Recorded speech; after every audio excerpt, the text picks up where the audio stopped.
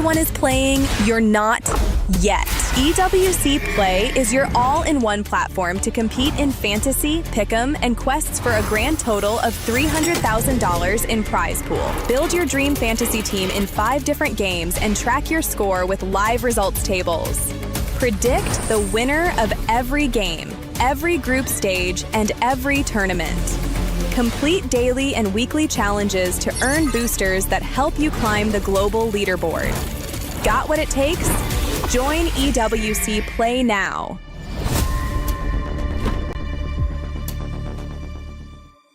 Do you genuinely believe that you are the greatest MLBB player of all time? Do you believe your teammates let you down at EWC 2025? Do you think I'm overrated?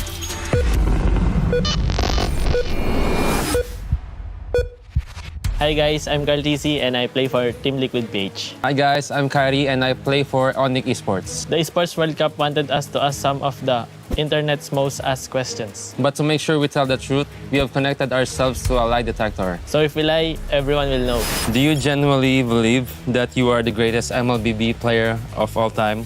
Yes. Yes, he does. Yeah, he definitely is. I think maybe because of all the achievements that I won. Yeah, fair enough. He won everything. Do you consider me your biggest rival? Yes. 100%. Straight away. Nice. Does it bother you that I have more followers than you? No. Ooh. I think you're testing me there, aren't you? No, I'm telling the truth. Do you ever look up how many followers you have? No, not really. Because I don't really care. I think he does care about how many followers he has and his fans. Do you believe you are the best player in Onyx? No. I think you are the best player. You believe you're the best player. I think I am one of the best players. I mean, I think I am one of the pillars of Onyx. Is there anything I do better than you? Yes. Which things? In Assassins and also the face. Yeah. I'm happy to hear that. Would you ever join my team if you were offered the opportunity? Your team? Oh no. No. Why would you want to join Team Liquid? Yeah, I think if I play with you, a lot of things would be much easier. Yeah. Good. Yeah. Who's the weakest link on your team? I have to answer that? Yeah, you have to. I think right now You is can just lie. Teddy. Okay. He's not lying. He's telling the truth. Sorry, Teddy. It's understandable because he's a rookie, right? Yeah. Do you believe you would beat me in 1v1? Maybe in some heroes. I think right now I would lose to you in 1v1 just because I always see you 1v1 on live stream. Yeah. Do you think we'll be remembered as the 2 greatest players? Yes. Yes. Wow! Ako nagsisinungaling, pare. Do you believe you will finish your career with a greater legacy than me? No. Wow, humble. Why would you think that? Because I think your achievements are very hard to achieve and yeah, it's just being consistent is very hard. Good. Do you think I'm overrated? No. Thank you, Carl. I'm just surprised with the questions. Do you feel more appreciated by Indonesian fans than Filipino fans? I see. If I... okay. Yes. I think you love both of your sets of fans. Good fans in both countries and there are also bad fans from both countries. Do you think you will still be a professional player in 5 years? Yes, but I think maybe not in Mobile Legends but other games. Oh. Yeah, I was seeing a pretty big reaction there, but that's because you've been in other games. Yeah. That makes sense. Do you worry that you will eventually fall off? No. I think you worry about it. I worry that I might get tired. I've been playing non-stop and maybe getting a bit of rest is good. Is there anything about my gameplay that you wish you could copy? Yes. Which gameplay? I won't tell you because you might use it against me. Okay, fair enough. Who receives more unfair criticism, you or me? Me. Yeah. Why? Because I have already won a lot and I think they're still comparing us. Yeah. He's doing very well, isn't he? He's telling the truth. Yeah, he doesn't lie. Straightforward. Have you ever sent a negative comment about me to one of your teammates? Yes. What is it? Can I know? I always used to say that I'm better at Assassin's Creed more than you, but they would always say, you're better than me overall. Do you believe your teammates let you down at EWC 2025? No. In which part did they let you down? After losing, it's just I see the flaws of my team and I just couldn't help but compare my teammates to TLPH. Yeah, even though I trust my teammates, but yes, you just can't help it. Do you think your team this year is stronger than last EWC? Yes. I think I know why. Febby? No, not Teddy. I think, kind of Teddy, and I think also because of our new coaches. They improved so much. Okay. Do you believe this is the year you win EWC? Yes. Why? It's because he's not on your team. But there's also a lot of strong teams, but I do believe that we can win. Okay, that makes sense. Yeah. Last question. You need to focus, Carl. Yeah, let's go. Do you consider me a friend outside the game? Yes. Those questions were not easy. I'm glad it's done. It was very tough.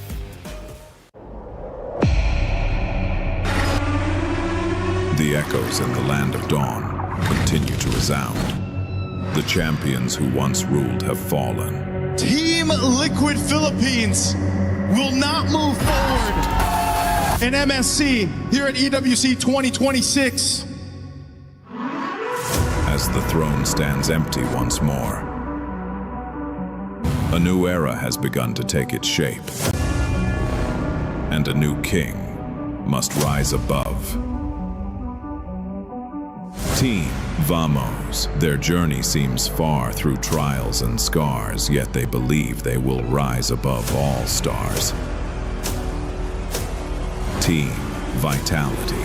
The dream they chased has led them to this stage. A new chapter for Indonesia begins on this page. Pro Esports. They defeated the champions who once led the way. The world will see how they earned their place today. Team Spirit. Through every setback, their spirit grew strong. They will carry the dragon's crest to show where legends belong. Yangon Galacticos. More than teammates, they are a family forged through the fight. They chase for glory to make their nation proud for life. Team Falcons PH. The trophy slipped away, but never their fire. Now they return to reclaim the title they desire. Onyx.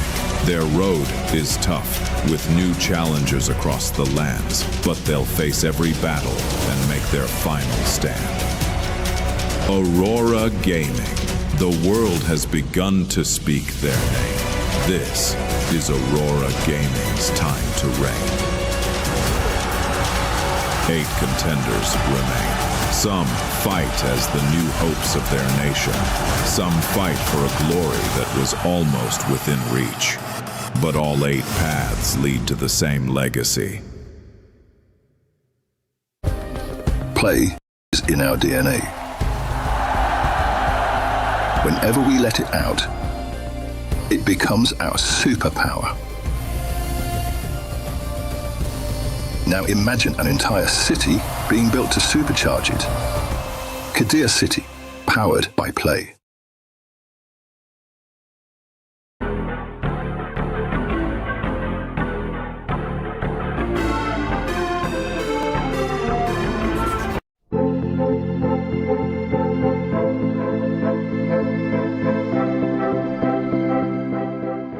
The human body was built to move. Not trapped at a desk in one singular posture for 12 hours a day. It's time your chair evolved. This is Secret Lab Titan Evo.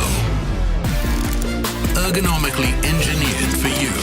Gamers, hybrid workers, artists, backing your every move.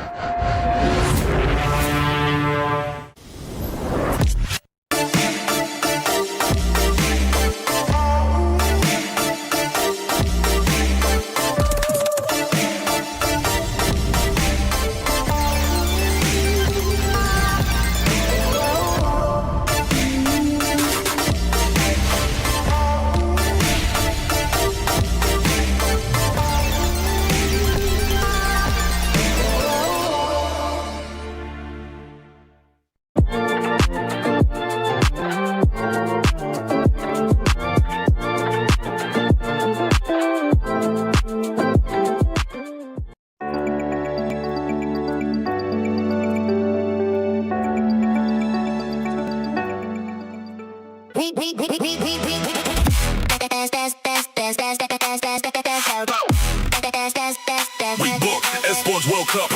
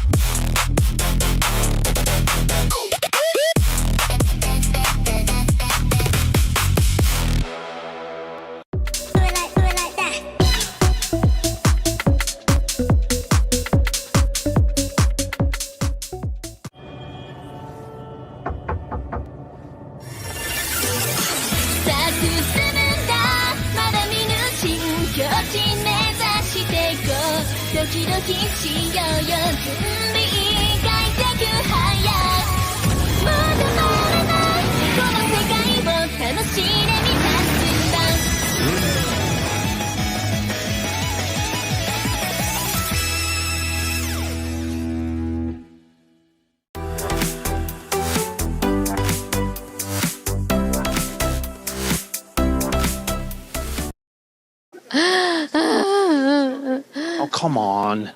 It's not that bad. Oh, I mean, looks like I'm not remotely sad about that. I couldn't Now care you less, feel actually. how I feel. I started with TL, they got eliminated. Vitality next, they got knocked out yesterday. And now I only have Onyx, and they're up against Aurora of all teams. Some would say that you might be the curse, actually. I mean, guys. She could be. She could be. Look, I mean, we're into one of our last days. We're losing 2 more teams today. Yes. First game coming. I mean, look, there's some really tight games. We are very much at the latter stages of the tournament now, aren't we? Do you think it's going to be Vamos? Do you think it's going to be Team Spirit? Oh, I don't know. I'm kind of feeling Vamos. I'm riding that wave a little bit, but I also think What are you doing, Chris? Chris!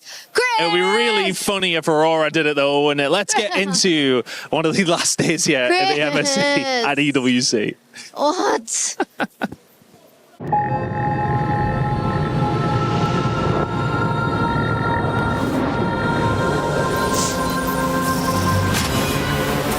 In the past, we were always in Asia. This year, we came to Paris.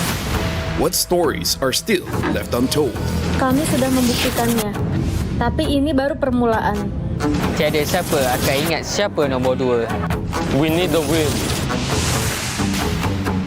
Bukan sekadar keinginan, tapi tekad. Hindi ang pag-abot sa top ang pinakamahirap. Ang corona ang mahirap ipagtanggol. What happened last year became fuel for us this year. This time, we bring it to Paris and finish it. A new lineup, new chemistry, new fire. Once champions, not settling for podium finishes. World champions, defending MSC champions. As the final boss of MLBB, can anyone stop them?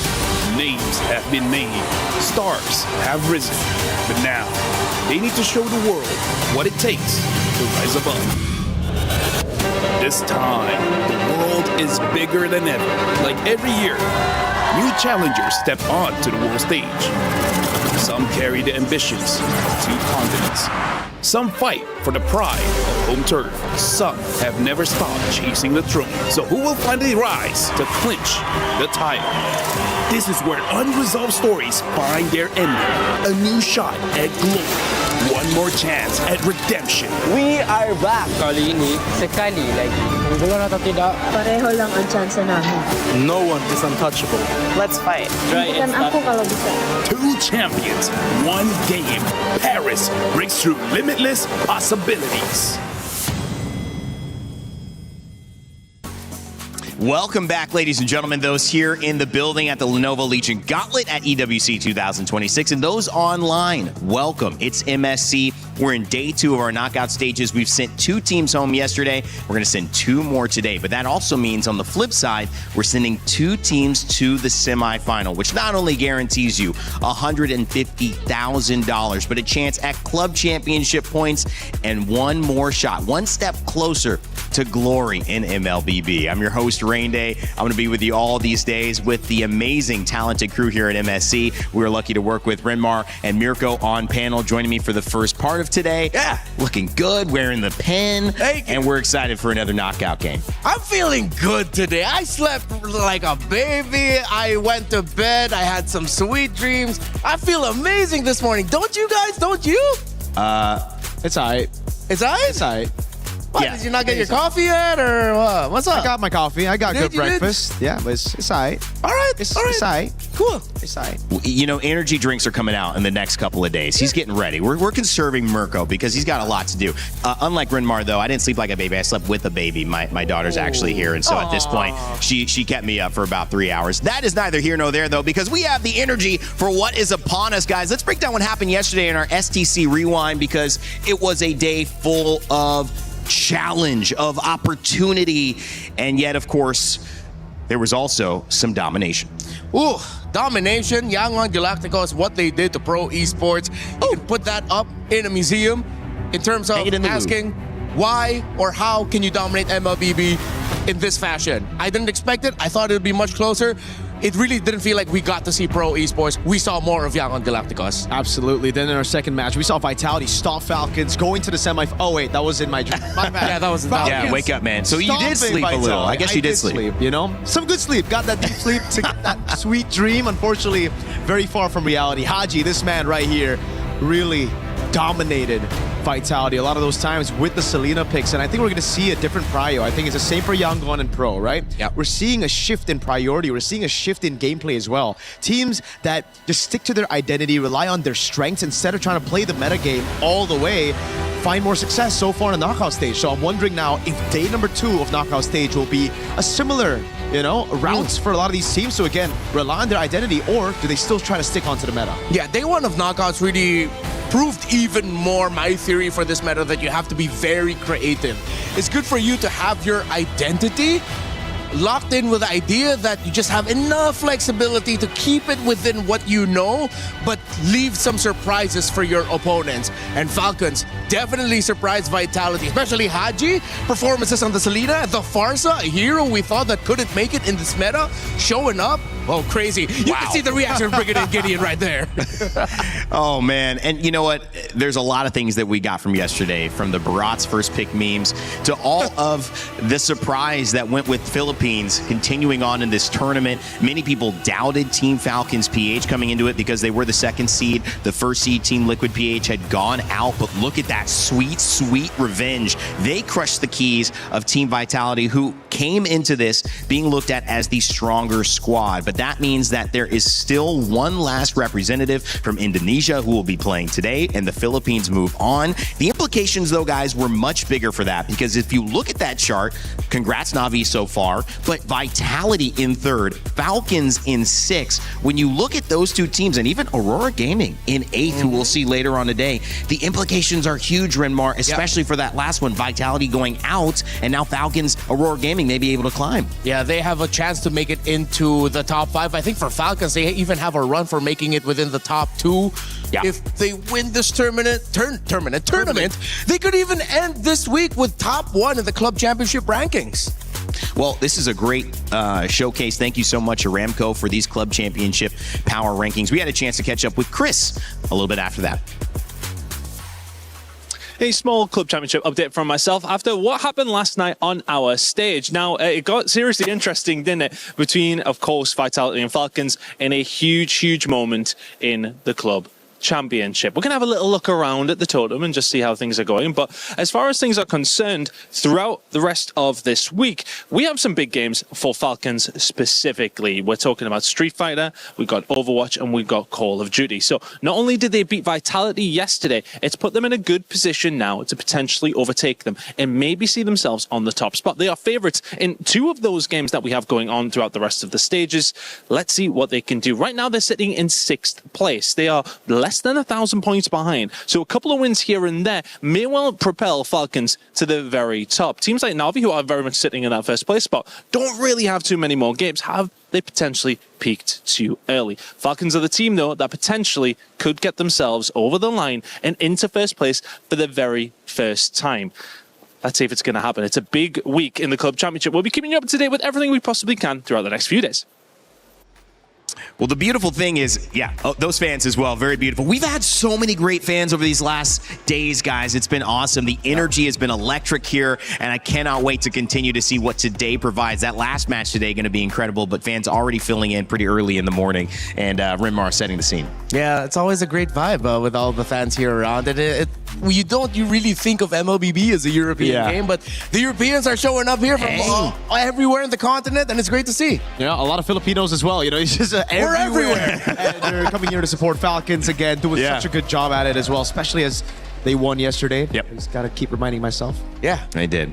I know. Won. Yeah. Over Vitality. Yeah, Mirko had some tough moments accepting that key crush. And here it is for one of the teams. Yangon Galacticos took down Pro Esports, who made a great run, but it would be Yangon who would really, really show their dominance in that set and make a claim for being one of the strongest teams here, undefeated so far. When you look at this one, Mirko, I mean, Vitality, obviously on that side, but to be honest, Falcons from the very get-go showed that they had a better pace and understanding of the meta so far. Yeah, I think all the way from the group stage as well, right? They were the ones actually dictating the tempo of the game. Yeah. It was just Vitality who were able to beat them in the later stage of the game. Yeah, Team Falcons, PH, and Yangon will face off. This will send one team home. That is not going to be an easy match. Yangon, again, undefeated. They look like one of the strongest teams, I kept saying, in the galaxy, because Galacticos, how can I not think that way? But now we go on the other side of the bracket, gentlemen. It's Team Vamos versus Team Spirit to kick us off. You already saw some Team Spirit fans in the house, and we also have Aurora Gaming versus Onyx. That is going to be an incredible matchup as well. And I want to remind you that if you think you know who's going to win, we've had some upsets. This has kind of been the MSC of the unpredictable. Make sure to get your pick'ems in. You can earn your share of $300,000 and the opportunity to just say you were right. I mean, which is, I think every human being wants to say that as well. Also, another thing, before we get started, it's still Rhino Day. This day continues. It keeps on going. Make sure to get your emotes. If you don't get your emotes by now, you just don't deserve them, because we've been telling you every single day. It's Rhino Day. All right, gentlemen, let's start talking about this matchup, get into these players, because, of course, it's Team Vamos and Team Spirit. They arrived earlier in the building. Renmar, what's your take just heading into this one? Well, I'm looking more at Team Spirit and asking them, have you rediscovered yourselves?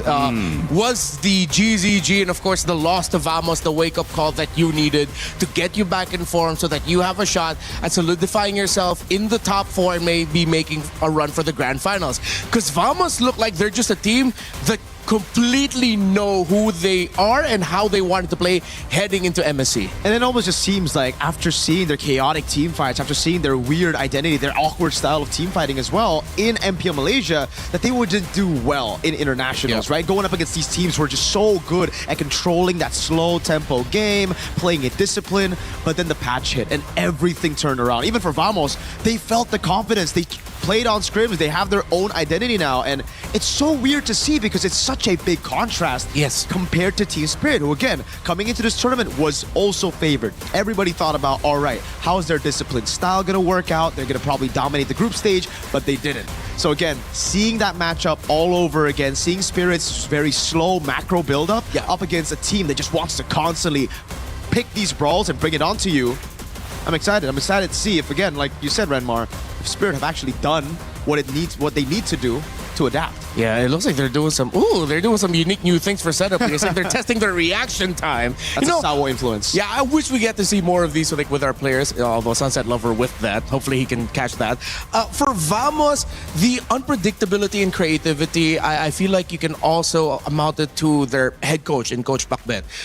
Long-time coach in the Philippines, he was always a guy that we called one of the drafters of the universe, because he would show up with some things that are out of this world, out of this galaxy, and then make it work. And I think that suits Vamos very well in this patch, which is why we see them excel, why we see them being able to translate how they want to play in the game with their drafts, and it's been a beauty to watch. Yeah. But with them, there always needs to be a balance. Sure. If they lean too hard towards one direction, that's where Team Spirit can pounce. Great preview of these two teams as well. Coming into it, Team Vamos have some of the most electric stars that you will expect in MLBB on stage. And of course, I'm talking about Error 404, Sapat, Klakun, Zekeef, and Natko. This squad is ready to make a dent here at the MSC bracket, but will they be able to go all the way? SRG out for Malaysia. It really all relies on Team Vamos now.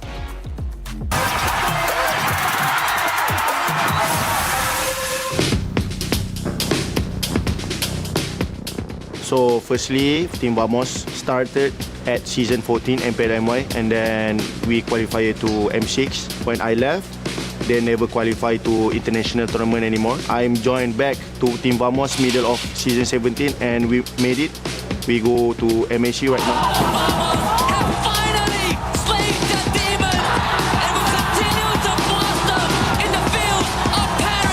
For season 17, Team Vamos is a last-minute roster, right? For me, I think going to EWC is a miracle. So when we qualify to MSC, I'm so happy and also proud for my team. We expect that Team Falcon Mana will be a strong team also, because they make it to the main stage and we just focus on our strength. We will not underestimate them. We treat them like all other teams, and we will give our best. Just keep improving in our practice. Yeah, bring a new meta. SRG always get the podium, right? In top 3 in every tournament. Number 2 of Malaysian team need to step up to become like them. If we doesn't have SRG, then Malaysia is like nothing, right? Keep improving and keep climbing slowly. Just prove them that we can be a strong contender in this tournament. In the grand final of MPLM Boys Season 17, we are losing to SRG 4-0, and that time Error 404 was crying. I feel disappointed with myself because I think I can do much more better. I always had a dream to help my mom, especially about money, right? So being able to be here at EWC is like dreams come true. The prize pool is so big. I think that is big enough to help my mom. So just keep believing us and pray for us also. Love you. Sapat talking about helping his mom there. It's an amazing story, and I think that you could tell there's so much energy around Error 404 in this team, whether it's the highs of the emotion of qualifying, whether it's the lows of crying and finding stability with his teammates. That's an amazing journey. But when you look on the flip side of things, they're going up against Team Spirit, and this is a different journey, a team that had an identity but lost it after they faced a few tough matches earlier on. Hopefully, some of the changes that they've made to allow Kid Bamba to do what he needs to do. And Zaur Egoist, who is the youngest player in this entire tournament, hopefully in the jungle, they can find a way to fly.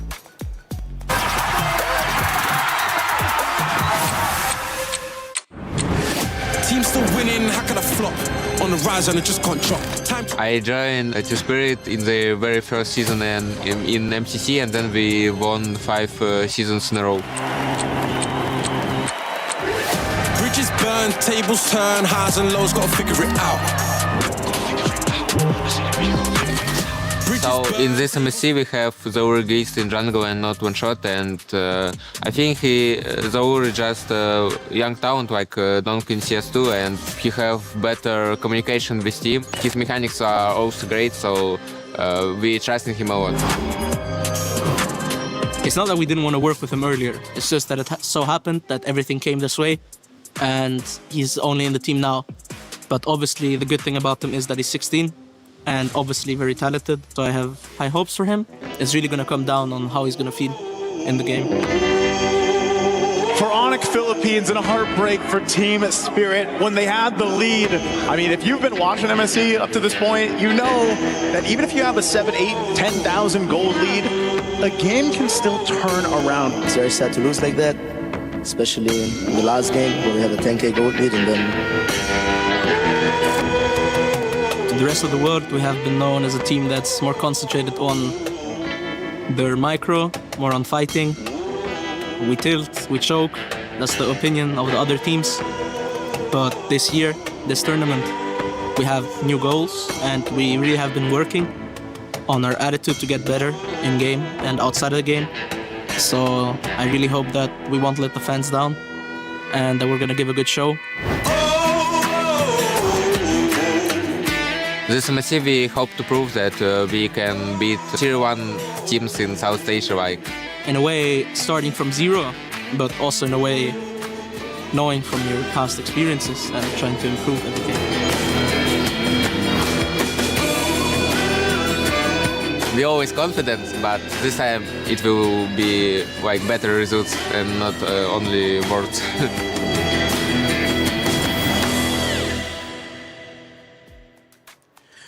Well, on the side of Vamos representing Malaysia's last hope here and trying to make sure that they can move on to the semifinals. On the flip side, Team Spirit from EECA recently, in just the last several years, able to compete here at MSC, now trying to figure out if they've moved past the title of gatekeeper and can now enter the gate. They've been, unfortunately, locked in themselves, locked out themselves by the Philippines or Malaysia or Indonesia. Will it be the same story here today? Well, I'm pretty sure that's the biggest chip on their shoulder, that they definitely have to get past that hurdle, especially since last year their loss was shocking to them.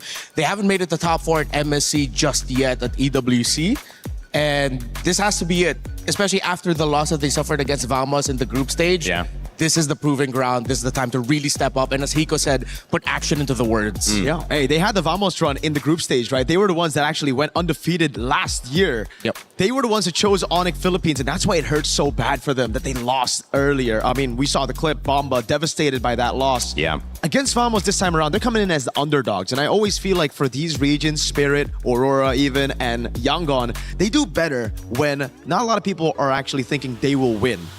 Not looking at the votes, though. There are a lot of people who think Team Spirit are going to win. 73% of you think Team Spirit is going to win. Why do you think that is? I mean, you mentioned yourself, Mirko, Vamos coming in. I would say Vamos seemed to be the stronger team coming into this. Same. For Team Spirit, they went through that journey of, okay, we are this, but then they went down. It's a journey of self-discovery. Meanwhile, Vamos has been consistent. Now they're at that point where they're innovating. Yeah. Our Spirit now at that point where they can match that, because if not, then they're going to be falling behind in the drafts. We are so lucky to be able to see a meta like this evolve. We reached 70 unique heroes. I think 90 is the number we wanted to reach. We still have a few days, and we'll see how many games this goes. Yesterday's games were quite short, but today, do you think we're going to get to our final best of 5? Do you think we're going to see some 4 or 5 game sets here? I think so. I think especially for our second match, right? Yeah. This match, it really comes down to who gets a tempo. I feel like if Vamos stomp Spirit game number 1, we might be on track for a 3-0. But if Spirit were able to, again, slow it down, then we can get those 4 or 5 games in. Yeah, and you know what? Also, I think Zaur Egoist and Air 404, we talk about this. Who's going to take over? Because initially it was Hirara, Ling. And now that conversation has completely changed, Renmar. Yeah. It's going to be a little bit more difficult, I feel like, for Zaur, because now you have to keep up options for utilities open. Error 404 has just been on an absolute tear, incredibly talented. But I'm looking more in the gold lane. We need to feel some Hiko mania up in here so Team Spirit has a chance. I feel like take him away from the Claude, put him into faster scaling gold laners. I agree, putting him on a winning matchup puts Zaur on a hero that can capitalize on that. We were talking about it yesterday about those picks for Young Galacticos as well and for Pro. So right now for Spirit, it's the same thing. Set your side lanes up for success and capitalize with an assassin. We've been focused so much on the jungle and the EXP because that's kind of the natural symbiotic relationship. But the gold lane has proved to be the answer or the problem. Which one will it be for Team Spirit and Team Vamos? Both teams coming in with a lot to prove. Let's kick it over to the stage and begin our Series 1 of the day.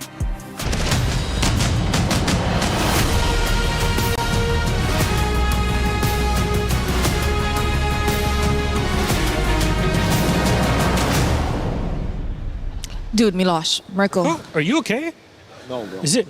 It's Oh vitality. no! Yeah. Who gave him the vitality key? What? I think he stole it outside. He's You- the My biggest goats, bro. vitality My fan. goats. That's It's- my goats, bro. We know, It's okay. It's not, look, they'll be so much better. M series, right? It's a few No, months. they won't, bro. Oh, wait, are you choking like vitality? No, you can't say that. I'm sorry. He's I'm already sorry, I'm heartbroken. sorry. No, they'll be okay. sorry, They'll be fine. It'll be... Look at my goats. Wait, Dude, I are you thought you'd be record- used to it by now. Look, you can't do that. This is a private moment.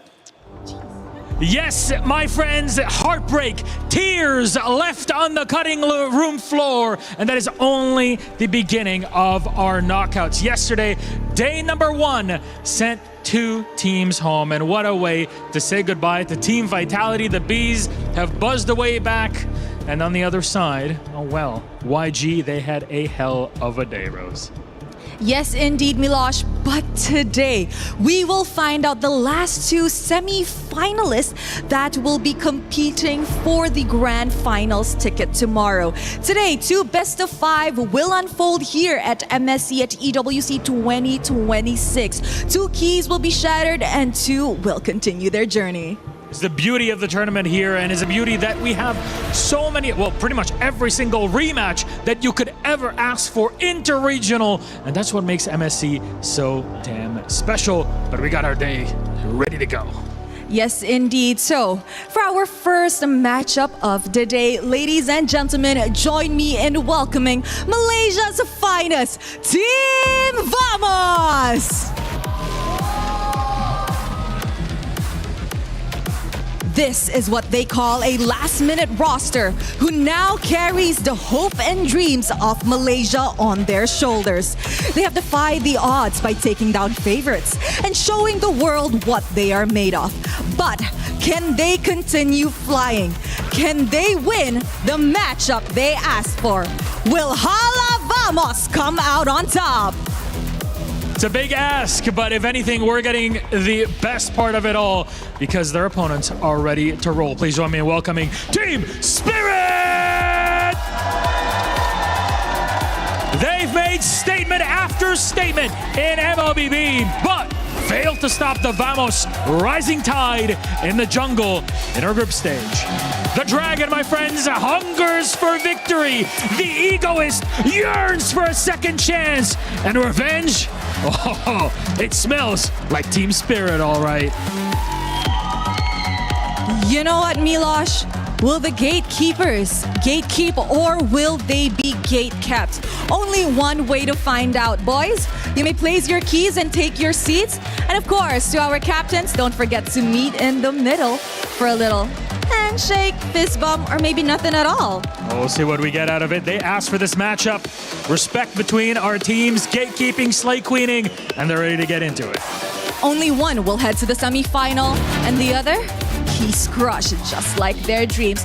So who will come out on top? Only one way to find out. Let's head over to the Land of Dawn. The first half of MSC and EWC 2026 knockouts delivered a story of revenge and redemption. Day 1 opened with 2 long-awaited rematches. First, with Yangon Galacticos denying Pro Esports revenge, securing Myanmar's second top 4 finish since MSC 2022 without dropping a single game. And just like that, Yangon Galacticos remain undefeated. Vicious win, a sweep in the quarters.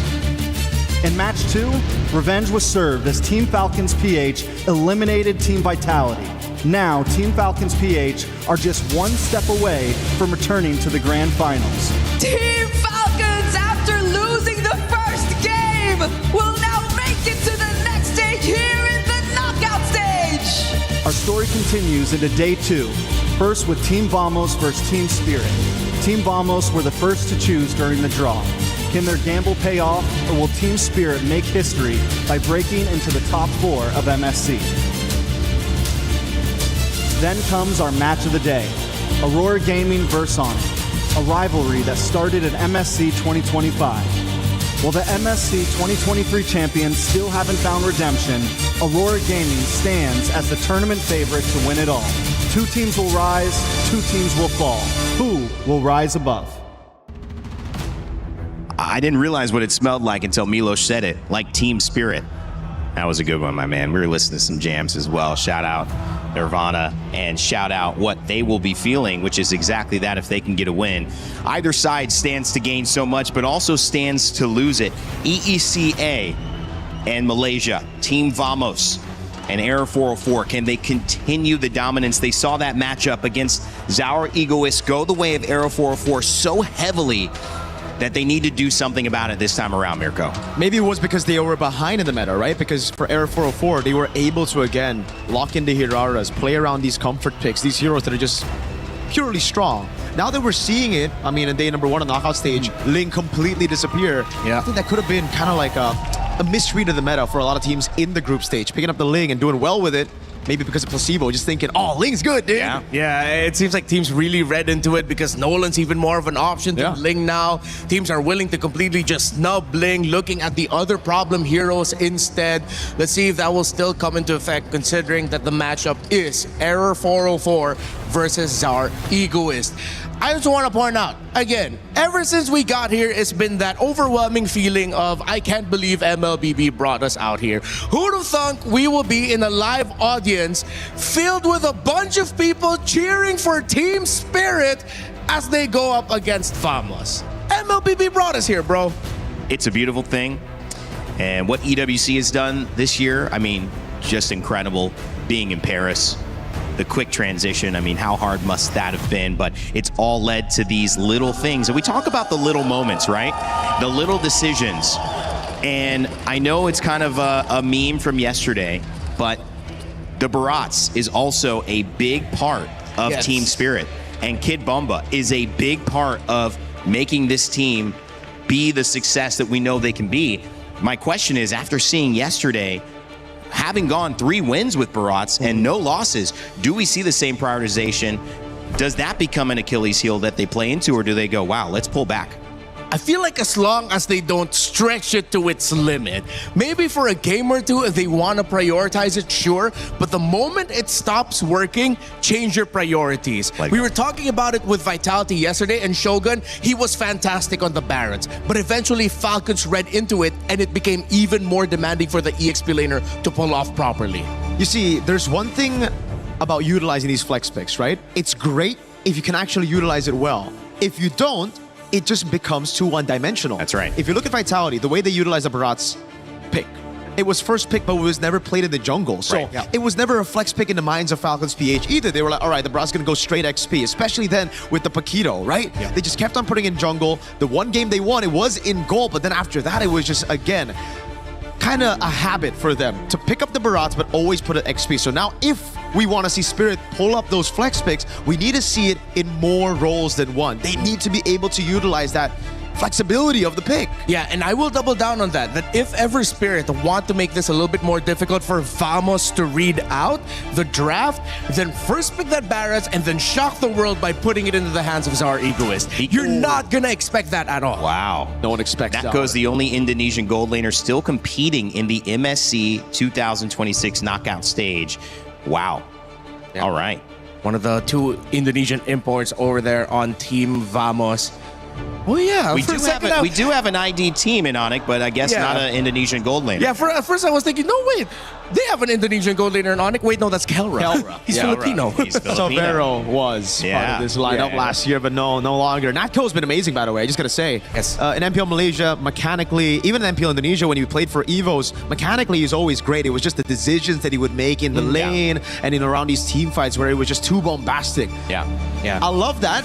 This meta really rewards bombastic, really rewards taking those gambles. So, hey, love the Natco playstyle so far. Yeah. So we're actually having a little bit of a delay in the draft, so we're going to come back to it when it's ready.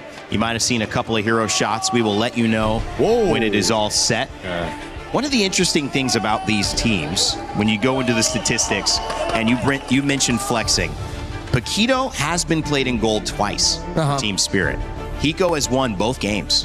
And so if you use really, I think Paquito a little bit more in this matchup, Renmar. Do you open up a lot more options for Team Spirit to catch the edge? Exactly. If you pick up the Paquito, you have options to flex it if ever. Right now, though, we're probably not going to see it in this specific game. Yeah, but you're cheating. You're cheating because you're looking. No, but we gotta. Yeah, but we don't know, though. The audience doesn't know yet what's happening, so we're just creating questions. Yeah, no, it's okay. We read it out. There we go. There we go. Now you guys can see. We can see here, but not for you guys. So here we go. Okay, we didn't know that was actually banned out. So even Vamos was considering, okay, the Paquito is an option for Hiko is way too good, so let's take it out. In Spirit, I feel like this is smart. They take away the Freya, but it is quite questionable to me as why they would ban out the Valentina in the first place and why they're willing to give the Atlas without a direct answer to it. That might come back to bite them. But as you look at the bans, even Vamos respected the Barrett's capability, and Sawa was great on the Marcel up against Ignite. I am always a big fan of Guinevere coming out early, and Vamos might be able to set tempo with that high crowd control row mid trio in the beginning. Yeah, they have really crazy crowd control. If they're able to actually land those skills onto Team Spirit, it's going to be troublesome. But again, usually when you go for these combos, you lose out on a bit of that counter matchup, right? And it does feel like Team Spirit are already going to be building towards that. Those strong side laners. They pick up the Esmeralda. The Paquito and the Barats were already banned out earlier. Now they get rid of the Arlet. The Freya was also taken out. I feel like the Valentina ban was more of respect to Clock-Kun. He's been having phenomenal games on that Valentina. And again, for Spirit, it's all about enabling Bomba as well. They ban out the Melissa too, trying to give Zara Egoist more space, Bomba as well, to really penetrate through this front to back that Vamos seem like they're building for Natco. Interestingly enough, some of the pre-show talking points, Paquito banned, as Renmar mentioned, Barat's also banned. One of the only games we saw Marcel played and won, that was Team Spirit. So they banned that one out. That's not too surprising. Moskov coming in late alongside the Melissa, focusing on the gold lane. So we probably won't have anything crazy. But one of our only games we've seen Atlas let through. So 3 really strong heroes to start off. Claude joining the roster of Team Spirit. Ooh. And a Brody response. It's really looking like Vamos just won across the board. High crowd control, row mid trio that could give a lot of difficulty for this Assassin Herrera early on. The Brody into the Claude. They might have already just won with 4 out of the 5 picks. Wow, that's how strong you feel it is. Yeah. Wow. All right, what can Spirit do here? Hiko still has that final pick. Yeah. Gold lane's already picked up with the XP. Now it's all about the mid lane. So, what about a Eudora?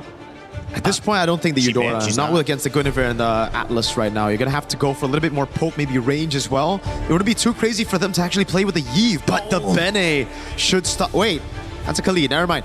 We've been seeing this, by the way. Benedetta Khalid. Wait, so is that is Benedetta? Because the name is Benedetta, the image is Khalid. Yeah, it looks like it's Benedetta. Okay, it's Benedetta. No, you know what's funny? This has happened a lot. It happened yesterday too. Yeah. So we're looking for mid, guys. I think could be, I mean, we saw Farsa showing up really well. I was thinking of Farsa or Yves against the Brody, but the Benedetta should already stop that, and that's why they're going to have to go with the safer choice in the Vixana, try to peel away against the Atlas and the Guinevere. Yeah. All right. This Vixana pickup, I feel like, was the great balance of it all, but then you have to pick up Purify, which means you won't have the flicker, but at least you'll have the counter engage with the fear right up in front and then the knockup from your ultimate. I still feel like we're gonna see Vamos take control of this game. That Roman trio is deadly. If the team fights are all AoE and if Vamos can force those 5v5s, I agree. But if Spirit can utilize those lanes and punish them before the team fights, they can do it. They've been punished in the lane before. We saw Kimbamba sometimes lose that start. But if he can get it, is Team Spirit the team to beat here? Team Vamos comes in as the favorite, but you think it's going to be Spirit. Let us know in the chat again if you think that's going to go that way as we kick off for Series 1, Game 1. And it's going to be, I believe, Leo and Trex. Hola and Privyet, everyone watching from all over the world. This is the opener for Day 2 of Knockouts. Team Spirit facing off against Vamos. It's Trex and Leo at your service. I am extremely excited for this series here. Yesterday we had some fast ones, a 3-0, a 3-1. I got a feeling this one could honestly go the whole distance, Leo. I'm glad to see that despite the rocky road that Team Spirit had to go through in the groups, they've evolved. The past 72 hours since we last saw them in action has seen them evolve their drafting patterns, which our panel actually did well to point out. Looking at the emblems right here. Did you see this Vexana coming through? I mean, debatable, but this is one of those picks that we saw one before. It has worked. It has given some options, especially against something that wants to kind of more walk towards you or dash towards you. It's not the most, and the non-flicker mages are kind of coming back too. And she is forced to flicker here, given all of the straight lines that Vamos are drawing through. The heart of the lineup, Sepat on that Benedetta.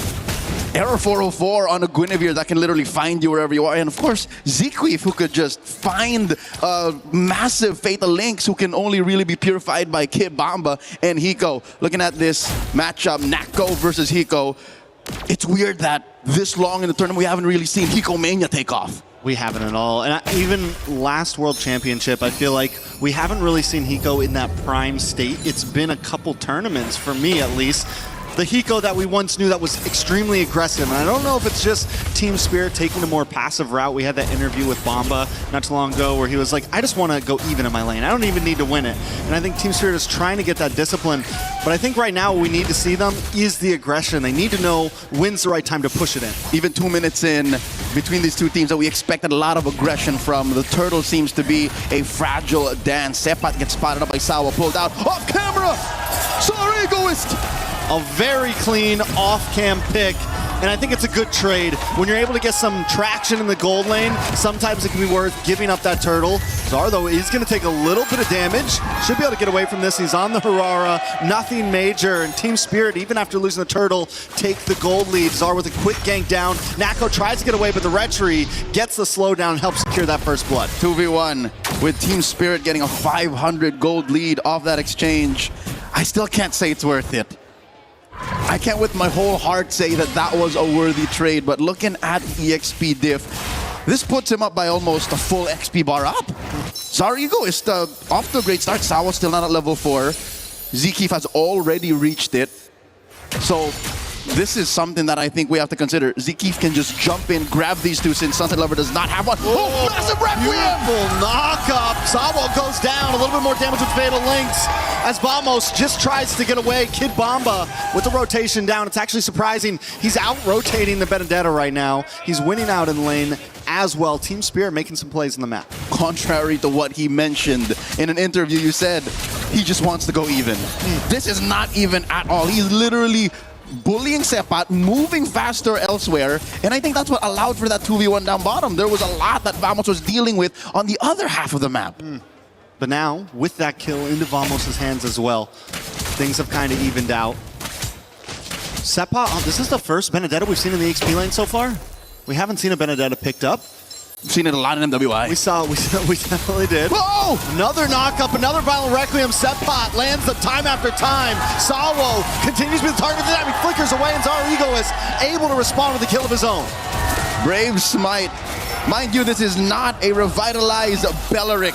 He just went up, punched him straight in the face, stole some life, and flickered back. The godfather of MLBB and ECA showing a lot of wild Cocoon goes down. As Vamos scrambles, Team Spirit going to be able to get a little bit of a placehold on this turtle now. Air 4-4, it's not even a contest for it. Vamos knows they have to back off. This is the aggression we were looking for. Team Spirit finding plays on the map. All right, throughout the group stage, I figured that one-step conversion was the key. And how's about this for one step? One misstep, a failed bait, a pickoff straight into a turtle take means Team Spirit now, everything they're building up to is worth it. I'd say 1,000 gold. That's enough evidence to say that the first 5 minutes belongs to them. What's amazing about that last play too is Sawo willing, knowing I'm going to hang out just a little bit. Whoa. Another Violent Requiem though. Into a Purify! Kid Bamba might survive this! Well done. Back on the tower. Should be okay. Able to get away very clean. And this is what we were talking about with Kid Bamba up in the CXP lane. Just dominating down on the boss side though. Hiko with a nice blazing duet. Zequeef forced to go back onto the tower. Nako wants to try to get involved with this as Clocken walks up as well. Team Spirit though got what they came for. They cut the wave. They're back on the map. Approaching 2,000 gold mark. The Dragons are soaring towards a strong mid-game berth. Treks throughout the group stage. Team Spirit has had a love-hate relationship with the Claude. It's a good hero on Hiko, don't get me wrong, it's just they've always paired it with a weird Ling or a lineup that's always dead on the other half of the map, but this time, I'd say with Kid Bomba finding his new footing, getting a little more of that Bomba swag, I think the Claude is doing much, much better for them. Yeah, and I'm just happy to see Hiko on a marksman again, obviously. A nice pick on Sawo. Sawo will be okay, but the knockup in response to the Eternal Guards. Zakif forced to run away once again. Vamos continue. Oh, but wait a second, from the bottom. Someone comes in with a beautiful blazing duet from Hiko as well. The kill on Nanako secured. There's gotta be some part of Vamos that thought, let's not put purifies on our heroes. We're gonna be the aggressors, and there's nothing wrong with that. It's just, I don't think they expected Team Spirit to be this aggressive. Looking at this lineup, you're thinking, hey, Hiko won't be as in your face. Sunset Lover will be keeping himself scarce, but that's not what's happening. Team Spirit has picked up the pace. This is not the same Team Spirit we saw in the groups. Yeah, and it's like they see every single attack coming before Vamos can do it. Here comes Kid Bomba, though. Sawo as well with a nice Wrath of Druid. On to Nako and Sepa. Sepat unable to get an angle in, but Sawo taking a lot of damage.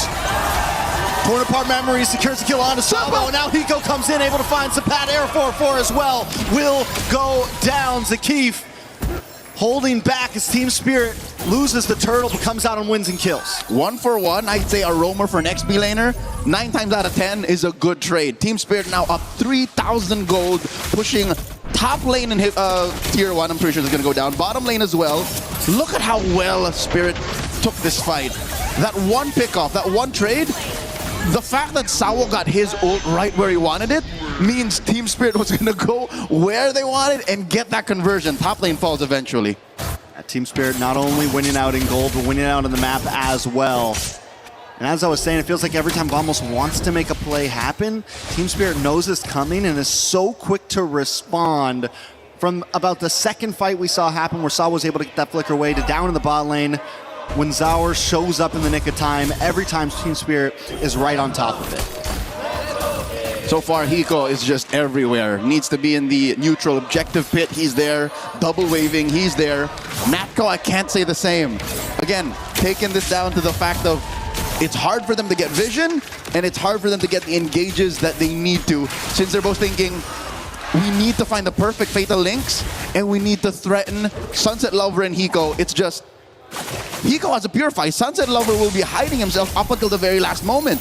It's hard for Vamos to play the same pace that they did in the groups to be able to be the #1 team out of all of the teams. Fastest games, cleanest record. They're trying to repair that now. And it's going to start off of Zkeef. I think if Zkeef can, for some reason, pop the Purify on both side laners, then that's a start. It can't be off of Sawo. You can't do Fatal Links on Sawo to start off a combo.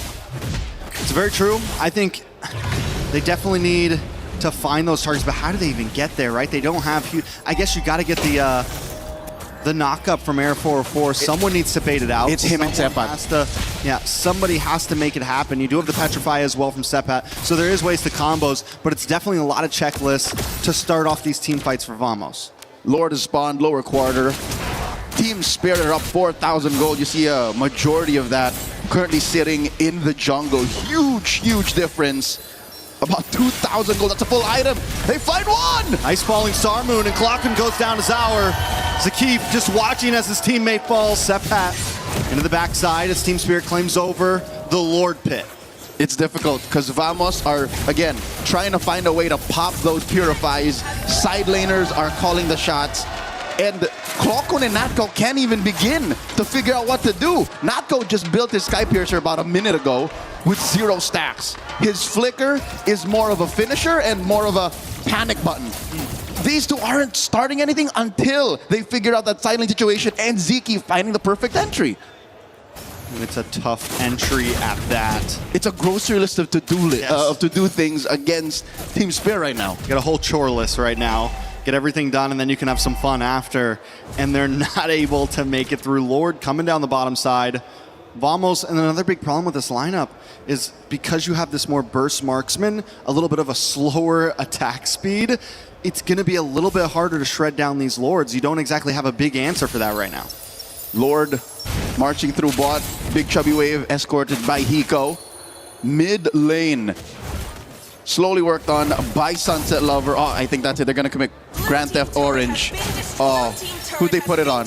Oh, Arrow 404 still gets it. Good use of Retribution. So Vamos aren't taking this line down. Yes, they're definitely able to at least defend something, but Team Spirit do such a great job of layering these waves. They take the top tier 2, bottom tier 2, mid tier 2, should fall next as Kimbaba zones away Vamos with that falling Star Moon. Sawo keeping vision as well. Luckily for Vamos, they do keep their inhibitors up, but Team Spirit not quite done yet. Oh, even Zeke can't stand under 2 seconds of Hiko's basic attacks. In comes Bomba. Bomba to the backside, maybe a little too deep, but Sawo jumps in and Hiko follows it up with a beautiful blazing duet. Arrow 404 is down, and next will be Sepot and possibly Kakan. But Team Spirit decides to back off. They got what they came for. They take the inhibitor. 3 for 1. Part of the trade, but the fact that Team Spirit are already inside the base, Sour looking for more. Iframes perfectly used, a mid lane, Holy Shield still standing. What is Team Spirit looking to do? Are they just holding Vamos hostage? Are they looking to end possibly? Whoa! They're gonna move in, a lot of damage from Hiko onto Sapat. Zakif comes out though. He does have the Fatal Links, could be bad, a flicker from Sunset Lover, but he does get grabbed and pulled back. Sawo tries to come in to at least zone Vamos away, but in comes Sapat, able to get the kill. Burning! Now into the backside, Arrow 404 gets the dash as well. Sapat back to base to get some health, and Team Spirit finally decides to get out of town. This is the first time they actually caught Sunset Lover. One might think the fact that there's an extra body compromises Cloku and compromises Zeke. No, I think that was more of just Team Spirit overstaying their welcome. Yeah, I think there was the hope that maybe they could end, maybe there would be a big mistake. But Vamos was able to hold it together, and now Team Spirit ends up losing a bit out on that. They could have reclaimed some space in the map. Sunset Lover goes down. Nako getting that kill as well, which is something they need right now because he's got those Sky Piercers. But look at the damage on a Nako. A nice knockup with the Violent Requiem, and down goes Hiko. Arrow 404 able to slow them down a little. So with Hiko off the map, traded out for a roamer, this is one of the first few jabs that Vamos has actually put up against Team Spirit's chin. I don't think that's enough though to stop him from actually starting up a slow but dominant Lord dance, which is something I love. In the knockout stage, we started the dance again. It's definitely been a slower pace, especially even in the groups. We had a little bit of that here and there, a little bit of the macro play. Right now, Vamos does have to worry about that long lane right now. Team Spirit can take it slow. RNG not in the favor of Vamos, with the Lord spawning up on top side and that bottom tower going down. Yep, long lane, in control of the Dragons of the North. And Zar Egoist here just doing his darndest. All they can do really, Vamos, is send the Sepad. He's the fastest rotator from the team, besides maybe Zeke. He can try that too, but oh, Sawo looking for the conceal, finding the engagement, 10 seconds off of it. Requiem already? On a Kid Bomba, but they do by the time. Zawa able to get the Lord, but a lot of damage lands on a Bomba. One more shot, and Nako able to get the kill. Eternal Guard comes down, but Sunset Lover finds a Keef as Hiko looks for an angle in. Vamos still not giving up ground just yet. Team Spirit might want to try to push in. Zarugos able to get a lot of damage down, but into the backside Sepot. Oh, he forced a flicker, but he went in too deep. Klokun! Crimson Beacon back. Hiko finds him. A nice blazing duet, able to get some nice damage, but Air 4-4 not giving this up, will get taken down for his sins. Staying too long. Team Spirit now looking for the push back in. 3 for 1. Massive win for Team Spirit, holding that 8,000 gold lead, waiting for that Lord to spawn. Kid Bomba will be up. Flying Clouds will be a boon to Team Spirit's final push. This could be it, Trex. Team Spirit, one big hit. They don't have a wave on the top or mid though, so it's all gonna have to come from the bottom here. Sawo comes in. The Purify does pop, but the damage is too much. The Keep goes down, and Lord is getting closer as Zarugos takes Nako down to about half health. Sunset Lover low, so he's forced to back off. Zawa in the backside, able to find Klokun, and the Lord connects. Immortality pops. Kid Bomba there as well with Falling Star Moon onto air, but they're locked on the base, and Vamos still can't defend. The Lord does finally go down though, and Team Spirit just can't end it yet. Wave gets cleared out. Sepot is the only hope. And a Benedetta might be the only explainer to be able to do this. Zarigo is escorting that wave. Top lane inhibitor falls. Arrow 404 and 7 holding on. The base up next. Team Spirit clean it up. for game number 1. Very well done at this point, ending that game with about a 7,000 plus gold lead. Vamos scrambling through most of it. So Narmastad, winter is here, finally. The Dragons of the North showed their teeth and are on the board against Vamos. What a game. I'd say what? A good 80% of that, it was up to Team Spirit. Completely up to Team Spirit. A few moments where Vamos were able to at least fight back, fall even in team fights, or even a few moments that Team Spirit messed up, like when they stayed a little too long in the base there. Just to punish. Just to punish. And they were trying to finish. So far, this is the best shape we've seen Team Spirit in MSC 2026, even against Guangzhou in their clincher. They weren't this clean. They figured out who they are in this metagame, in Scarlet Embers 2.0. Very well done by Team Spirit. So where do they go from here, right? Does Vamos have a big answer? I'm sure they'll break it down more later, but taking a look at this game, Team Spirit, you said in the very beginning, they look different. Not just in draft, we got to see a slightly different variation of the way they want to come into this game in draft, but even in their gameplay. We wanted aggression from them. Once they smelled blood in the water, they were on it. They continued to fight back. Every time Vamos looked for a pickoff, Team Spirit was there with an answer. And this gives me thought or two. I think our panel should be able to break this down. What's going on with Vamos? They're usually the team, again, that plays the cleanest. The easiest equation, 1 + 1 is equal to 2. They took so many steps to try and figure out how to take down Spirit. Next thing you know, they're doing high algebra. All the while, their base started to get taken down. I'd like to think that there's a lot for Vamos to figure out. We'll leave it to the panel to break it down after game number 1. Rain Day, it's all you. Thank you, Leo and Trex. Wow, some emotional stuff there. You see Kid Bomba's mom and sister in the crowd reacting to his big win on Team Spirit, as they should. What an incredible start there for them. And as we continue on in this game, the answers are going to now have to be found by Team Vamos as Spirit come out swinging.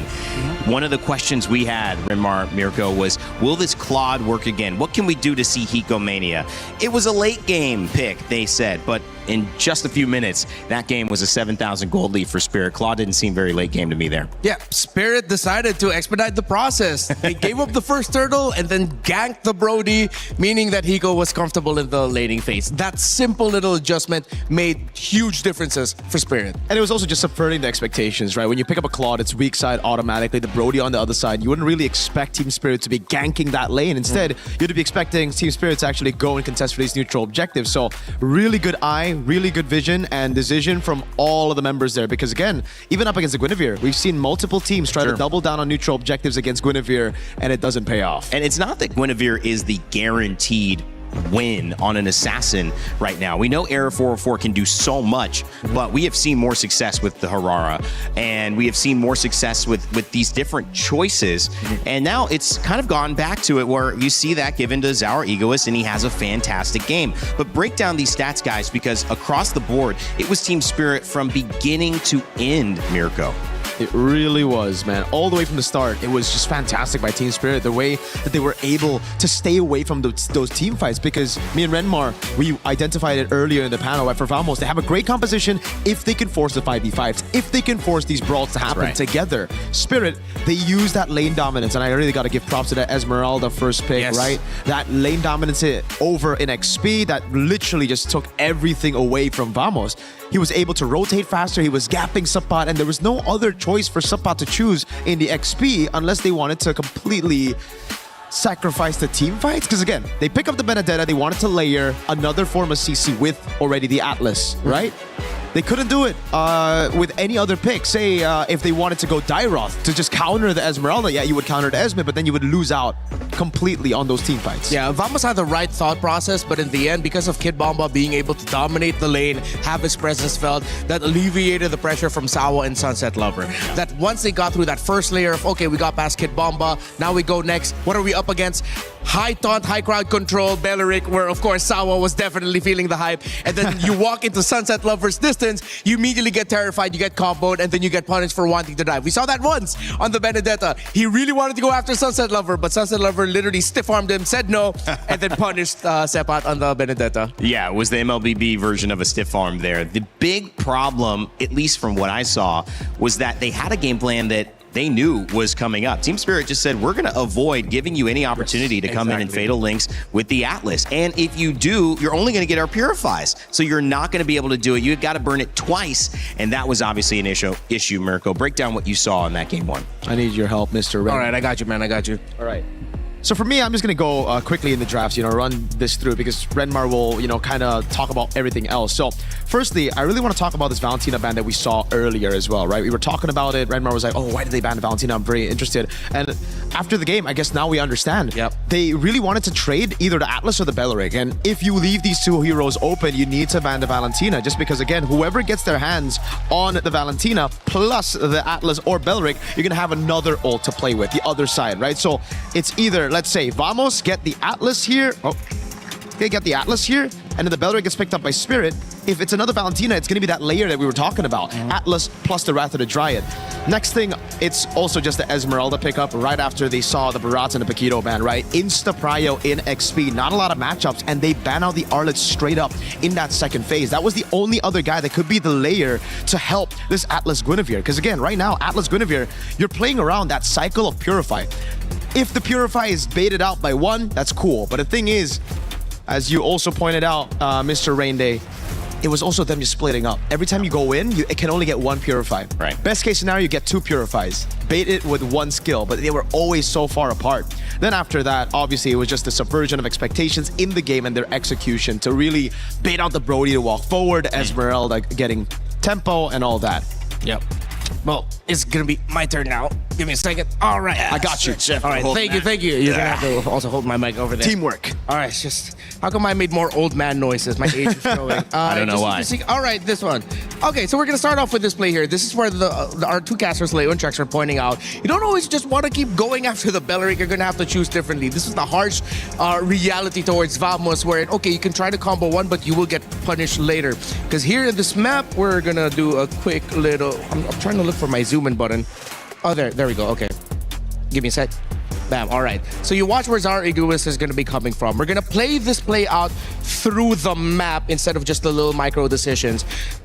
Team Spirit were happy that this happened because they knew Zara Egoist would be in a position to punish Vamos. And then once they finally realized that, oh, wait, they got no one. We're good to go. You see members slow, and you see where the Brody is. That was the sign for Zara Eagles to go ahead and jump in. That's how they were able to get the second kill here onto the Brody, with the other one coming in from the laning phase after they gave up turtle number one, and then they decided to just gank the bottom lane. So that was a great call by Team Spirit, and meanwhile for Vamos, a little bit desperate.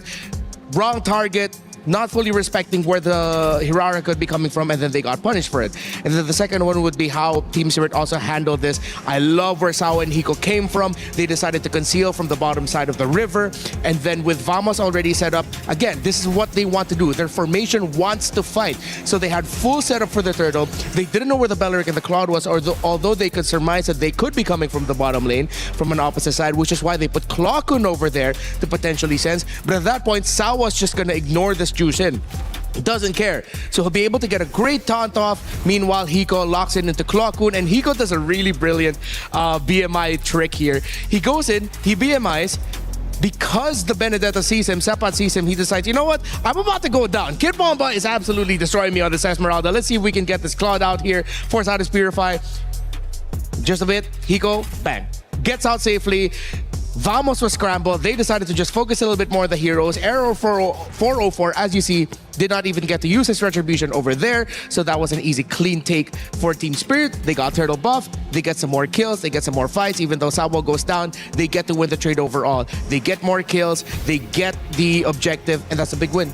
And Nako's irrelevant. I mean, you circled in on the retribution, but you also saw Nako back there, full health. 0-2-0. And on the other side of things, you see the impact. Hiko is not only fighting against Clockun, gets him to half health, so Zushin can't poke in on that fight and contribute any CC or any damage, but then comes back and almost kills her again after he's been effective in the turtle fight. So both of these things to me, like, those are great points you guys pointed out, but I think maybe the biggest thing was clearly winning that side lane and putting Nako in a defensive position, not being able to use a matchup that should have been in their favor, right, Remar? Yeah, it's difficult too for Vamos. I understand their frustration because even in the team fighting, there's like, they're coming from the sides. Where are they coming from? Some unexpected angles of entry by Team Spirit. Yeah. I think that's the game plan here. They're keeping Vamos on their toes and making themselves really difficult to read for team fights. Yeah, I think, again, if we go back to that point, I mean, the Brody pick now just feels so off, right? Because if you look at the composition again, it was made to team fight. It was made to just basically get tempo around the map, play around the Atlas and the Guinevere, and you don't really get that with Brody, right? In the side lane, it's usually when you pick up the Brody or even the Clint, you wanting to rotate into that lane, pick up a turret, then have the Brody rotate around. So it's about setting up the Brody for that strong side, then getting structures, capitalizing on that. Yeah. So again, you can't really do that though. On the Guinevere, on the Atlas, you can Claude is the instant purify, and then it's free objectives on the other side of the map, which is already the strong side for Spirit that they established very well on. Well, we had a chance to take a moment to talk with the coach of Team Spirit, Coldstar, to see what he thought about this. Some great adjustments in Game 1. Eterna here now with Coldstar, Coach Coldstar. Welcome, Coach. Hello, thank you so much. How are you feeling coming to this next match? Great, feeling great. Full energy, ready for a competition. Ready for competition, ready for revenge? Exactly, for sure. Exactly. So I'm getting the vibes that you're very confident today. Yeah, very confident. Is that the same sentiment to, the players as well? Of course, yeah. We are feeling super confident today. We're going to show Vamos that they made the mistake that they chose us.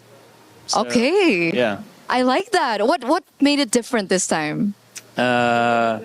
You will see different team spirit today. Okay, a different team spirit today. I'm quite curious to see that. And obviously, we do want to talk a little bit more about like the struggles that maybe Team Spirit had faced in the group stages. Could you share a little bit more about that?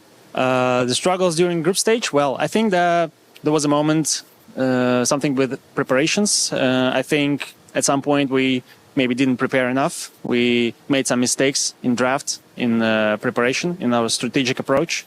Okay. So we changed that. We fixed, worked on our mistakes during those days. I think against Guangzhou Gaming, we already fixed things and adapted well to that series. And of course, during these days of the break, we had an option and had time to fix the mistakes that we had and work on closely what we're going to do today. We're getting a lot of information from players, from coaches as well, that it's always a lack of preparation. Is it the meta that's causing that, or what's going on? Lack of preparation? Well, it depends, of course, and especially when the tournament is very short. I mean, kind of short, comparing to M Series, for example, when you have more time during the tournament, more matches, like when you play the Swiss system with best of ones, you have more time, more days, more games. And of course, when it comes to one game, it's not only about preparation, but also about mental state of the team at exact that day. So I think, well, there is a lot of things, when it comes to a competition of the highest level, it's always about, small things. The smallest things matter. So that's why it can come to preparation as well. And lack of preparation obviously will make it much more difficult to win. But also it can be some sort of mental thing. Maybe some teams underestimate the others. For example, like maybe Team Liquid underestimated other teams, and that's why they made their mistakes, and that's why they're out in group stage. So I think it depends on the team, depends on exact situation, and we never know what happens inside the team, so only them know. So yeah. What about your players? What about your babies? How are they like? Is it something about underestimation? Is mentality a problem as well, or is it just more so just gameplay and strategizing? It's a good question because, well, I think that for the group stage, the match that we lost against Vamos, everyone made a small mistake. It's like a little bit from everyone, from me as well, from players, so a little bit from every side. So, and as I said, when it comes to the highest level of competition, those small things matter a lot. So that's why I think it happened. So we're expecting a collective improvement from Team Spirit today. Indeed. So maybe do you have a message to your fans back at home, the EC fans, just the international fans in general? Yeah, of course. Thank you very much for cheering for us, for rooting for Team Spirit. We're going to show great performance today. Keep cheering for us, guys. We're going to show great performance. Let's go. Thank you so much, Coach, for this interview. Good luck for your next match. And we're going to throw it over back to you guys. Thank you. An emotional performance, an awe-inspiring performance from Team Spirit. EECA Like I mentioned earlier, only a few years of being a part of MSC as it's expanded internationally, and now you could see what it has done to the fans. And that fan right there, Kid Bumba's mom, just really emotional after that first win. You could tell how much has gone into this, how much pride is on the line, how much it must mean to see your child on stage at this moment. Yep. And then coming out on top. You got Kid Bomba on stage, you got Mom Bomba and Sis Bomba. I like that. Triple Bombas. Yeah, they're very proud, like, and they're very sweet. Like, they came up to me yesterday after the games, and I thought, oh, what did I do? Am I in trouble? Like, I don't know them. It's like, oh, we know you. I'm Kid Bomba's mom, and then introduced me to the sister. They're very great people, and I'm very happy to see them here. Of course, if I'm not mistaken, this might be the first time they get to watch Kid Bomba in a major international. Yeah, I mean, live for sure, and a Moonton live event for sure. Yes, like a Moonton, like MSC M series, or yeah. And it's so good. You can already see, I guess, the morale boost. I mean, the Spirit fans are everywhere here as well. Yes, I love it. I love the support for Spirit. I love that it actually boosted them as well. And just like Cold Star said, that positive energy, that mental state coming into the series, everything's looking great. They even called it. You're looking for a great show. It could be one thing, the tiniest things, Cold Star said. So we'll see what tiny adjustments they make. On the side of Vamos, they say, we're not going to play the Belleric Atlas game. Yep. That makes a lot of sense. I think you have way more preparation, stuff to study from, stuff to learn from in this tournament with Belleric and Atlas, maybe on the sidelines or only one of them available, and they decide to do that. Go back to the Valentina ban and also the Esmeralda ban in order to prioritize the Paquito, which, guys, could be a flex here. Yeah. See, I'm actually more of a fan of this, right? If you go for the Barats or the Paquito, you go for the Paquito first here just because you can flex it 3 waves, especially considering Spirit don't really want to play Zaur Egoist on a Barat's jungle, right? So even if they pick it up, you know for sure it's going to go on Bomba, not on Zaur. This is a good one. Bomba's amazing. Hiko has 100% win rate on it. We haven't seen Zaur on it, but it's going to be good as well if they are able to just, again, establish control early. Yep, so many options, especially with a Valentina, Atlas, Esmeralda taken out. It's perfect choices for a Paquito first pick.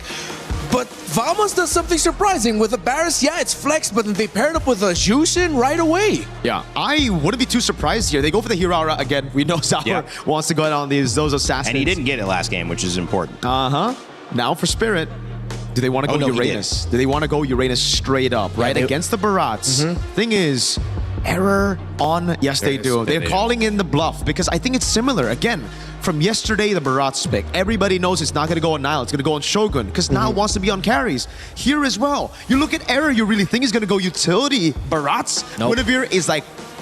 That is the limit of how utility is going to go. Yeah, because even Guinevere, as utility as it is, it has some sort of carry factor that we mentioned with Ling disappearing. Here comes Nolan. So it's not Hirara Ling as we were placeboed into believing, as Mirko pointed out. It's Nolan and Hirara as the actual trade. The Barretts and the Uranus being open, honestly, from Vamos was quite unexpected. A little bit disappointing. I thought they would just go Uranus there, you know, with the instead of the Barats pick after seeing the Paquito and how it could be flexed to 3 lanes. And Spirit didn't even need to bring it into the second phase. They were like, oh, you're revealing your cards early, so we're also just going to counter you. Well, you know, you could see Hirara and Nolan picked up again. It is the second game, to correct myself earlier, on Zaur for that. But Nolan, probably a lot more comfortable here for Arrow 404. Absolutely. And we've seen Nolan rise in just value generally in this tournament. Melissa banned out as well from the side of Team Spirit, so she won't make it through yet again. I think it's going to be the same matchup now for Spirit. They should ban out the Moskov as well. Try to force Vamos on a Claw. They even... the Clit was a pretty good answer yesterday as well, to be fair, against the Paquito. I thought they were going to ban out the Moskov, so they forces the Claw, but this is a very similar thing, right? Yeah. Moskov Claw, you can still bully him. It's just that it gets really annoying with the Moskov Spear of Misery. Gord actually gets banned out, which is quite interesting. Trying to take away that... It doesn't really look like a Gord comp to me, though. Bit of stun, bit of damage. Yeah, honestly, at this point, they can just trade the long-range poke mages instead. They didn't even think of the Gord because they're so mobile. Yeah, like Eve with the Valentina gone. I think we go back to like Eve Farsa trade. Man. Oh my God! I'm about so Marcel. used to seeing this guy not show up in draft. I did not realize he wasn't banned It's just out. usually auto ban, man. Yeah. Oof. Oh, maybe Spirit also overlooked that. Yeah. They're gonna hide their last pick, gold lane. For Vamos, Spirit are gonna have to reveal all their cards. We know already where the Paquito, Hirara, and Uranus are going, so it's about the mid and roam right now. To deal with the Marcel, to try to get control early, what do you go on mid and roam? That's the question. You need to go for Prio. But is it Cho? Do they really want to go Cho? I've always been a guy to say don't pick Cho into Marcel, even though it is very skill-based and players have gotten better for it. Eudora? They can pick off. Matilda. They can Matilda. Yeah. Wow. The Eudora, pretty solid against the Nolan. Going to be very annoying. It also enables the Hirara quite a bit. The Matilda's there, and they still go for the Brody. Okay. You can deal with the Paquito somewhat in lane. Yep. But that Matilda, if everybody just comes flying by at you, dude, it's going to be a rough game. So it's all about early game. It's all about that Turtle 1. It's all about snowballing for both. And maybe they have the answer here. Obviously, the Marcel has been one of the most dominant picks when let through.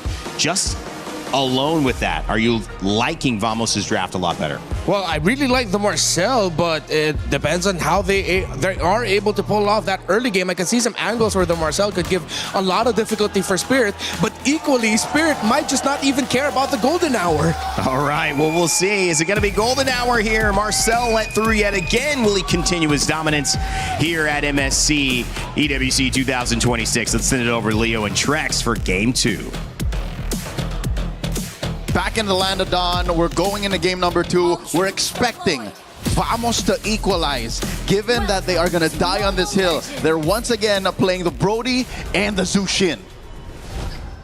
Let's see if it works better this time. I do think they have a little bit more of an engage capability with this Marcel. That's the trigger finger, right? They also have the Barats on Sepat. It's definitely a very different lineup around the Brody. You have some way to make space for him to actually move around in these team fights. And you're winning in the jungle. Again, the Nolan into the Hirara is a slightly more advantageous. Oh, G-Keef taking a bit of damage here. As I was saying, a bit of a more advantaged head-to-head against the Hirara, which Zara Egoist has to figure out. But one must consider, he has momentum on his side. He's, again, just playing the same hero, pressing load game. And we already see the momentum that he's trying to create, even his routing there. Instead of just going straight to orange, he makes a quick pit stop in the mid lane, looking for some possible pressure. They're able to get the Litho Wander, so Team Spirit already showing after the momentum of Game 1 that they want to keep on attacking. Yep, Zkeef here, escorting Error 404 for a little side lane small camp action. Popping Bomba, putting him at half health. And I think this should be a successful small camp steal. Arrow 4/4s are not unable to get there in time. He's already used his retreat. But the attack onto the top side, Sawo getting space. Both teams, though, still taking it slow. Zauer going to try to take a camp of his own now. But a lot of damage.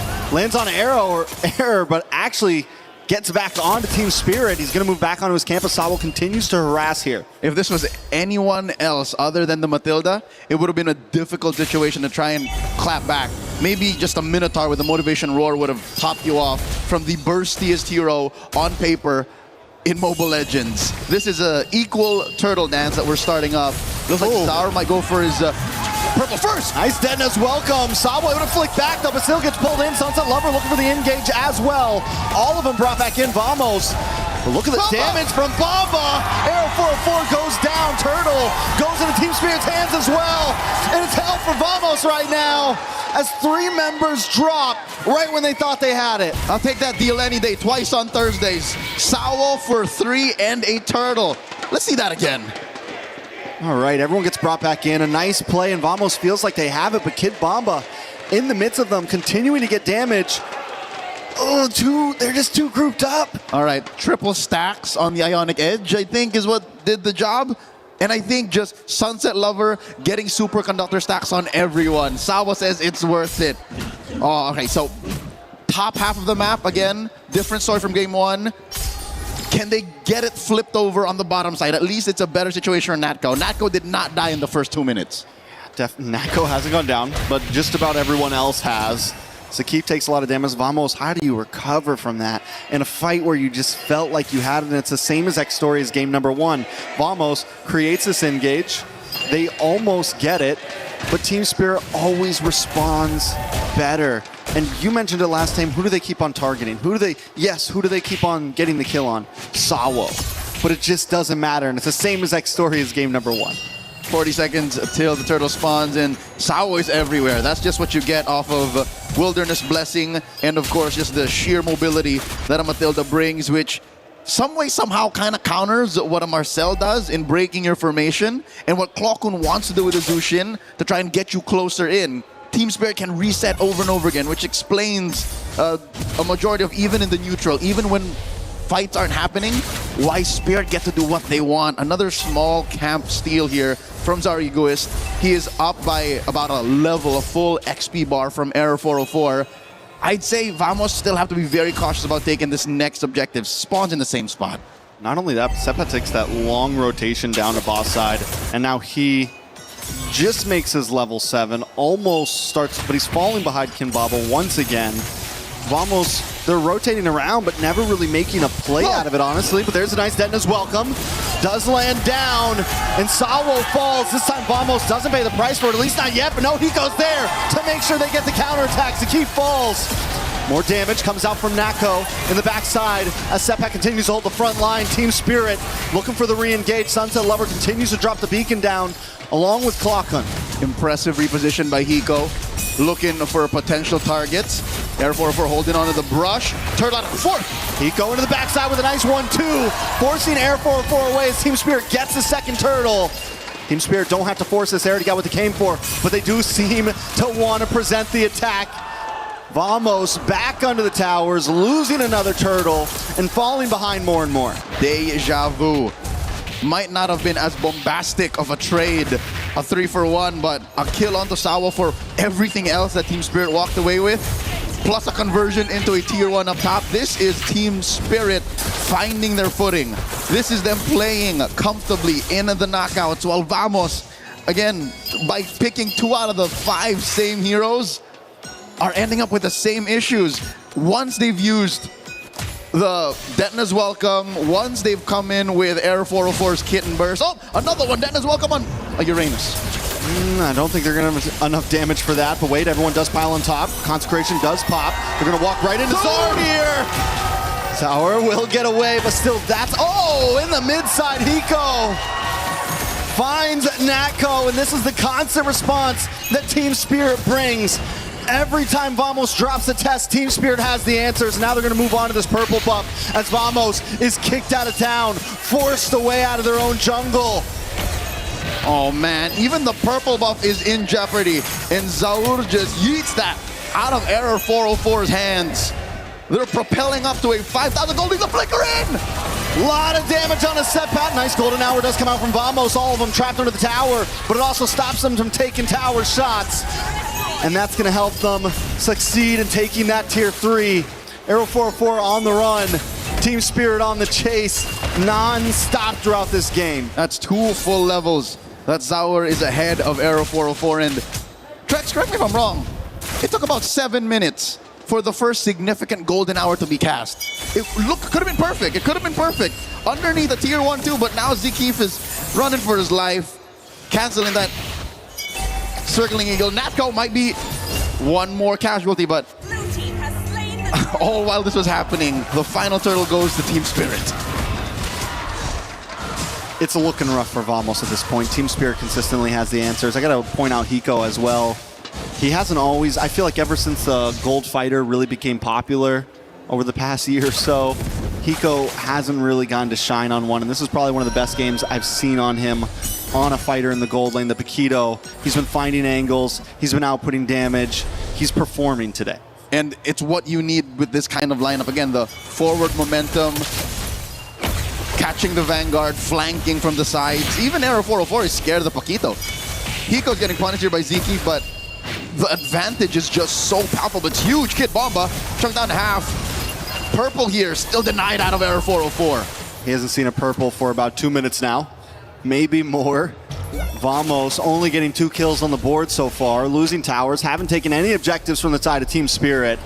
They are smothering, and don't get me wrong, with a heavy frontline lineup that Team Spirit has brought, you kind of expect this power spike in the 6 to 9 minute mark. But Vamos has not been doing a good job at responding. They haven't been doing a good job of finding answers. They've actually been forcing fights sometimes when it's not even their time. This is a clear sign that you shouldn't be. Because in that little moment, the sequence down bottom, when they pushed tier 2, Hiko was putting fist to face against 3 with very little punish. He was doing that with impunity. Sure, Sawa was in the vicinity, but what does VMS do here? Vamos, they're looking to again get stacks on Natco's ult, stop them all with the perfect golden hour, and then Arrow 404 to clean up. Like, that's the perfect picture here, with Sepat being the engagement. That is, for now, again, deja vu, the grocery list of things that Vamos has to do to maybe cut this lead in half. I'm not saying even get a lead of their own, I'm just saying to staunch the bleeding.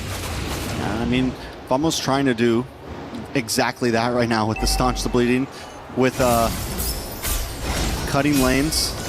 Arrow 404 finding his way down the bot, finding his way to the mid. But I don't think this is a fight they want. I think at this point you just give up this Lord. Sawo unable to be caught by Marcel. Team Spirit having so much movement on the map that Vamos just isn't able to keep up in any way, not even in the macro, but also in the micro, in these small fights. Normally Zakif wants to run in on a Marcel, get stuns on everybody, but all they're ever landing on is Bomba. Oh, even Spirit looks for this orange now as well. Even the orange will be denied from Vamos. Now at an 8K gold lead. Putting myself in Malaysia's finest boots, all right? I'd say that little dance, or an attempt to dance, was more of just to stop Team Spirit from even pushing off lane. Because even the long lane is under the Dragon's control. Mid lane gets taken down. No more big turrets outside the base. Even an ideal flare will do nothing, because Team Spirit is literally 2 or 3 tax brackets above Vamos. Oh, they tried to go for the pop before the Lord connects onto that inhibitor. They weren't quite able to get it. But still, down to nothing but inhibitors. Team Spirit could try to really break this down. Another wave comes in, waiting for the top side. Team Spirit builds up as the bottom crashes as well. Arrow 404 taking orange buffs just to try to maybe recall and get back involved in this fight with a little bit of something. But look at the damage on Zakif. Hiko takes him out as Kid Bomba jumps into the back line. Zaur there as well, able to get a big kill. Clawcun bursts back, but Hiko under the base. Team Spirit want to close game 2 out just as fast as game 1. They refuse to give anyone over. They're backing out for the mere fact that there's no more waves, so they can take their time here. Bottom lane does have that chubby wave, taking care of that tier 1. And I think Team Spirit will continue to play Hunger Games. This is where they continue to just deny everything away from their opponents as they push mid lane inhibitor. Oh, another pick by Kid Bomba. Nice golden hour. Vamos trying to output some damage. A nice Detona's welcome. Brings it back under. Sawo does go down. Arrow 404 able to get the kill. Bazaar still there, taking out Natco. Hiko falls. Vamos trying to defend. It's 2v2. And Arrow 404 able to pick it up. But Sunset Lover still stands until he finally drops. It's Clawcun left over. Vamos defend the base. A Pyrrhic victory for Vamos. They risked life and limb. Look at all these corpses lay about. And they were moments away from losing, but again, did they die? No, they didn't. They're still in it. Game 2. The base still stands. And with the game being just past the 12-minute mark, about 30 seconds for the Lord, Vamos could bide some time to start to scale. Team Spirit, though, do you think that was an overstep? Do you think they should have tried to end it there? Do you think it, you know? All right, if you're gonna ask me, I'd say the smarter move would have just been to back off, wait for it. But this is a Team Spirit we know and love. If they can see an end, then they will try to find that end. Truth be told, if they stay there 2 more seconds, free hits on the base, it would have been over. So I don't blame him for finding and trying to end it right then and there, but still, who's to say that this isn't over just yet? They're up by about 5,500 gold. Vamos looking to contest. Team Spirit secures the Lord. That's a golden hour started up. The beacon comes in as well. Golden hour unable to help Vamos stop that Lord or pause it all. But Hiko gonna get pulled back in as Arrow 404. Gets the connection, but Hiko still doesn't go down. Natco finally takes him out. Team Spirit Forced to back off. Lord goes down. Zauer looking for the re-engage along with Bomba. Vamos down about 70% health amongst all members. As Sawo looks for an angle in as well around the backside. Able to get the knock up. The rest of the team split up. Vamos. Let's go. His triple all gets found out by Zauer and Kid Bomba between three. Will go down. Double kill for Zauer. Sunset Lover just hanging it out. Team Spirit now with an opportunity to fully end this. Now with an opportunity to finish what they started last time. And Zauer on the backside gets the triple. Looking for the Maniac. Can't quite get the final kill. But he doesn't have the ego right now. He just wants to end the game. But in comes air. A Maniac for Zauer. Zakif under the base. Zauer wants to go for it, but he just can't connect. The base goes down. And Team Spirit take game 2. The Dragons of the North are at match point. Game after game, they have pushed forth, and they have not denied themselves the play style that we have known them for years. It's now up to Team Vamos to figure out how to rope-a-dope their way out of this 0-2 slump. And that's a long road ahead. It's a best of 5 for Team Vamos to do this. We're talking 3 games in a row. And the way they've been looking, the way they've been playing, it definitely seems like a hard road. We've seen some moments of clean play, even in that second to last base defense. Some ability to turn things around in a team fight. The big problem right now has got to be the early game. And even here in this first 5 minutes, looking at some of those highlights, you see them try to go for plays. How many Detona's welcomes did they land? And it just bites them in the back end, you know? It just completely reverses onto them. And it's the same exact story as game number 1. Looking at the math, 3 out of 5, Team Spirit was still winning the lane draft equation. 2 out of 5, and again, in the small moments where Sepat was able to find an ideal Detona's welcome, even an almost perfect missile expert displaced the formation, the math just doesn't check out. So now, Vamos has to go back to the drawing board and revisit how they ran a perfect run in the group stage, because they gotta get back in that position to try and claw their way out and maybe hopefully get a reverse sweep. Let's throw back to our panel with Rain Day. Thanks, guys. I mean, you gotta respond. You gotta fix the hair as well, Mirko, of course. They're coming to you on the jib, man. But you gotta also respond to the emotion. You know, I would say if you saw that clip, you'd think the series is already done. But what we know in MSC, despite how good it looks for Team Spirit, is that you have to expect the unexpected. We have seen upset after upset, but guys, Rinmar, Mirko, Rene back on the desk, it's really hard to think that Team Spirit is gonna let this one go. EECA having a great performance. Yeah, I think we're just gonna start it off like how we started off yesterday. It seems like Spirit really just learned from their loss against Vamos, getting pushed to the limit by Guangzhou Gaming, having to reverse sweep that team just so that they make it to this point. Vamos look like they're just absolutely shocked about what kind of team they're up against now. Absolutely, man. There's so many moments in that game where I just had my hand on my head, and that's why I gotta fix it. That's why you gotta fix it back. Dude. Yeah, I can back that up. Yeah, definitely. That's what happens. Bomba has an unkillable buff for some reason. Again, could be the family buff here. It's the family buff. It's man. for sure the family buff. But my goodness, 2 times now, right? In game 1 with Esmeralda, game 2 with the Uranus, he gets away from a 4-man gank. This time chomped down, and Nolan comes around as well, and he baited the entire team. And that, I think, was the big push to the snowball for Spirit. Yeah.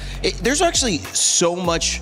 It feels like so much prio in game from Bomba's performance, but not in draft. They're not like, hey, let's first pick this and just leave everybody else to figure something out. Esmeralda was open, so they took it. Uranus was the 3rd pick for them. They're not giving anything away to get these great picks. It seems like, funnily enough, even though Team Vamos did everything they could to diffuse Kid Bomba in their first meetup in the group stage, now it seems like they're overlooking him too much. Yeah. I feel like, again, for Vamos, they're really taking these picks a bit too fast, and they're really afraid of those flex picks from Spirit, right? Like the Paquito came in and they insta-rushed the Barats. I feel like, again, this is going to be a very good thing for teams who actually have utility jungles in their composition.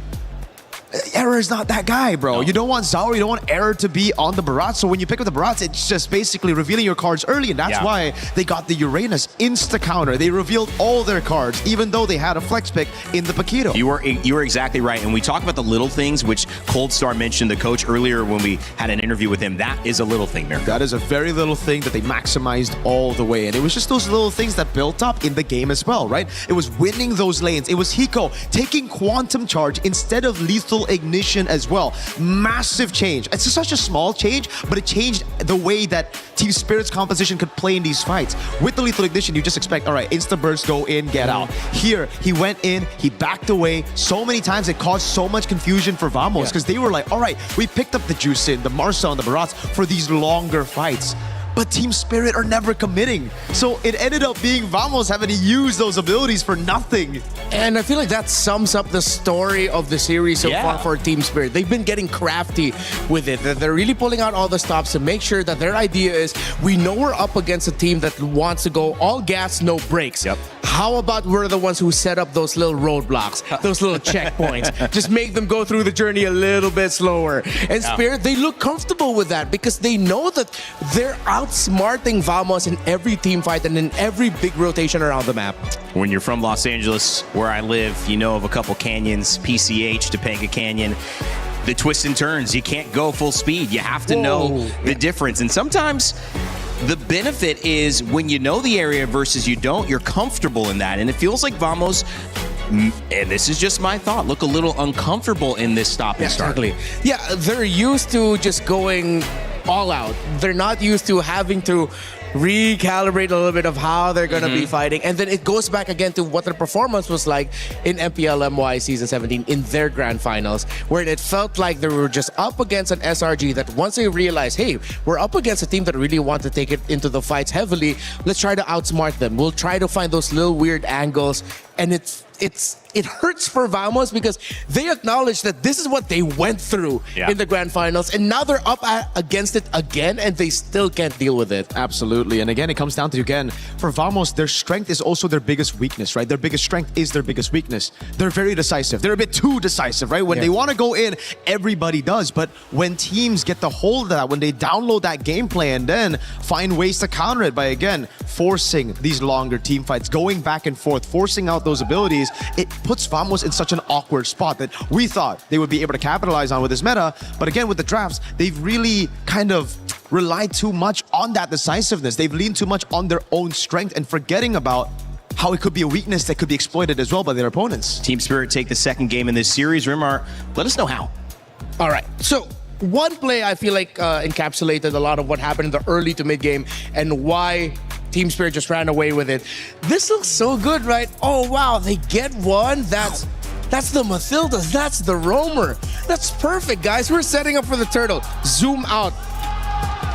You get the Eudora. That's just right there. Sunset Lover is rubbing his hands together, feasting. Oh, I see 3 members of Vamos all together. And look what happens once they start the play, once they decide to go for it. Sunset Lover gets a 3-man stun right away, which will set up for Kid Bomba. And again, this is early game. This is first turtle. There's no golden hour just yet for Vamos, but they're fighting as if they already have the golden hour. And Kid Bomba coming in from the wings. It's now his turn to rub his hands together and start to feast as it becomes the story of the little creeping realization that we may have just overcommitted way too early.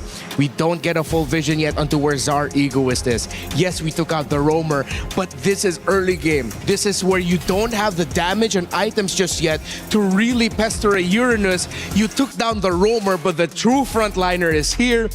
Error 404 has to drag out this fight. Vamos has to drag out this fight in the hopes that they'll at least get a turtle out of it, because I feel like this is where they now realize we're probably gonna get punished and lose all the bodies here. Might as well try to get the objective.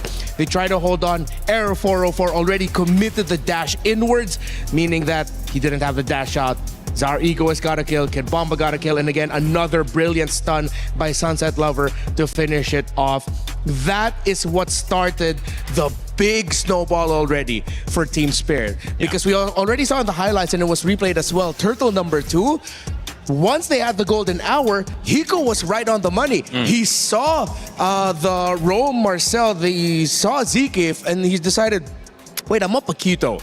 I'm actually a really busted hero. Let me full combo this Marcel. He took the Marcel out, even with shields. Man. A reminder, again, how brutal a Paquito in the gold lane is. Yeah, and that's why I gotta go back to the drafts again and think, all right, it's just so strange for Vamos to see that kind of composition and go, all right, I want to go band for band. I want to go fight fire with fire. When, again, in the group stage, they didn't do that. They went for these team fights. Yes, if it worked out in the early game, that's going to be good. But they would always leave Natco on heroes like even the Moskov, something that could just give them insurance for the late game, say, if plan A doesn't work out. Yeah. It really seems like here, again, they are doubling down on their main strength, but not accounting for their weakness by picking up the Brody all in on early game. I think that is a very strange thing that needs to be adjusted. 2 Brodies in a row. Again, it looks bad if it loses twice. Yes. It looks good if you tie it up, right? So they took the risk. Now we probably need to see something different. And that's the thing, right? When you pick up the Brody, again, game number 1, it should have already given them the idea of, okay, what we need to do if we lose out the first neutral objectives. We play around the Brody. We go and take these turrets. We let the Brody play around us, and therefore we get a 5v5 with the Brody already ahead. Yeah. They didn't do that. In game 1, we thought that was a mistake that they could have fixed. Game 2, they did it again.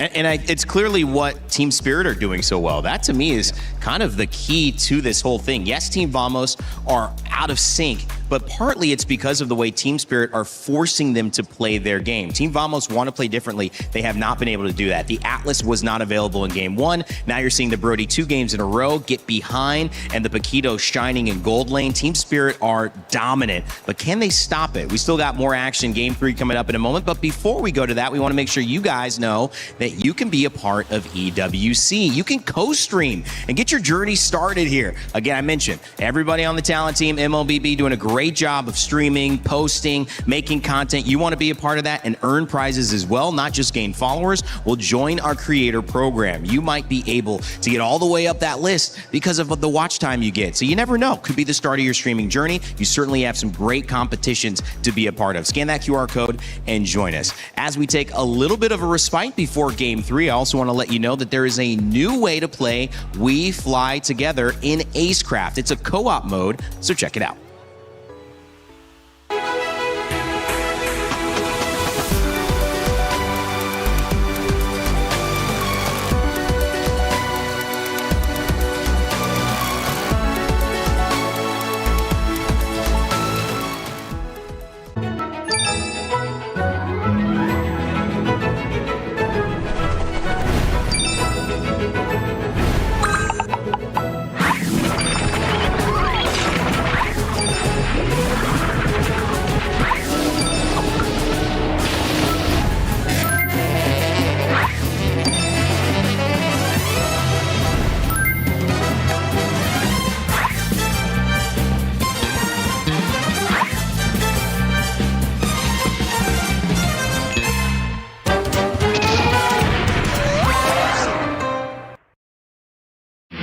A lot of people are haunted by their past. I'm inspired by it.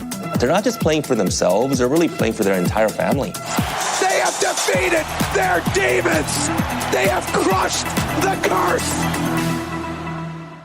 He thinks he can come in here and play my game! Let's go. He knows nothing! Let's go!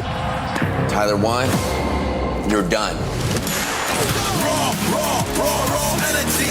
Half from blow the house down.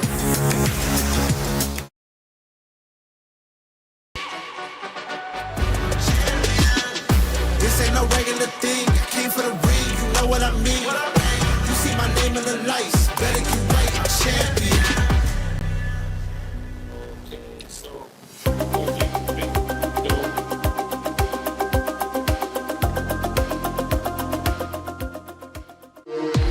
We were there. For every click, every clutch, every respawn. We were there for the years of grind. And we're here. Now. The proud founding partner of EWC. Powering the biggest event in gaming. Shoulder to shoulder with the world's best. Making history. Greatness deserves a stage. Lenovo Legion. Reach your impossible.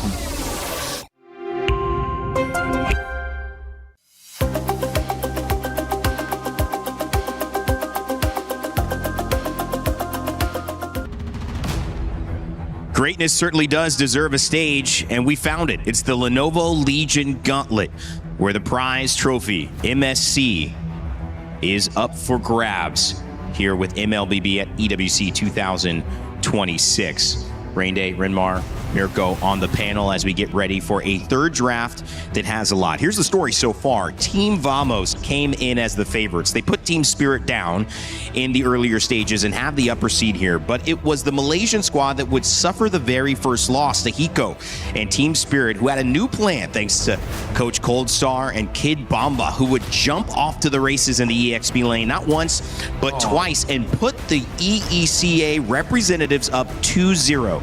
It is now the final game. If they can do it again, it will be a clean sweep and the farthest we have seen this team go at MSC. And if not, we will have another game with Team Vamos maybe getting back on track. But Mirko, all that stands in between them in that game is a better draft. How do they do it? It's by setting up those flex picks, it's by picking up those prio picks, it's by understanding the fundamentals of the current meta better. And there's no way around it. Again, for Vamos, they revealed their cards super early, even the group stage, right? We were talking about these picks, the Eudora, the Hirara, the Melissa, all in the first week before MSC.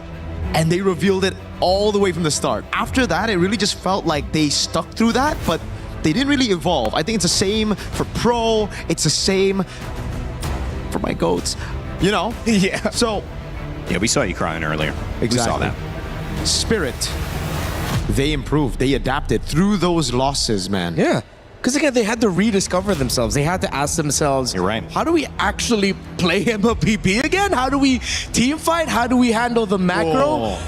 And that's a bold prediction. Bro, this guy he wrote that after they won game 2. Yeah, no. I'm kidding. He got it. He got all the way from the start. I mean, it's looking like it's going to be the case unless, well, to credit Vamos, Vamos are looking, they still look light. You see the members of the coaching staff still being able to share laughs with the players. It looks like they know that, hey, we still have a chance into this. You know, it's all about the mental now. While Team Spirit, knowing Team Spirit, they don't want a first round exit of the Plant Gods again. They're gonna want to go to the second phase. They want a chance to either get revenge against Onyx and what they done to them last year, or get a chance to face off against a team that they are always facing off against when it comes to scrims, when it comes to improving in the region in Aurora. I know they're going to be going for the throat. I think you throw out the calculated decisions here, you play decisive. I think right now, Spirit, they're also just thinking about winning the whole thing. If they get past this stage, top 4, I think it's anybody's game. Anybody can win this tournament. I think especially after the favorites all got knocked out, the S-tier teams. What is even an S-tier team at this point? We have teams and that's it. We have contenders and that's it. And right now the lights are so bright that any little thing, we've mentioned it, could be the difference. And so the drafts, all the way from the bans to the final pick, are going to determine if this is our final game of this series and if we will see an EECA representative in the semifinals of MSC. To start us off, Freya, Valentina, Paquito, Barats, and Belleric taken away. One more ban before we get our first pick, gentlemen. Ooh, Same bans as game 1. Yeah, Spirit need to watch out though, because the Belleric is not going to be available for them if they give the Atlas. Yep. So it's going to be a different roam pick here. I mean, the Sawa can still dig deep. If they want tempo breakers, they get Badang. That goes up against the Vamos playstyle so hard. They got Hirara. Whoa, they let go of the Fanny. So if you go Atlas, Spirit want to go for the Fanny and possibly the Cho to beat the Atlas. And that could be an opportunity. They take the Fanny instead, making the Atlas Cho less of a valuable pick. They could still go it. Yeah. But it's not. It's going to be very difficult to lock down that Fanny. Yeah, it's going to be the Atlas. I think the Eudora should come through as well. Then they're going to go for the Red 3 Moskov, and I think they have a crazy composition to deal with the Fanny already. It'll be very demanding for Error 404, and that means Vamos would have to build around it incredibly well. You still have heroes such as the Esmeralda, Uranus up on board if ever they want a presence that could potentially get into the objective first to get vision, and that would require a lot of resources by Spirit to take them down. You need a really tanky front. They rushed the Melissa. I think you pick up Eudora here. I think there was not enough value on this mid. I think they felt the presence of that stun.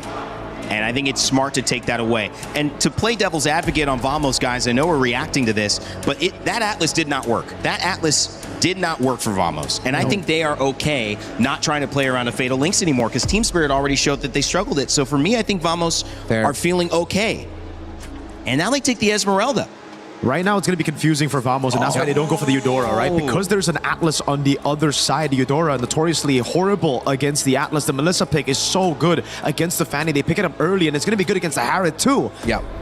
So right now, what Spirit needs to do is, it's either they again set up for Bomba, or they have a crazy pick for later, right? They save it, and they just pick up a jungler now. Because the thing is, oh my god, is it too crazy to say that they can go for Baksha?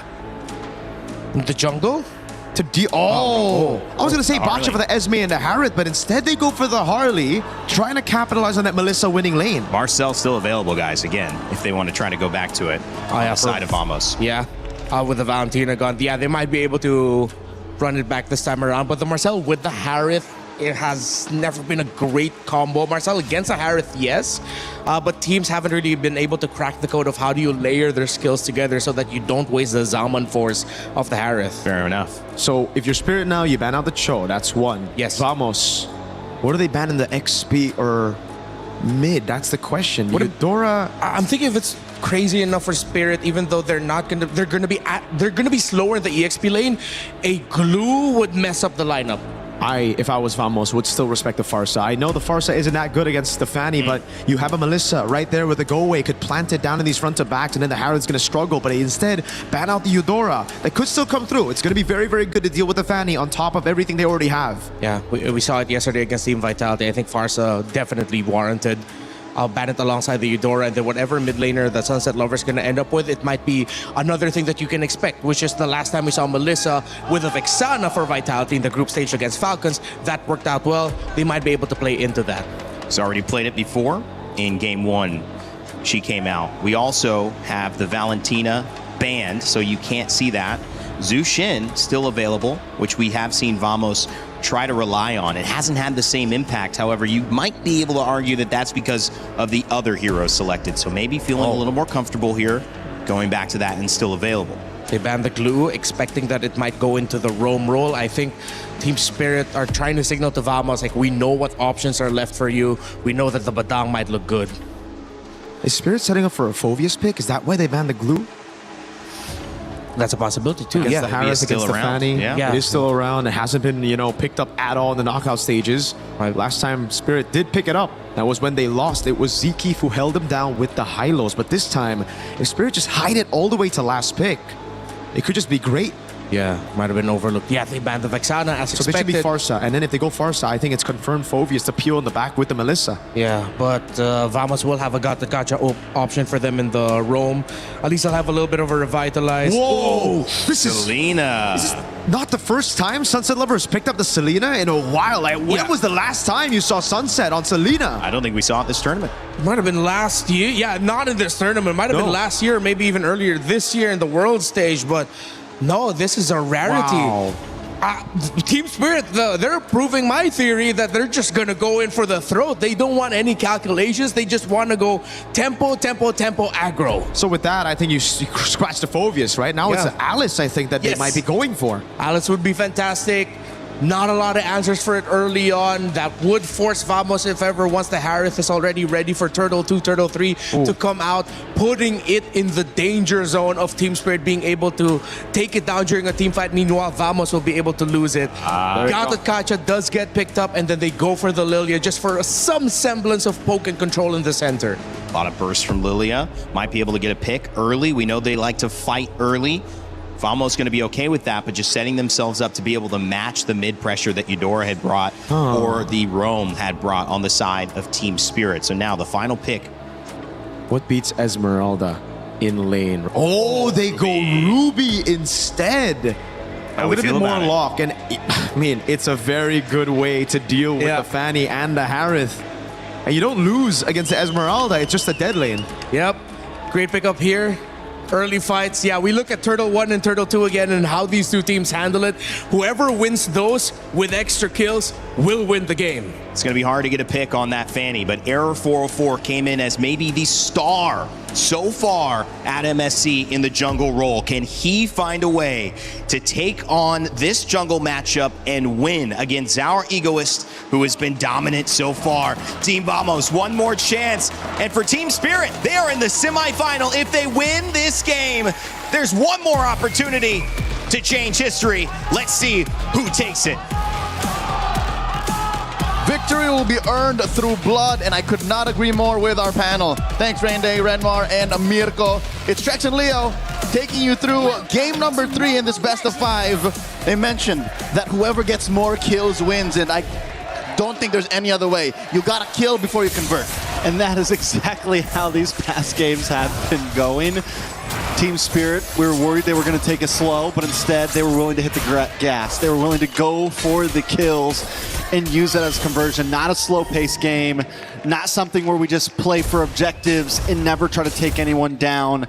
They always want to kill first. Yep, quick recap. It was off of Hiko's Pakiro and Uranus on Kid Bomba. That was just forward facing all the time that led to this match point situation we see Team Spirit in. So now Vamos is trying to close that gap, and I like how they're not pulling any punches. Look at the damage profile and, of course, the speed that Vamos can go through.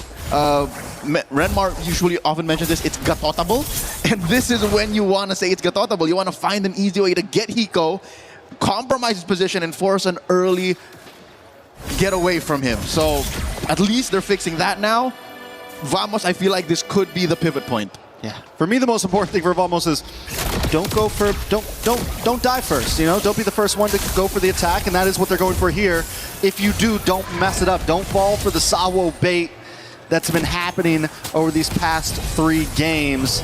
Zakif taking a little bit of damage. Zaur able to get the deadly magic off, but just showing presence, not exactly going for kills. 10 seconds before the turtle spawns lower quarter. Again, one more way you could say that for sure Vamos is trying their darndest to survive in this series is look at the amount of purifies. 3 out of the 5 confirmed that they don't want to get touched by Sawa. They don't want to get compromised by that Ruby. Turtle now on 10th. Ooh, Zakif into the backside. Air 4-4 able to steal the turtle. Kid Bomba taking a lot of damage as well. They do get stunned up. Air 4-4 back to the backside, looking for Kid Bomba. Kid Bomba still able to survive with a sidestep. Air 4-4's got to get out of there, but Vamos will move on to that tier 3 and get some nice gold plating.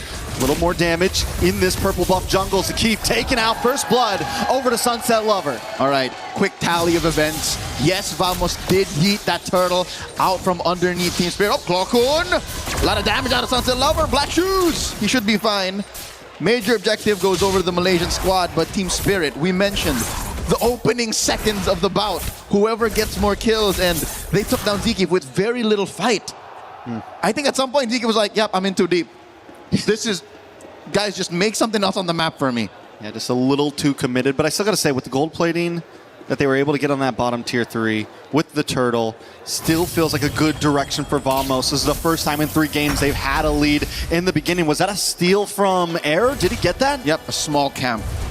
And that should Wins a put win. him up about maybe close to 1,000 up. So we saw a little bit of the action in the XP lane. Gold lane, though, the fact that Hiko was able to like leave a little bit, join a little bit in mid, and then jump over means he should be close to at least where Natko is right now, but it's close that it's clear that Vamos are on a different tempo now. So at least that decisiveness, that maybe even to a fault, over decisiveness, shows that they have a plan, and now they're finally trying to get to it. Deadly Magic's put on the Clockun. He should be fine. I think up to this next turtle, about 20 seconds up, is where we see the 1,000 gold lead broken here by Vamos. And Sunset Lava underneath tier 1! And he gets away with it! Right in time with the Blade of Heptases. Beautifully done. Arrow 4-4 getting a kill on the map right before turtle as well. And I don't think it's for a lack of things to do for Team Spirit. Look, they have Sunset Lover, they have the Selena, they have Kid Bomba, given he was down in the bottom lane dealing with Sepat. Sawo couldn't exactly get a confirmed freeze, or I don't think you're going to waste an ult on a Fanny from underneath tier 1 like that. So I think Vamos have found the perfect speed. This is the Goldilocks spot for them. Not too cold, not too hot, just the right amount of pressure to be able to get to that 1,500, maybe 2,000 gold lead up leading into Turtle 2. And it all started with the draft, I feel like, them taking that blue side instead. Up on the top side, though, Air 4 gets the solo kill on to Zaur, finally punishing back. And this is what we're talking about. Vamos have a plan in their head. They have a winning image. And sometimes it doesn't have to involve the major objectives. It sometimes involves just stepping on your opponent's neck and stopping them from moving. Zakif engages, in comes Error! Error does get knocked up, pulled up by the Fatal Links, but Clawkun still able to get the kill on to Stunset Lover. They're going to move on to this Turtle now. Zaur is nowhere to be found. No way for Team Spirit to contest this. As mentioned, the award-winning film Whiplash, this is to my tempo. This is Vamos just rolling that drum to their beat, taking a Turtle 2 handily here. And Team Spirit, for the first time in this series, are on the back foot. You'll see here, minute one, Trex. Minute one, they've been trying to condition Team Spirit to take those fights underneath tier 1. And we saw, I believe, an ult out of Sawo to try and punish that dive from Air 404. It wasn't enough. So where does Team Spirit go from here? They do seem to be slowing it down a little bit. Unlike when Vamos was losing, where they would kind of over-engage even when they were behind, Team Spirit isn't exactly looking for fights. But Vamos is closing in its grasp right now. With that tier 3 down on the top side, we're going to be able to start seeing Nako getting involved in these fights. They're going to go for the rotations around the map. It's not just going to be a 3v3. It's going to be a 5v4, something of that nature. More than involved, I think Natco will start fights. Sometimes even with just a rogue Zaman Force, because that's how ahead Vamos is right now. Just to put it into context, Sepat hasn't been in the bottom lane for maybe 30, 45 seconds, and that's enough for Kid Bomba to try and equalize. But look at where the turrets are. Literally. Air 4 can just visit, maybe sneeze on the turret, and it would fall. That would be permanent damage to Team Spirit's potential to farm, because top lane has already fallen. So this is what we were looking for. In the early days of the group stage, this is what the meta demanded. Easy conversions, kill for a turret, quick take, and then it snowballs. That's what's happening. Sepat jumps in. Nice. Falling Star Moon does come from Sepat, but the damage starts to come out from Hiko. Oh, nice pulling with Fatal Links, but the Spawn Force drops down, and Vamos doesn't run away. No, they engage more. Team Spirit loses Sawo. Hiko continues to get free shots off, but Vamos not giving up on this push. Able to take that mid-tier 3 down to about half health as Sepat holds down the front line. Team Spirit looks to re-engage. They dive down, and Hiko gets the kill onto Sepat. It's 1 for 1, but Vamos still holds a lead. Oh, Error walks in to that brush, holding her 404 Zaur. So close. I believe the window is closed. Trex, Zaur Egoist can no longer threaten a single member of Vamos, not alone. It cannot be off of his back. This is where I think we've seen over the past 2 to 3 months the heyday of, I hate to say it, the utility Harley. He has to just either be cleanup or just the gap closer to take these objectives, and then he goes from there. He has to use his space escape to try and push waves, because right now it's all off of Hiko. Hiko might be the only hope for Team Spirit to get a good mid-game berth. Sawo, though, going to look for an engage, even with Team Spirit being behind Air 404. Able to get the turtle. Jumps onto Hiko. Hiko does have to go away. It might not be the right target. He's going to move off. They're just controlling lanes at this point. Little poke here and there, but nothing too major. And this is all Team Spirit could do. Make sure that the damage dealt to their side lanes doesn't extend to mid. So they see this big fat wave down bottom. They're standing Kid Bomba. Top lane, it's Zaur who's going to clear that up. And Vamos, all they're doing is finding that next big fight. Finding where Sawo's willing to fade the links, where Kid Bomba might think, oh, I'm offended here. But they know that Team Spirit is short on damage. They know that they can't fight toe-to-toe just yet. So there has to be a crafty way for the math to side over to Team Spirit. Because Vamos right now, look, they're just taking it slow. This is a clear sign that a team knows that their damage is on par. Oh my lord, a single swing overputs a third out of Hiko's life down. A single swipe. Hiko might not even have time to hit the go away if he's not careful. It's getting to a point where we'll have to preemptively do it when these fights start, because if anyone jumps on top of him too quick, he's going down. All right, fortunately, Hiko has been getting some farm, and that's speaking relatively, because look at how well Vamos is freezing these waves. He's just butt down maybe 500 gold away from Natco, and Kid Bomba gets caught! Keith able to set up for Natco. Natco able to get the kill on Kid Bomba, and Natco keeps it going. Jumps on to Zaur. Sawo trying to come in and help out, does have the Fatal Links. Able to pull one in, Purity does pop for Natco. Sabat able to get away. The Deadly Magic brings down to about half health as Team Spirit doesn't really want to force a fight. They just don't want to lose a tower at this point. But Air 4-4 does want to force it. Jumps on a Sunset Lover. Onto the tower with the cutthroat. Gets him. Takes him out. And Vamos moves on to the mid side.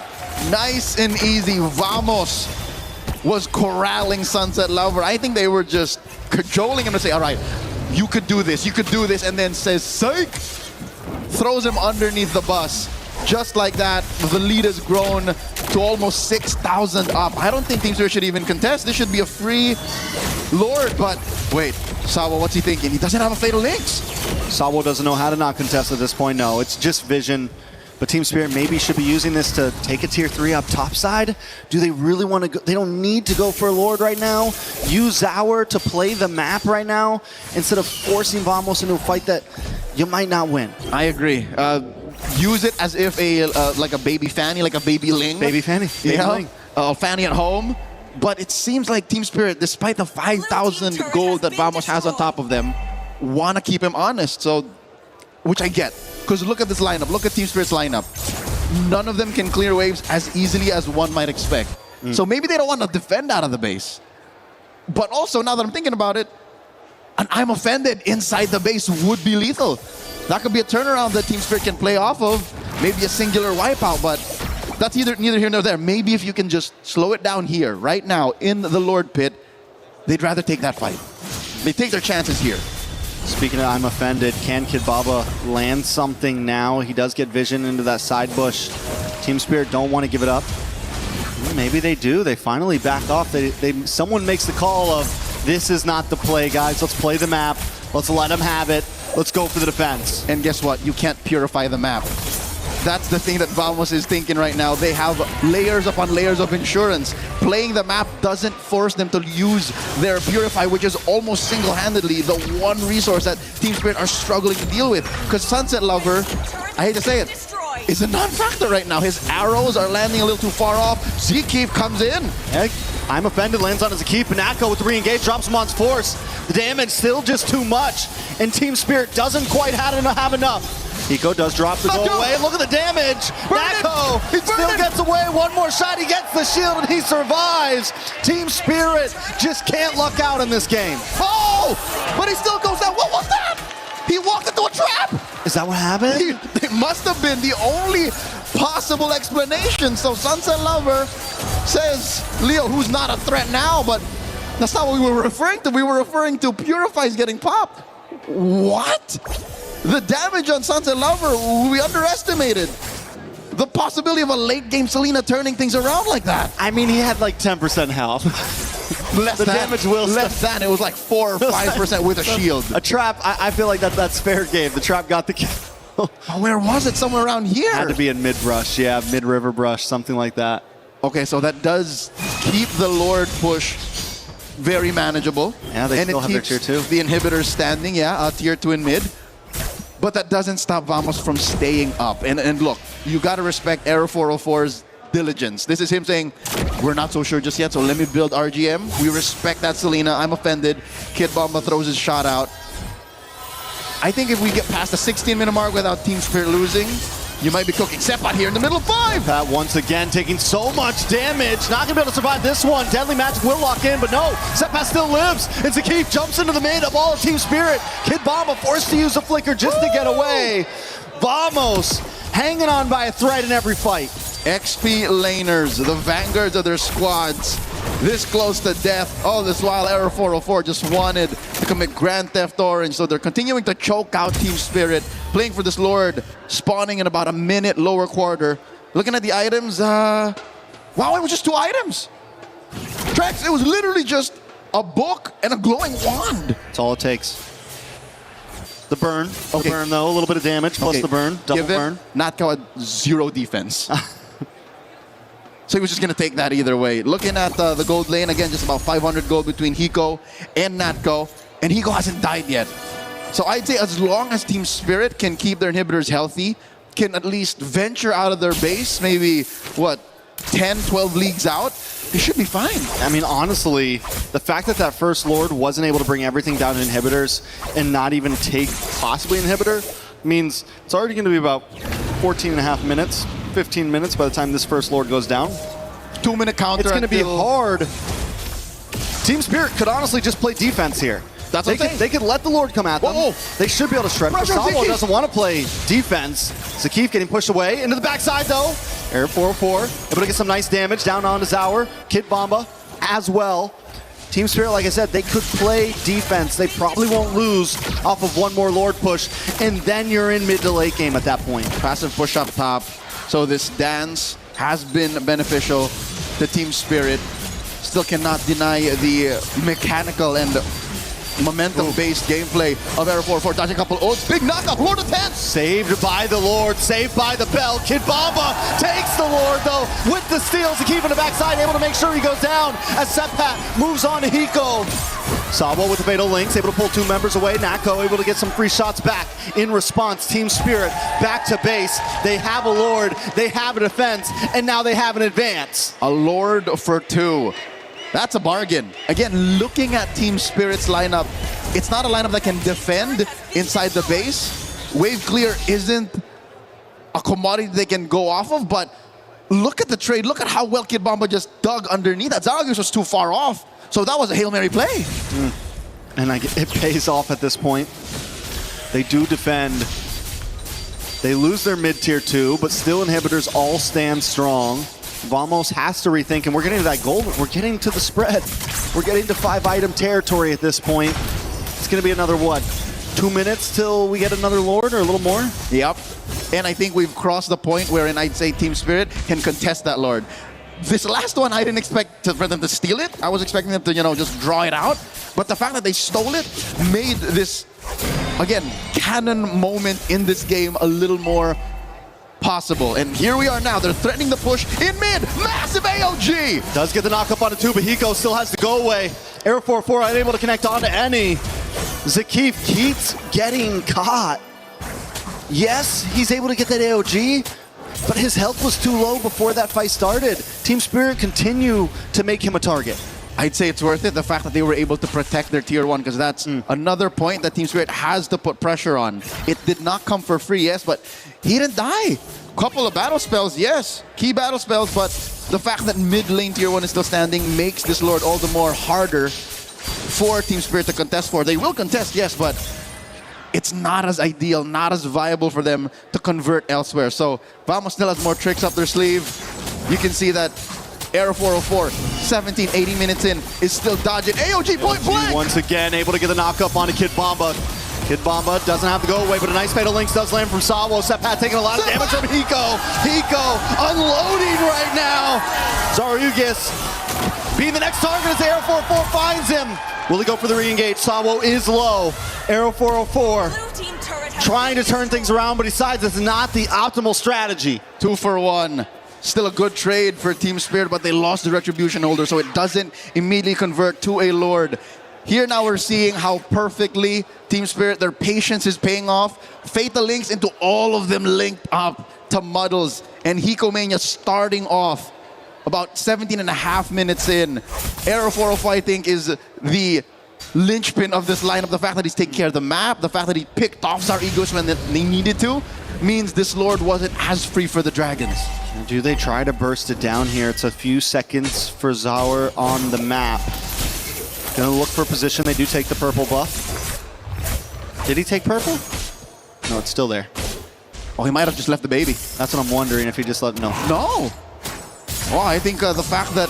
All right, vision-wise, Team Spirit has it in spades. They can just leave traps around. Sawa can flush him through.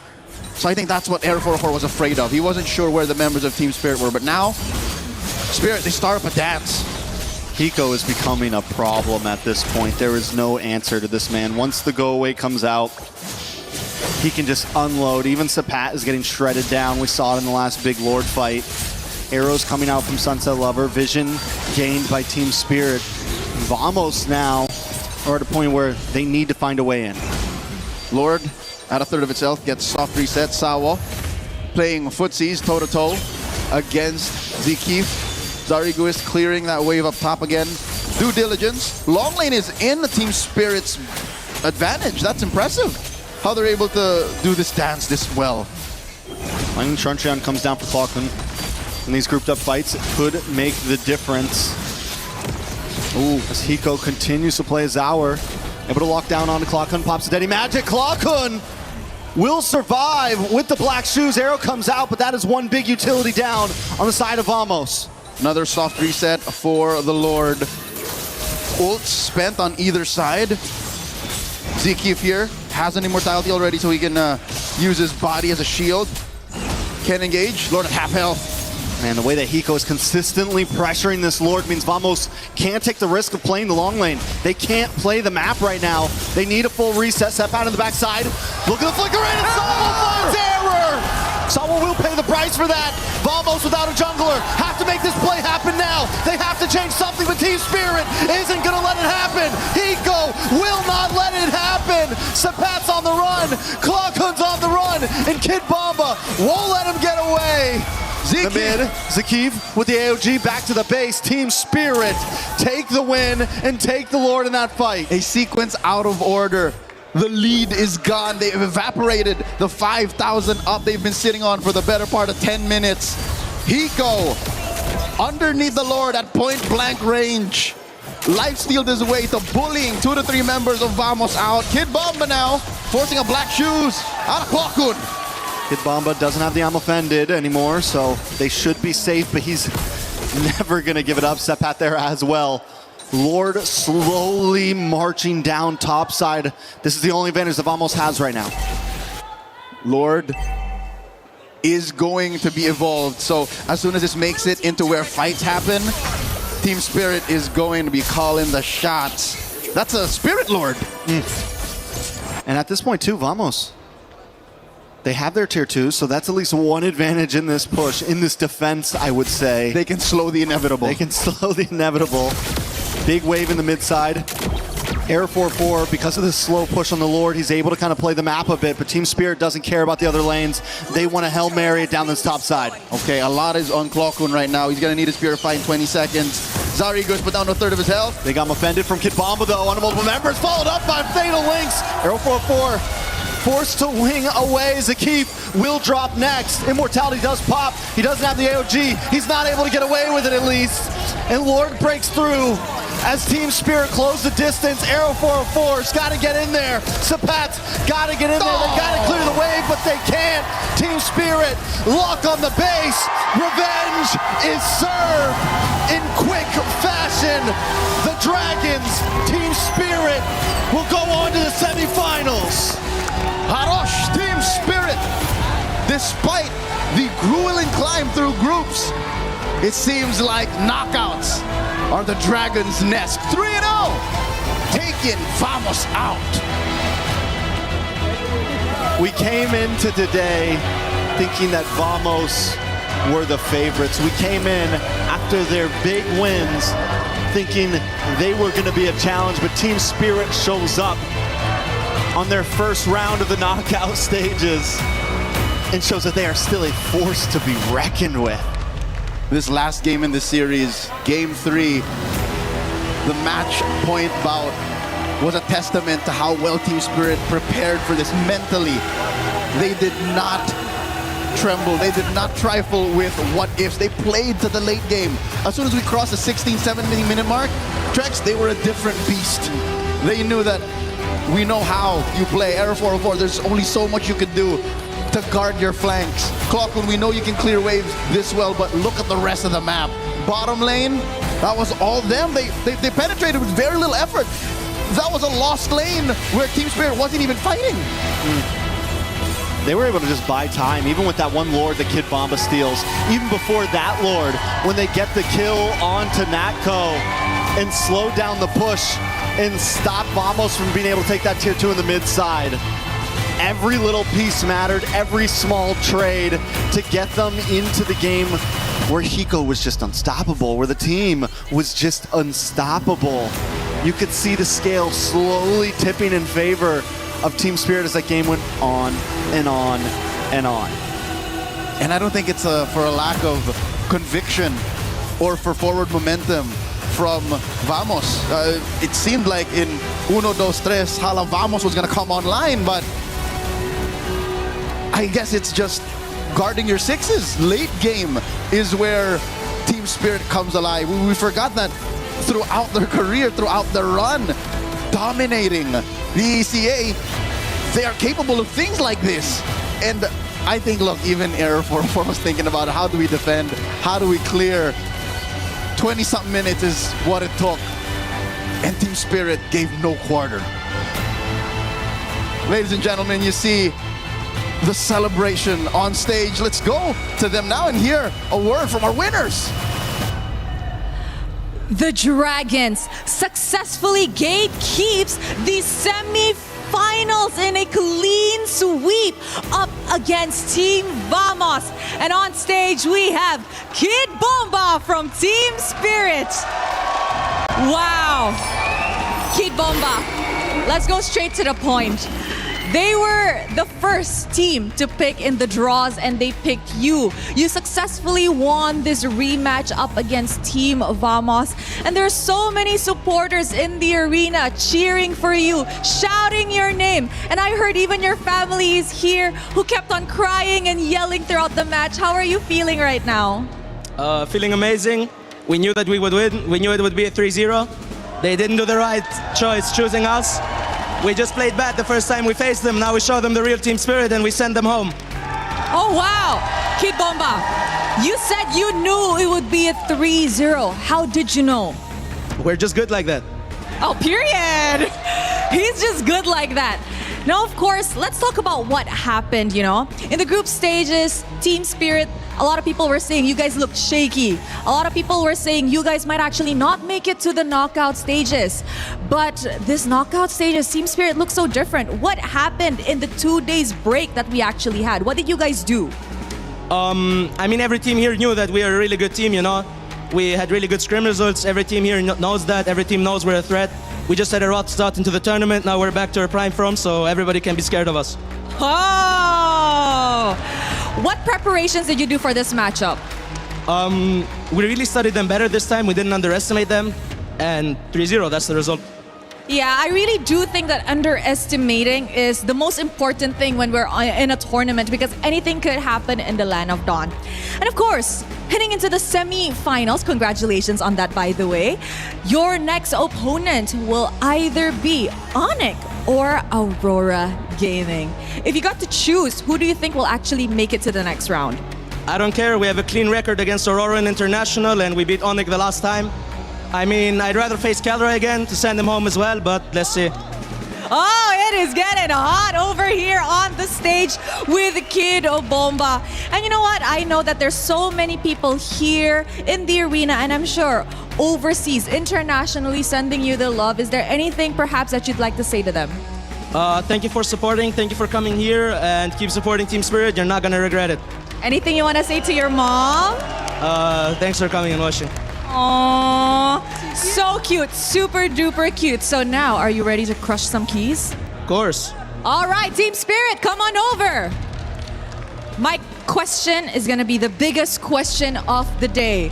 Who wants to crush Team Vamos' key? Oh, Hiko volunteered. All right, let's go. Hiko went for it and he said, me. All right, Hiko, you may head to the front, to the key crusher, and push on the lever. Yes, push on it. Push on it, Hiko. There you guys have it. Team Spirit officially eliminates Team Vamos in MSC at EWC 2026. They have destroyed the dreams of the Malaysians, but the Dragons continue their journey. With that, let us throw it back to the desk to break down this series.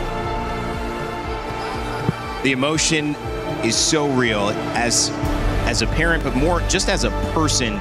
You can tell what it means to see the success from mother, sister to son, from region to EECA to organization, from the coach all the way down to the gold lane. And Hiko, it was Team Spirit all the way with a 3-0 victory to move on to the semifinals. $150,000 at least secured, maybe $200,000, and of course still fighting for that major prize pool, $1 million on the line at the end of things. What a journey, guys. Welcome back, Renmo, Mirko. after an amazing set. It was dominant again, but this sent a different message, I think, than yesterday's Yangon Galacticos one. Yeah, I think Team Spirit, this is a proclamation and an announcement. They're back. The Team Spirit that we expected to perform from the beginning of MSC. They had to rediscover themselves. They had to be honest with themselves. Even Kid Bomba said, we just knew we played bad up against Team Vamos when we faced them in the group stages. We've gotten better. We fixed that. They said they were confident it would be a 3-0, and they delivered. Yeah, it wasn't just the match against Vamos. It was also back-to-back matches after that, Guangzhou Gaming as well, where we saw that shakiness of Team Spirit. But it was through that hard run in the group stage where they learned, where they improved. And I think we are seeing a pattern right now, except for Yangon Galacticos, right? They're the only ones that went through undefeated in groups and then just popped off. Spirit, Falcons, adjusting, adapting, improving. All that through the losses, through the fact that they got reality checked early. And maybe that reality check is the reason that they were able to come into such confidence, such clarity about how they wanted to play this matchup. We said they were the gatekeepers, and that's true. The reason why is they kind of are the limit test for teams to get into the knockout stages. But what about them? Them holding out the gates, but not being able to turn and walk through themselves, often stopped by Malaysia, the Indonesian teams, the Filipino teams. And now all of a sudden, they have taken down the last hope for Malaysia. They have turned this into a story about EECA. And they brought some EECA trash talk as well, which was, as someone, you know, as outside of MLBB and loving being a part of it, it was kind of a welcome thing to see. Yeah, I mean, that's why we fell in love with Kid Bomba and the boys from back then. It was Deus Volt. Now with the banner of Team Spirit, of course, they love to bring that reality to the exchanges, to the social aspect of it all when it comes to esports. Yeah. I mean, for us in Southeast Asia, a Southeast Asian dominant game, we're not used to it. We're used to humility. We're used to being humble about it. Good Horrible, luck, have horrible, fun. horrible. All of that horrible. We want more of this. I want to see more of the Western teams start winning because I want to see some personality up on stage. Yes, and it's not a critique, it's a difference, and it's something I learned, but it's also something that when you have a stage like Paris, where the world is gathering, where Europe's gathering, you get to see these different voices that in MLBB maybe didn't have the loudest megaphone, so to speak, and now they're starting to speak up. Yeah, and not only talk, they walk the walk. Walk the walk. They deliver the how their personalities are. You can see it in game. Again, Spirit is back. How'd you like that matchup call out with Kelra? Send him home. Oh, dude, I mean... Send him home. I mean, Onyx got to win, but I mean, you know. We just love the personality. I mean, even for Lunar, right? Lunar, a little bit of a diss back at Kelra. You said you were going to get revenge the first time in group stage. Yeah, what happened? You didn't. I love it. I love how Spirit played this game, though. Again, we saw how dominant they could be, winning an early game, having plan A go smooth. But I think the real question mark for Spirit would be, what would happen if you were put into the same position as that group stage match against Vamos, against Guangzhou Gaming? What would happen if you lose out on plan A, right? They, through the group stage, have never really been able to stay composed like the previous Spirit iterations of rosters. This time, they showed exactly how good they can be with Sour Egoist. I love that Hiko already kind of teased it to us in the interview before the match. He's like, Donk. Hey, Donk won a major in his first international, in his first major with Spirit. Now, if Sour can do the same. Yeah.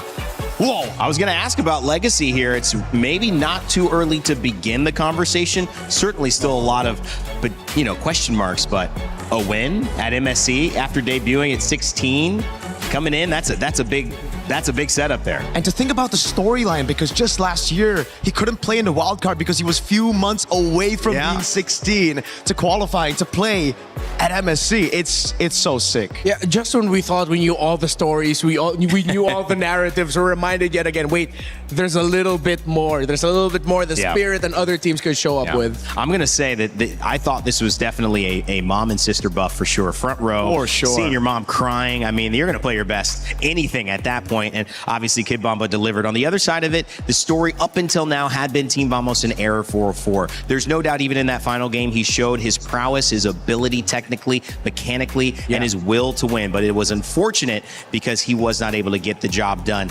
We have an exit interview with Error 404 to hear what he has to say. We are now backstage with Error 404. Error 404, how was everyone handling that loss? It was quite hard because we are expecting a win today because we beat them right in the group stage. So yeah, it's quite hard to take the loss. Is everyone handling it the same way? I'm not sure about them, but for me, yeah, because this is my first experience on the knockout stage in the international. So yeah, it's really hard. So I would try to take it as a lesson. Take it as a lesson. And despite everything, I think everyone is saying that you are a potential jungler that will go to many lengths in the future. Do you agree? Are you satisfied with your performance? I feel like I could do more, but I think I try my best. So yeah, for the next tournament, I think we'll do better, we'll improve more, and yeah, we'll promise a better result. I'm feeling a little bit of like overthinking on something. Is there something that's bothering you? Was it the last game that we saw? No, I just think that we made a lot of mistakes, like not like our usual gameplay, because we're normally very disciplined, but today I think everything went wrong. So yeah, I think it's just we lost because of our mistakes. You lost because of your mistakes. Did you feel like Team Spirit were a different team in this match? Did they study you too much, or? I think they're just the same. It's just they maximize our mistake and they know how to punish us. So yeah, they are the better team today. So what happened? Was it your preparation, or was it the adrenaline that was happening on stage? I think it's just the consistency of us. Like, we're not really consistent, so that's a thing to fix. Okay, so in coming future, you're gonna take that lesson with you. Yeah. Error 404, what's next for you? We'll just try to win another tournament, and for MPL, we'll do our best also, and we'll come back stronger. You did amazing. Thank you so much for your participation here. Thank you. Is there any final words that you want to say to your audience, your viewers? To all the Malaysian fans, we're really sorry about the loss, and we felt we could do better, but I think we tried our best to reach here, and I don't think anybody expected us to be this far, so thank you for your support, and see you next time. Thank you Come so back much. stronger, vamos. Thank you so much for this. We're going to throw it over back to you guys. I mean, we might have to stop calling them exit interviews, start calling them therapy sessions at this point if Eterna asks any more questions when somebody is that down, because they're processing. It's like grief processing right there. No doubt about it. Great interview. Again, consistency, took advantage of the mistakes. Team Spirit take the win 3-0 over Team Vamos, and that was Error 404's reasoning as to why. A lot to be discovered. Coming up, it's Aurora Gaming and Onyx, the big match of the day. I know many people online, many people in the building have been looking towards what many consider the new final boss here in Aurora Gaming. Gonna have a chance to prove it. Before we go, guys, I know we're switching off the panel, so just any final words before we switch off. Renmar, Rico. Congratulations to Spirit, and I'm excited to see Aurora and Onyx, because Spirit is saying that they're ready for both of you. So let's see if they can put their money where their mouth is. Yeah, I'm happy for Spirit. My goats are out, so at this point, I'm just enjoying the show, bro. I'm just enjoying the ride. All right, they're settled in. It's been a great panel with them. We've got more coming up as well. On the flip side of this, we're going to hear about all those teams, Aurora and Onyx. But for you, if you think you know who's going to win, make sure to get your pick'ems in. That's right. Earn your share of $300,000. Pick who you think is going to get the victory. I believe it was Team Spirit who actually had the lead in this one for the majority. So you guys are right. Will you be right about Onyx? Will you be right about Aurora Gaming? We'll find out after this break. And pay attention, because we've got Renmar's confessions. It's your turn, buddy. Oh no! Have fun, bro. Play is in our DNA. Whenever we let it out, it becomes our superpower. Now imagine an entire city being built to supercharge it. Kadir City, powered by Play.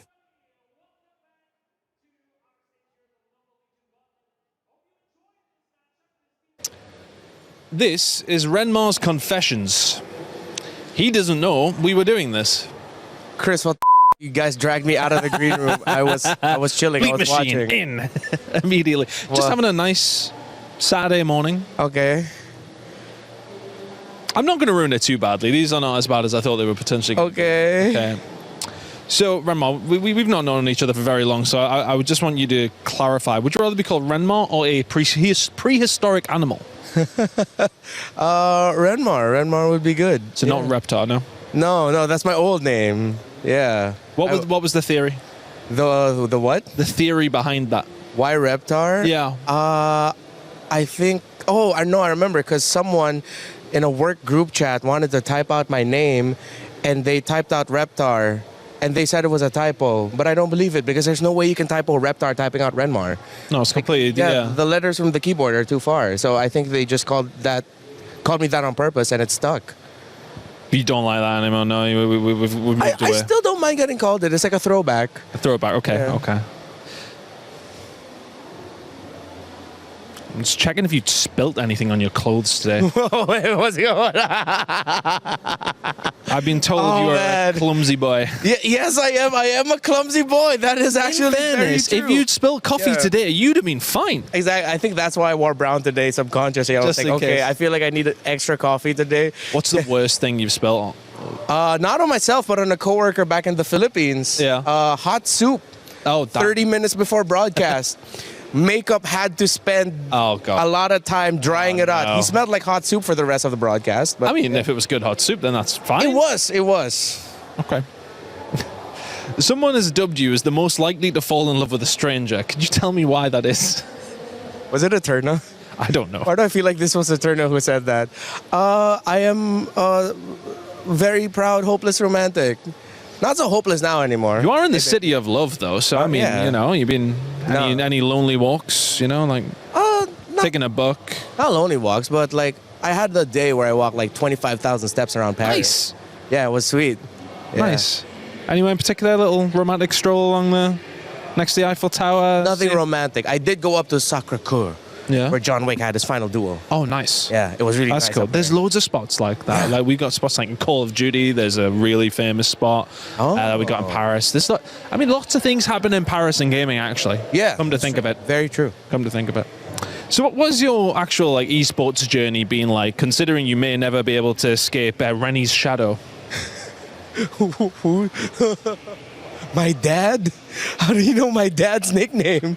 What is going on? Hey!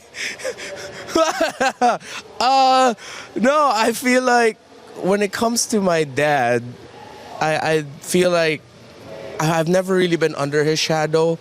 He was a lot of guidance from him, considering that he's also... It's useful. Yeah, he also worked in radio, so... He just gave me some general tips at the start, but at the beginning he was like, he didn't understand what I was doing. At least he didn't like get you the job, and everyone was like, this guy's just got the job because of that. Yeah, That's a good thing. Like, not at all. When I told him, it's like, Dad, just imagine I do what you do, except it's not delivering the news, it's talking over video games as a sport. That's when he was like, oh, okay, I kind of understand it. You're behind a mic, I get it. That must make it really cool, though, to have that, like, to have that guidance, that kind of thing. Because my dad just worked in a factory, so he was. My dad still doesn't know what I do. Still He's like, doesn't, like, you working for yeah. Call of Duty? No, Dad, I'm doing other things. Doesn't get it. So at least your dad knows. Yeah. Anyway. I think it's a basis of just like broadcast. So Yeah. Okay, that has been Renmar's Confessions. I'm going to actually ask for harsher questions last time. You're fine. Please don't. Don't worry. I'm good. A lot of people are haunted by their past. I'm inspired by it. They're not just playing for themselves, they're really playing for their entire family. They have defeated their demons. They have crushed the curse.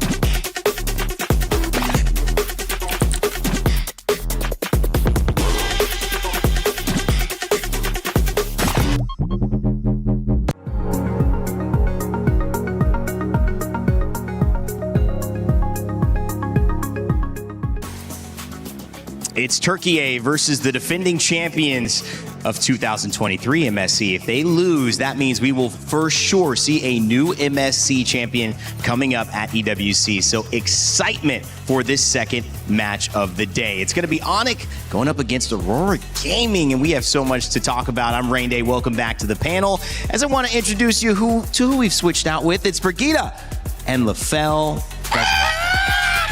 and it's starting exactly how I would have thought. At least you're not quacking today, Brigitte. How are you? Not yet. That That's actually true. Not yet. Who knows what kind of sounds we'll be making? I mean, like, here's the thing. Rain Day, you probably didn't notice, but me and Brigitte, we're more calm today. Yeah, Our you're energy relaxed. is a bit lower. Uh-huh. We're just having a vibe, subdued. right, Brig? Yeah, we have to. I'm worried. Guys, I'm actually afraid of what this panel is going to look like. At this point, we have to get into the Crunchyroll story of the day, which is an important one because we look at Aurora and we have seen Final Boss go down again and again and again. So maybe you don't want to get labeled the Final Boss because we've seen so many favorites fall from SRG to Team Liquid PH, but is Aurora Gaming the new Final Boss? Greg, I'll start with you. I'm not sure how Midnight feels about us labeling them as... I stole one of Knock on wood, right? Okay. I stole one of your cards, but it should be okay. Hey, I don't think that's fine. But yeah, I don't think anyone at this point wants to be labeled the final boss considering what has been the outcomes of whoever gets labeled the final boss in the past 2 international tournaments. I mean, like, you can't spell Aurora with a rah, am I right? Ooh. I mean, like, here's the thing. Or with that aura. Not only do they win, but they win convincingly, right? So I think Onyx is like the greatest team ever, and I think they're gonna win this hands down 3-0. Like, no contest? Brig, you want to answer? I'm not sure how serious this is about this because I am expecting this to be a really close one. So is everybody else. You always say that. I think Indonesia. Hey, this is... come on. I know, this is funny because both of these teams have come in with different approaches to it. Onyx representing Indonesia, one of the top 3 regions in MLBB's history. We also see Europe having its moment. And this is specifically a moment that Turkey is having. Istanbul is where the M Series will be held later this year. And one of the amazing things about that is that Aurora Gaming from Turkey have a chance to not only set themselves up for a win there, but a win here leading into it if they continue to be on top of the meta. And that's why this is such a dangerous team, Break. They have so much to play for. They've got such a great story, but also no one's been able to really figure them out yet. Yeah, and I feel like that is why they are going to be considered, if not like the final boss, the team or one of the teams to beat really here, at least in MSC. Just because of the fact that even for the teams you expected to come in the strongest have not really lived up to expectations. And yes, they may have transitioned from being once underdogs to now actual contenders, but the way that they've really introduced themselves and maintained that kind of domination in every single series that they've been through here in MSC really is a statement for them. I feel like they've had more dominant runs than any other team we've seen so far. Rain Day, let me just say, I am ready to just throw away the script. Wow. This time, I'm so ready for a non-Southeast Asian team to become a champion. Right? Right? Why is that coming from us, though? Yeah, no, you were the one that says, I don't want any Southeast Asian teams to become champion. That's what you said. Did I say that? Yeah. Now that Malaysia's out, you seem like you're pretty okay with letting that go. No, this is all the pent-up aggression that I've had. Like, even since morning, Brig has been messing with me. And she just kept on doing that. Well, I think it's going to continue, and we'll see if LaFell actually picks up that note card and you see it in his hands later on, because there's a lot of stuff written on there, and if he really leaves it, I'm excited to see how that goes. But let's mention Aurora Gaming, because this is a team that has shocked the world. Maybe they had it in them all the time, but coming into this tournament, there were other teams that we had our eyes on, from Lunar to TNZ, Rosa, Pagu, and Siggy Boom, who I felt started this tournament with a bang and continues to try to be dominant. It's interesting to see if Aurora will be able to keep surprising their opponents. We had a chance to catch up with TNZ, their jungler, before this.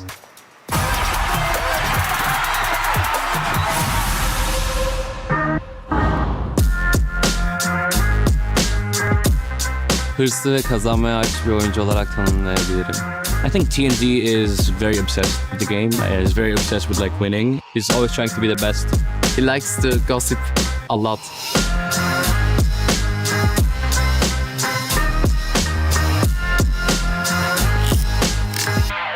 Yani ailemin dediğine göre 2 yaşımda bilgisayardan Spider-Man oynuyordum. Ben biraz böyle Spider-Man hayranı olduğum için 6. sınıfta ya da 7. sınıfta ortaokulda bir arkadaşımın önerisiyle başladım. Orada bir tane karakter vardı, yani Spider-Man'e benzediği için sırf. Yani çocukken çok heveslendim, öyle başladım, oynamaya devam ettim.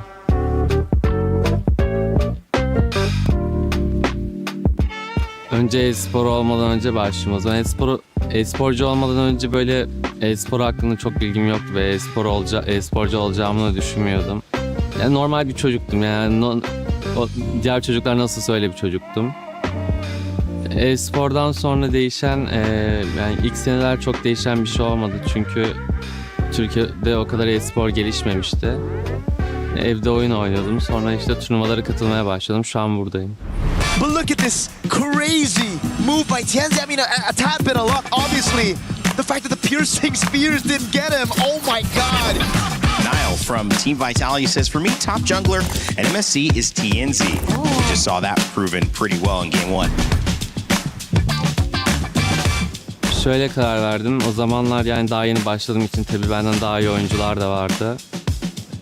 Oyunu bilmiyordum. Kenzie is different in a way that he's always trying to win, like no matter the result, right? The Turkish region wasn't always so good, right? Like how it's right now. And even though he kept like pushing, trying to improve, going to every single tournament, maybe the results weren't perfect, but over time it's becoming better, right? And I think everyone can see it. One of the most ambitious player I have seen in my life. The one thing I like about TNZ is that he will listen. If what you're saying makes sense, he will listen to you, and he will try his best to understand and also like accommodate changes that needed to be done for the team. I think he's reached that version that he wants to be, you know, like he wants to be a very good jungler. Now everyone knows that he's an exceptional jungler. In the current meta, I think micro-wise, TNZ is the most skilled jungler there is right now. Gonna be next, chopped off, taken out, and Sanford falls as well. A double kill into the hands of TNZ. It's Aurora Gaming advancing to the knockouts. What a story. Onyx, they're gonna have to work through it. Kişilik olarak çok değişmedim yani. Kişilik olarak değişmediğim için buralardayım bence. Yani dediğim gibi baştan beri nasılsam şu anda öyleyim. He's a fun kid. Like honestly, I believe he's a good kid at heart. He just doesn't know it yet. Playing with TNZ, we're trying to be very perfectionist. We're trying to fix every small detail, trying to improve as much as we can, trying to be basically the strongest. Bu turnuvada birinci olmak istiyorum ben. Bunda başaracağımıza inanıyorum takımla birlikte. Bu kadar.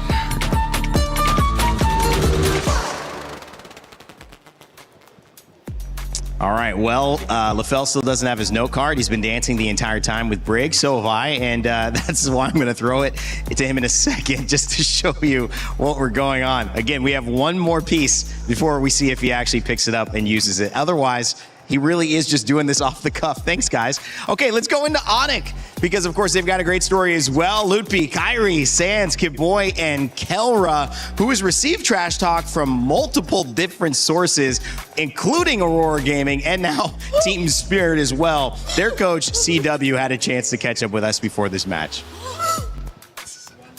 It's Erna here, and now we are with CW, Onyx coach. CW, we haven't heard from you just yet. How are you feeling? Pretty good. Pretty good. Yeah. What about confident? Are you confident? Very confident. Very confident. See, that's a mentality that we want coming into this elimination match. But speaking of mentality, there have been a lot of discussions out there, especially some podcasts that have discussed a lot of Indonesian teams. And I think when it comes down to, micro, macro mechanics, everything is like on par with the rest of the world. But sometimes mentality plays a huge factor. CW, do you think that Onyx has been struggling with mentality problems?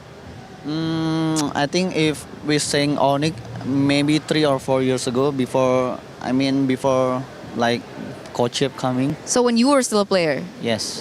Okay. Yeah. And now it's better? It's better because I think Coach Chip taught us many like confident factor that we have to bring in the competition. So Coach Yeb has taught you guys a lot about mentality. Yes. So how do you, though, as a coach, handle that now? Like, is it still Coach Yeb, or are you now, taking that role on? Yeah. Probably, Coach Yeb is like my mentor, right? So I ask him a lot. Oh, you ask him a lot? Yeah. Is it pressure for you, stepping into that position? No, of course, before I was a player, right? Yeah. Right now, I will have a different learning into the coaches. So that's what I bring here. It's a different journey for CW here. And speaking of journey as well, ups and downs for Onyx this MSC. What's been the big struggle? What's been the obstacle for Onyx? I think many people would see this meta is like, it's like, you know, one day it's Eudora is good, the next day Eudora is bad, and the next day when you pick like something like Ling, it's work, but another day it's bad. Like it's a unique. I think it's a unique patch. In this Do you kind think, of, is it because people just haven't really figured out the meta yet? I mean, it's like who bring the most confidence with their strat in this meta. So you can play anything. Anything. Anything. So there's no priority heroes in different roles right now? Of course, there's some like priority hero, but if it doesn't suit the team, I think it's not working. Okay, so that's the struggle that Onyx has been facing right now. No, I mean before knockout. Oh, before or the knockout. So now everything's okay? Yes. Yes! We settled it. You settled it. Yes. 0 to 10 confidence level, coach. 9.9. 9.9, that's so high. Because 10 is like, it's perfect score. It's perfect. And there's no one perfect in this world.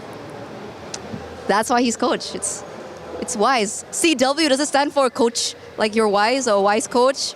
Coach wise? Coach wise. But speaking of, being wise and all that, were you surprised that Vitality got knocked out?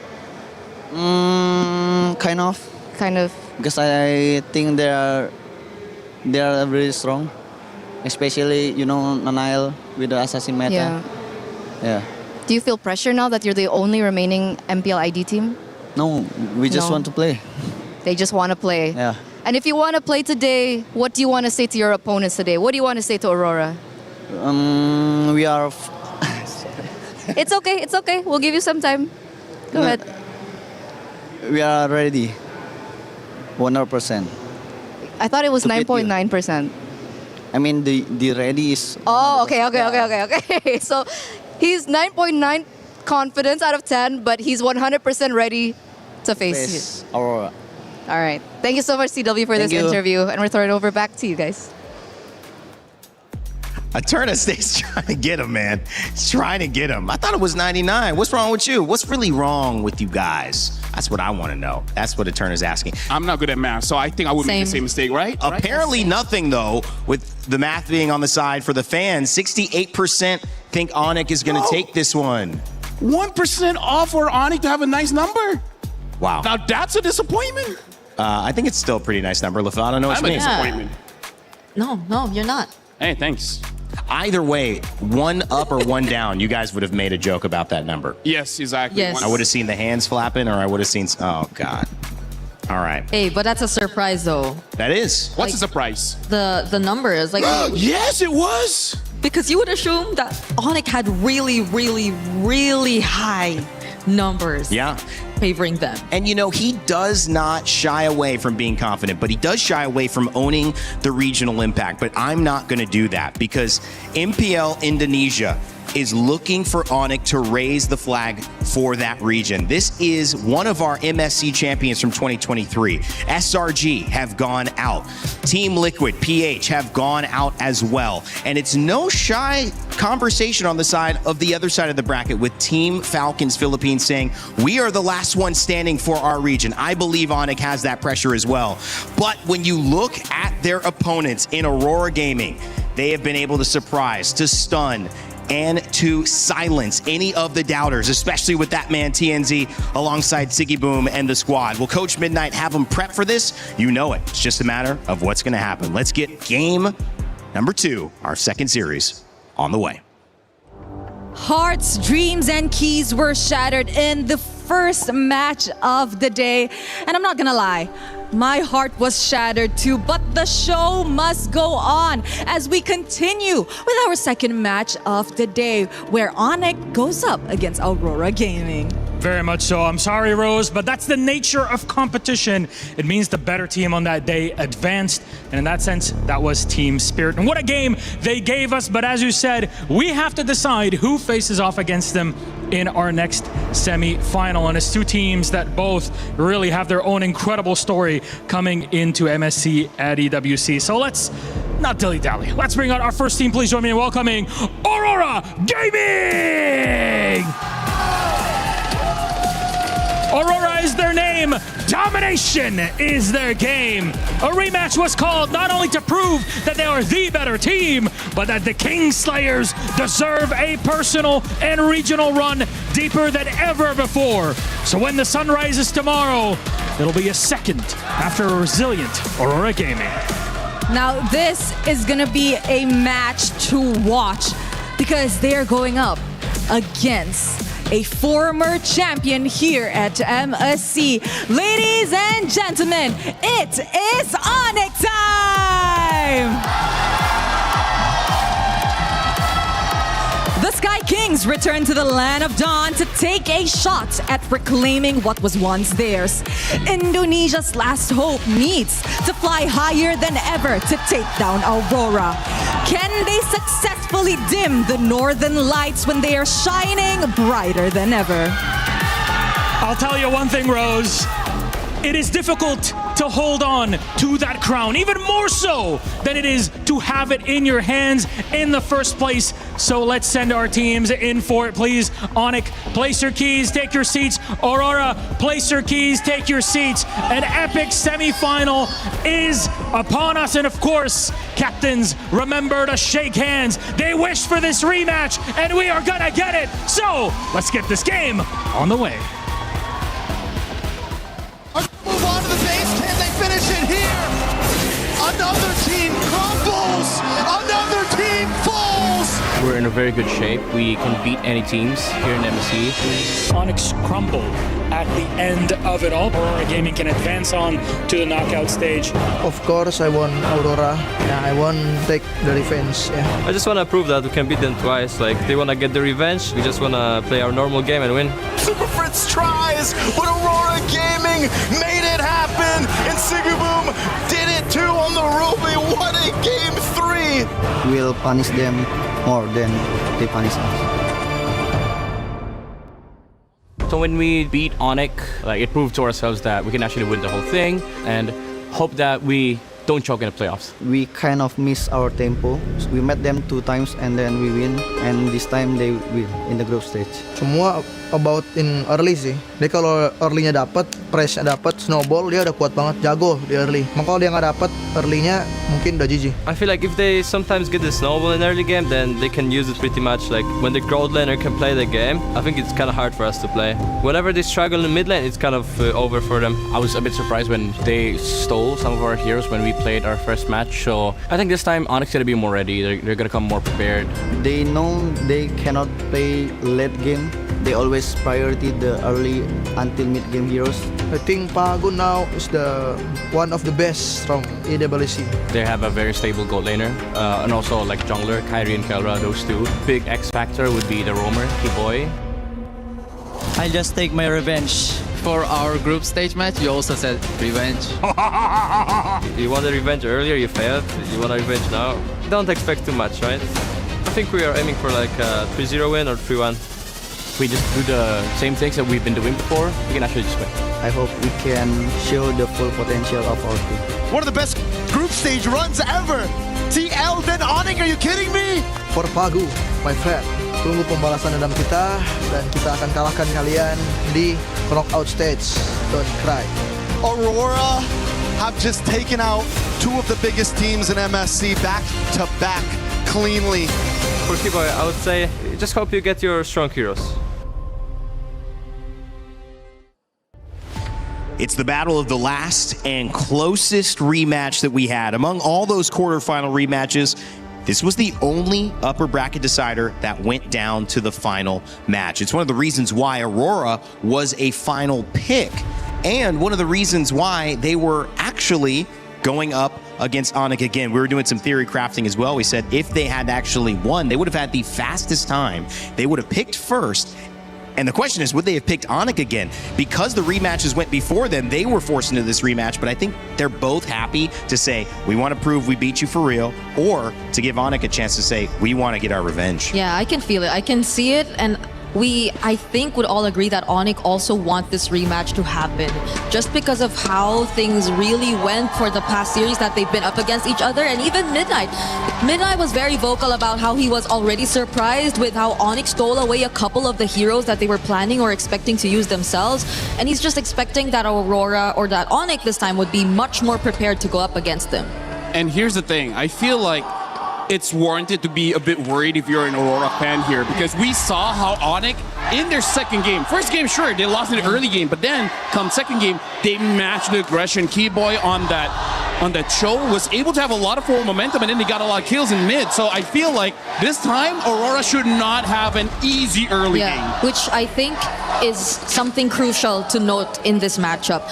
It was mentioned that, at least for Aurora, they've observed that Onyx, everything crumbles, especially when things go wrong in their mid. But Onyx acknowledged that Aurora probably also doesn't want to play for late game. Yeah. So the drafting might be something that will reflect that, and whether or not they've already adjusted to these things that are probably a bit lacking from their playstyle. I mean, here's the thing. If you want that to happen, you kind of have to take down Sigibum. But here's the thing. I don't see Sigibum losing any of his lanes. So, I don't know. So far, Aurora, in terms of marksman, they only use the Melissa. Yeah. I don't know if they have anything else. I think that's another thing to take note of, because I think a lot of question has been put onto Onyx and their gold lane. Yes, he is indeed acknowledged as one of the most stable gold laners there is out there, but we're yet to see how stable he is when you're forced to put him on a fighter gold lane. On the other hand, though, Sigibum has been nothing less than stable, has been nothing less than consistent in terms of the gold lane, regardless of whatever hero you decide to put him on. Speaking of the gold lane, Kelra, he's had 7 different heroes that he's played over the course of 7 different games. Hero pool is one thing, but effectiveness is another. And that gold lane matchup is going to come down to if they can figure out a way to get him flying. And on the other side of it, make sure that he has a chance to get to late game. The Selena was one of those conversations in mid, so was the Rafaela. The Selena banned early from Onyx. They're already taking away one of the plays. And I'm really liking that because you gotta respect Rosa on the Selena. Unless you yourself want to pick up it on the second phase. But now Aurora, they kind of equalize the whole ground. They ban out that Eudora. I feel like for Onyx, they gotta open up the draft a little bit. But if you want to ban anything, I feel like Hirara would be a solid ban. But instead, they banned the Fanny. And yeah, that's the thing. If you ban out the Aurora, it shows your intention that you do want to have an assassin. And you being on first pick gives you the Hirara. Yeah, they'll get their hands on that finally this time. But for Onyx on the other side, I would immediately assume or think of a Belleric, but this is Onyx, this is Keyboy. He was mentioned to be the X factor here for Onyx, but they still decide to pick it up. It's gonna be a safe option. Here's the thing, Aurora, they first picked this Hirara. I remember before, it's a hyper Hirara where first item is gonna be that Sky Piercer and then basically all utility, including that Rafaela in the mid. This could be interesting there. Aurora setting up for the opportunity to go an interesting mid. Valentina picked up as well, can copy the ultimate of a big roam or somebody who has a big impact on team fights. So warding away certain picks, still, things like the Uranus available. I feel like Aurora should pick up the Paquito because that opens up a double fighter composition. The Paquito is actually still open. Yes, a flex that they can eventually put onto Sigibum. Yeah. I agree. But aside from the Paquito... I mean, like, even Barat's Paquito is already pretty strong. So they pick up the Barats here. And they pick up the Cho instead. And again, I feel like this is just them showing that they just want a lot of early game here. And do they want to take it away from Keyboy, who had a really good performance as well? Yeah, they gotta be very careful about their jungler here. There's just so much setup potential. And it's very specific. It's a lockdown type of composition from Aurora. We haven't seen the Ling, and hearing from scrims, it looks like Ling has really fallen off. So, I don't know. The other junglers, Nolan is still pretty good. If you want to go for utility, which I guess you kind of can, but... Or the Harley. I think the Harley would also be okay-ish. Yeah, there it is. Go for the Harley. I think this is better. Because if they went utility, it's still not going to have a great time. Yep. Even the Akai is just going to get chomped by the Barats. And any other assassin, because I think Kyrie's only used 3. Yeah. So now in terms of the ban here, I feel like for Aurora, just ban... I think betting on a Paquito already helps you out quite a lot here because I feel like for Onyx, one of their win conditions is to force Aurora on a traditional marksman, giving much more value for this Harley. And the Belleric. There's a lot of marksmen that Keller can actually still pick up if they really want to go for Shred. Because here's the thing, Aurora, I think what's smart about them is that they have this choke. Meaning that true. they can use something like a carry, right? Like having a choke really opens up quite a lot in draft. You're in a span down from Aurora. And the Rafa. Yeah. But it's Onyx picking next after this phase. So Fun fact, Uranus and Rafa, they have a relationship together. Do they really? Yeah. In the Land of Dawn? Yeah. Are you like lying? Uranus is fond of her for some reason. Yeah. Brigitte can't believe it. yeah, I mean, Just play the hero. You're spilling the tea. Yeah. Spilling the tea. I mean, Did they want that coming out at MSC or trying to keep that on the down low? Well, It's out now. everyone knows, yeah. It's out now. Nolan also abandoned his daughter, Okay. Nolan and wait, who's his relative?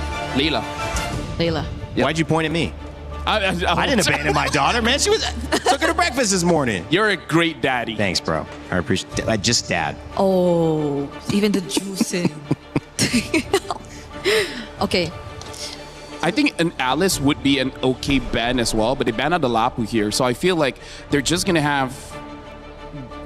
It looks like they might go for a traditional marksman.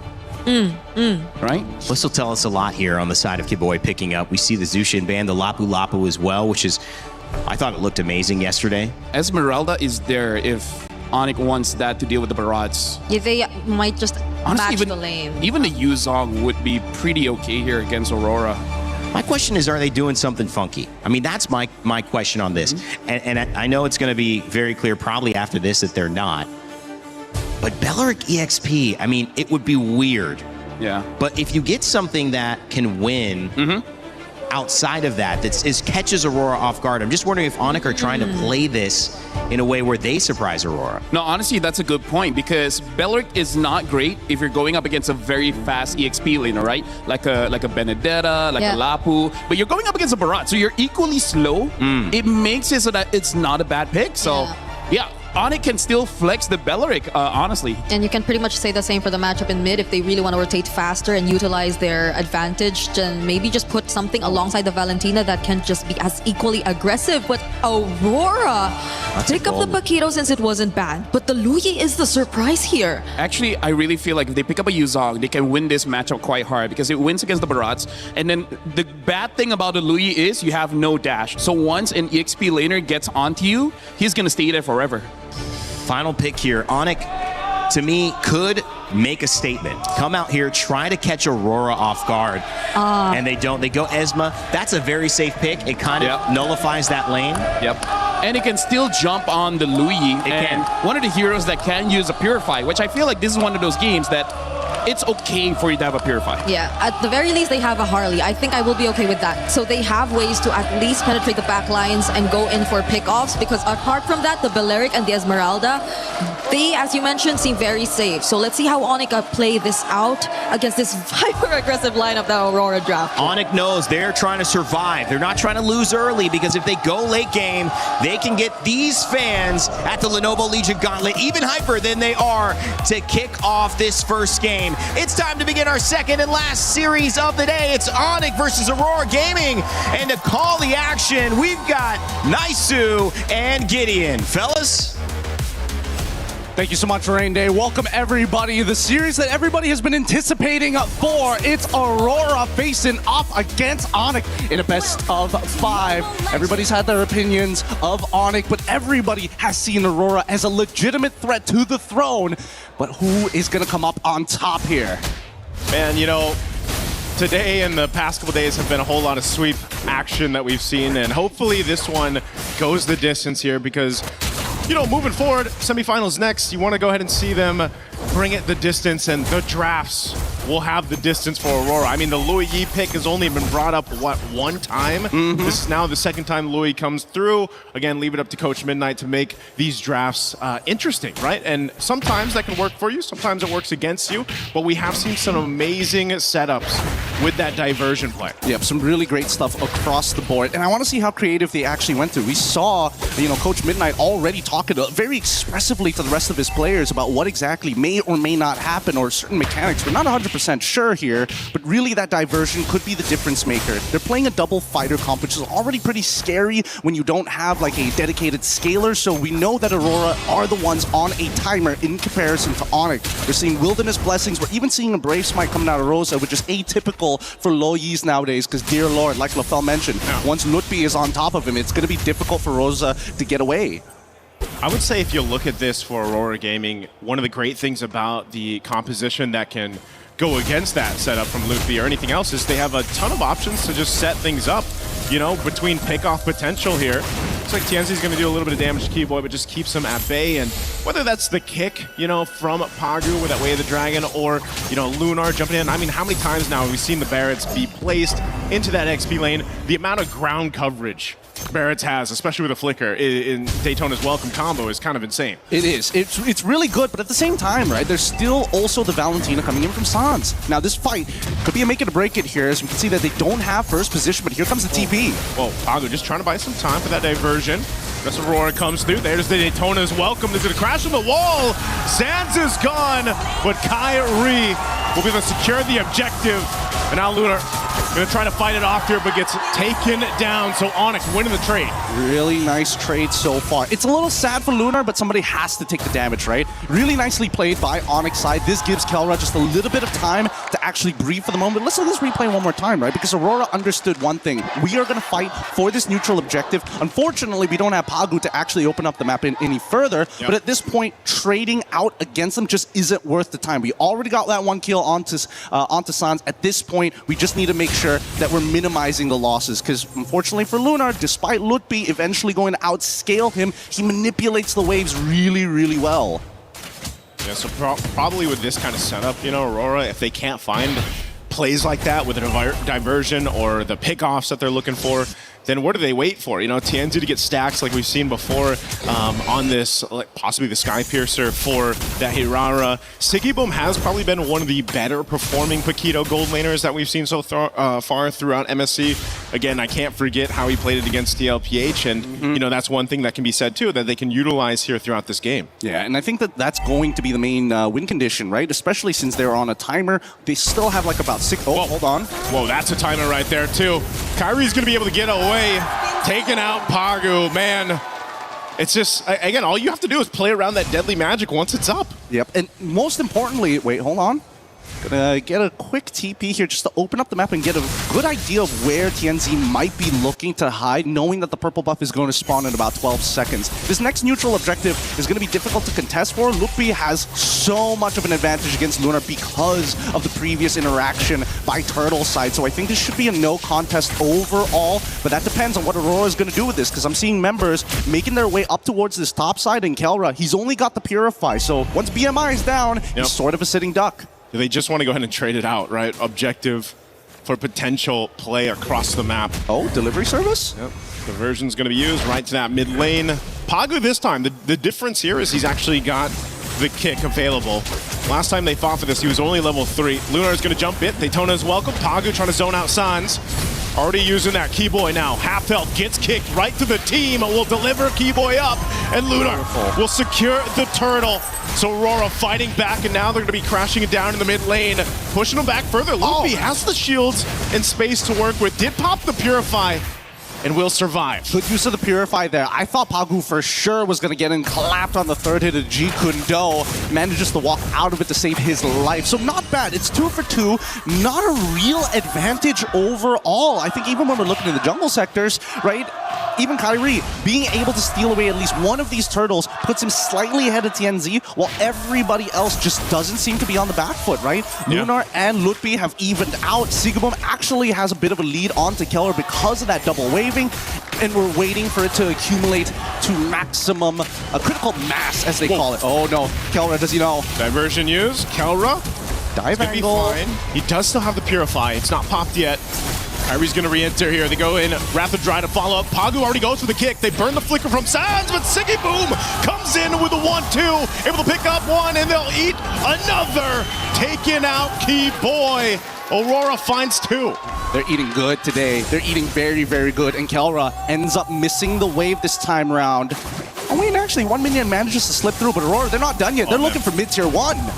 Yep, and Kyrie had to back off of this. So then Luffy just left to his own devices will get taken out, dissected from the team. Man, you can tell the difference between a good Barretts and a bad Barretts, how they flickered their Detona's welcome, but the usage of the rocket jets to predict, hey, if you purify, if you flicker, this is the angle you're going to be in, and I can knock you right back into the fight, making these chases so much harder to leave. That's right. Yep. That's my king.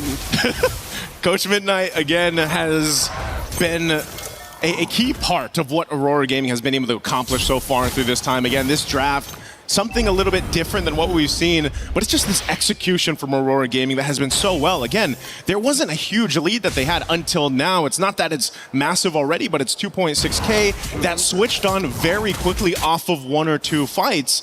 And so now Onyx playing on the back foot, they've got to be able to readjust this. This third turtle's coming up here. We'll see if they actually want to go ahead and approach this or just wait. Already half health on this turtle. Again, Daytona's welcome. Pagu looking for that follow-up. Raptor Triumph! There's so much damage in that central point. Siggy Boom won't be able to follow through the flicker, but there it is. TNZ will. A stack secured.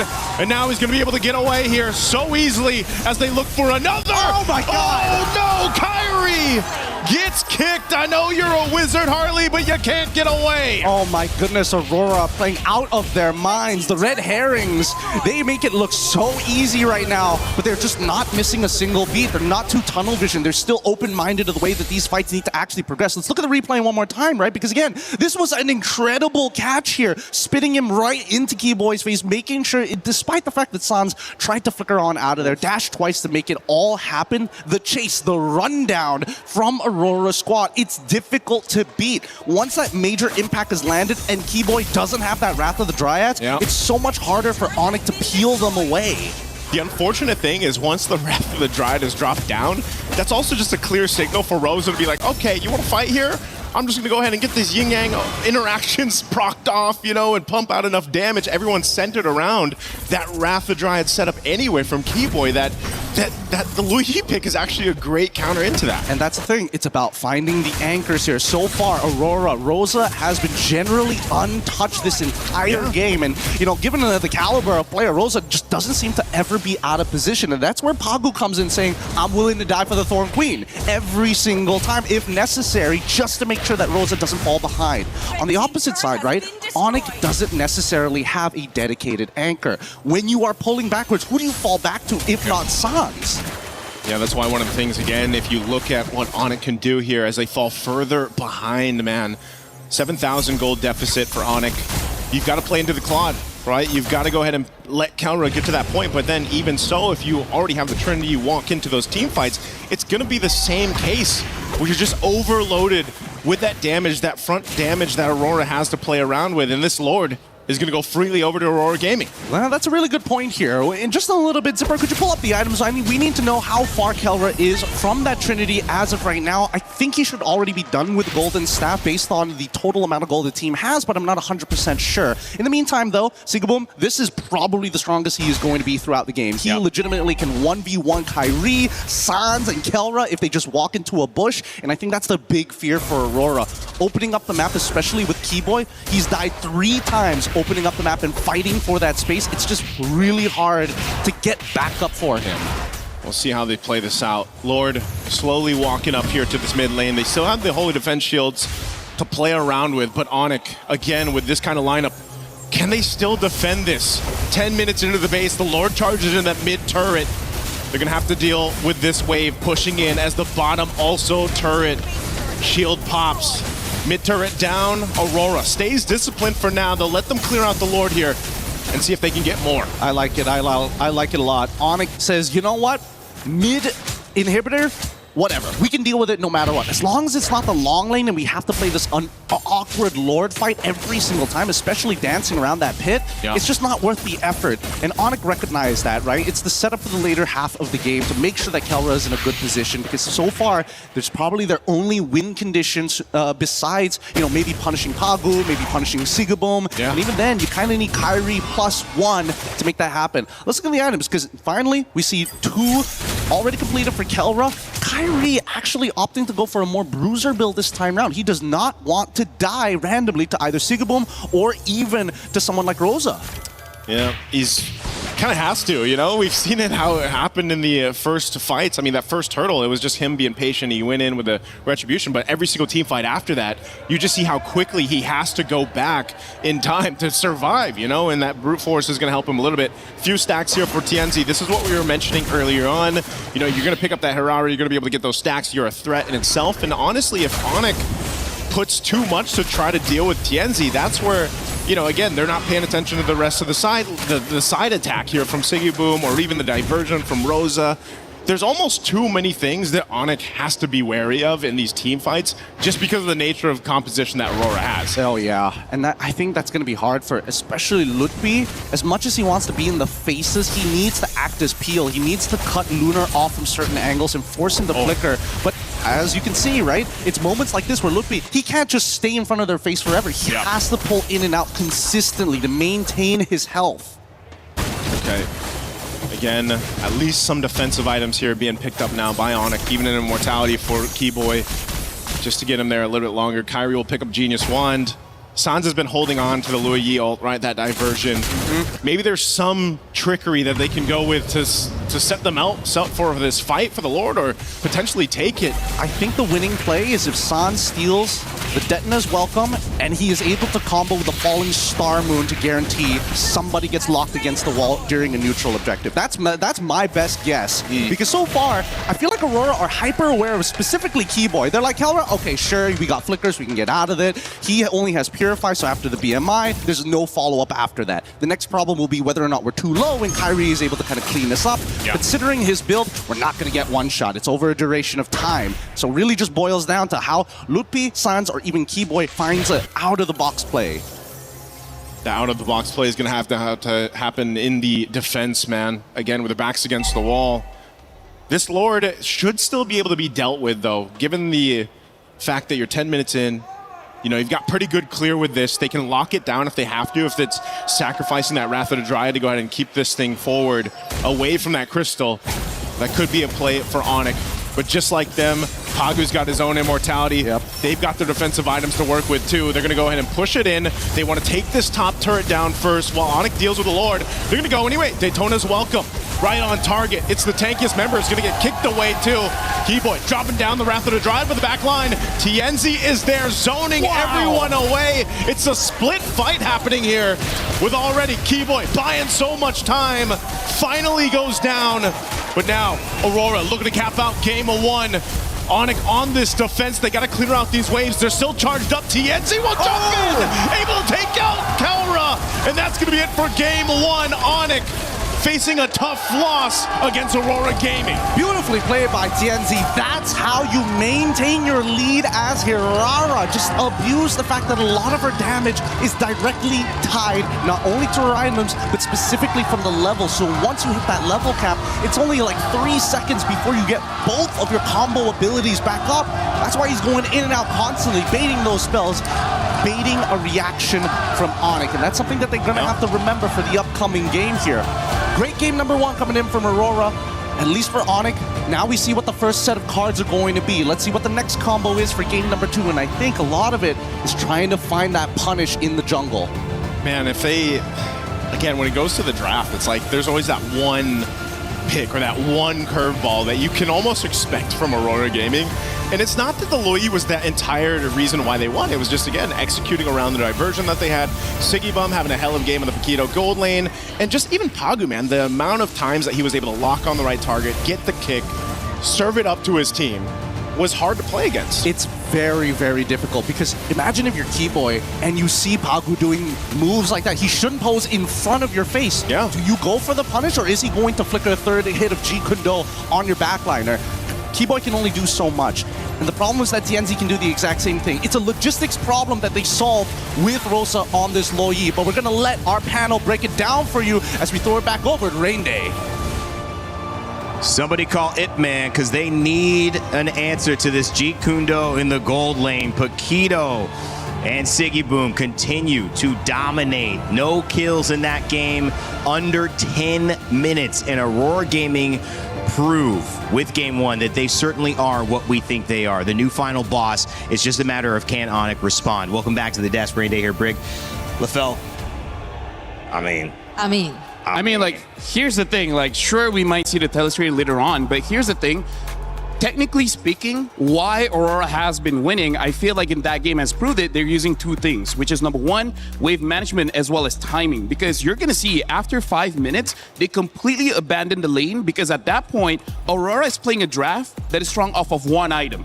Right? You're going up like a Claw, a Hive that you need 3. They're like, no, we just need 1, and then we're going to end the game before you get a chance to build your items. I gotta say, the fact that the Paquito was left open up until the second phase, the very last moments of the draft, and the fact that Onyx 2 have revealed what kind of carries they were planning to go for in the first phase, namely the Harley and both the Claude, especially the Claude. I feel like it has always been a case of Aurora taking advantage of these kinds of scenarios and then revealing that Sigibum was eventually going to get a hold of the Paquito.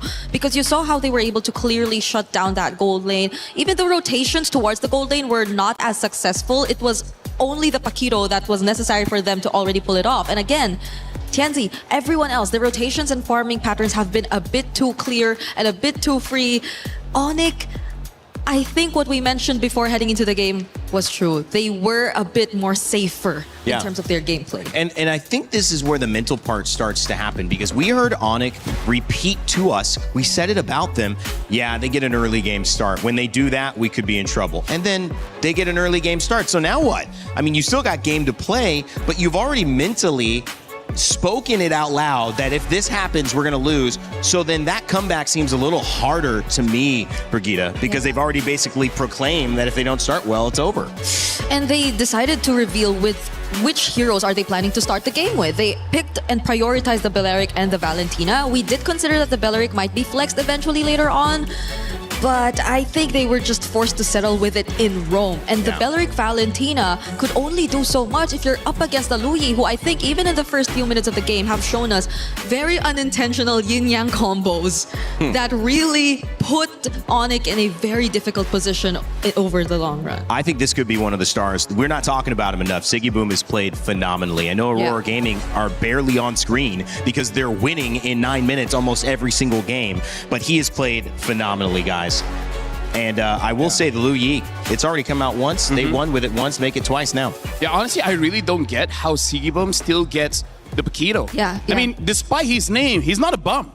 He knows how to play that hero. Right? Yeah.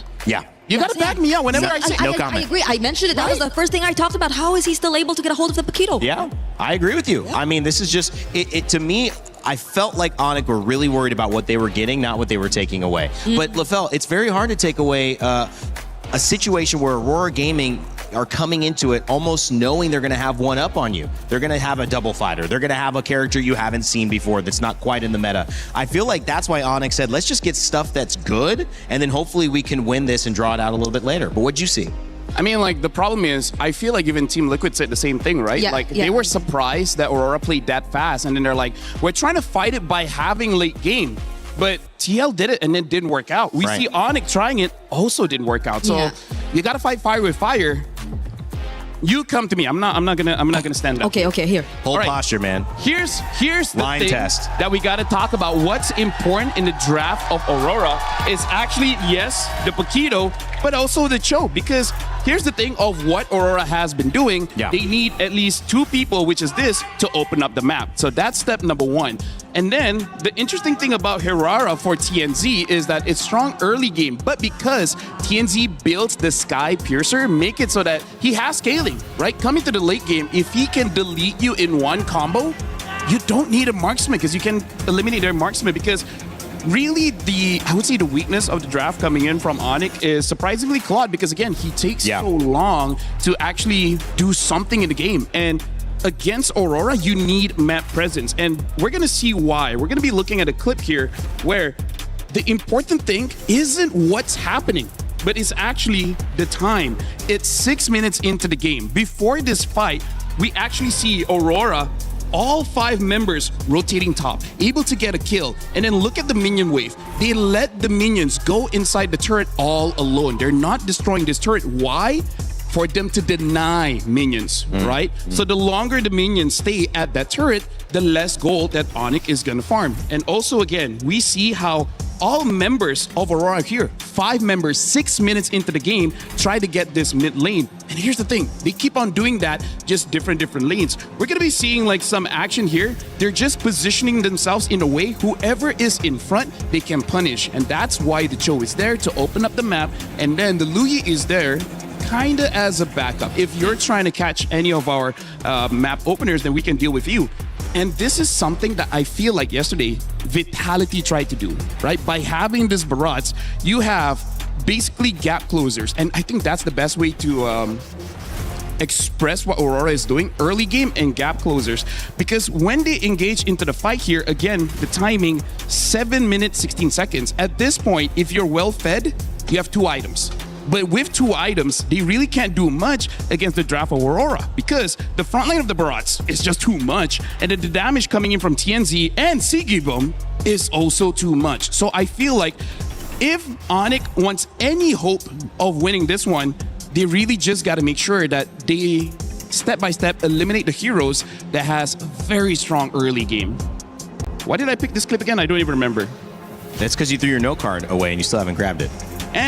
Don't need it. But yeah, honestly, that's the important thing is that you have to realize Aurora, they're gonna spend the first 5 minutes just torturing you in lane. Yeah. Afterwards, they're gonna get out of lane and then they're gonna move as 5 and grab as much objective as they can. And by the time you try to fight back, guess what, buddy? You're not strong enough. Yeah, I agree. You really can't play slow against this team. It's something that's proven time and time again, every single series that they've played. And I can't help but go back to the point which he brought up earlier because it's very similar to how TL ended up losing against them too, I agree. And it's also reflected in the picks. It's all reflected in the matchups. And I think that plays a crucial role, right? Yeah. The fact that they really went for the Claude, revealed it earlier, and even the mid duo. So it's like you've already shown Aurora how the rotations are probably going to look like, the pacing you're probably going to play with, and who you're playing for.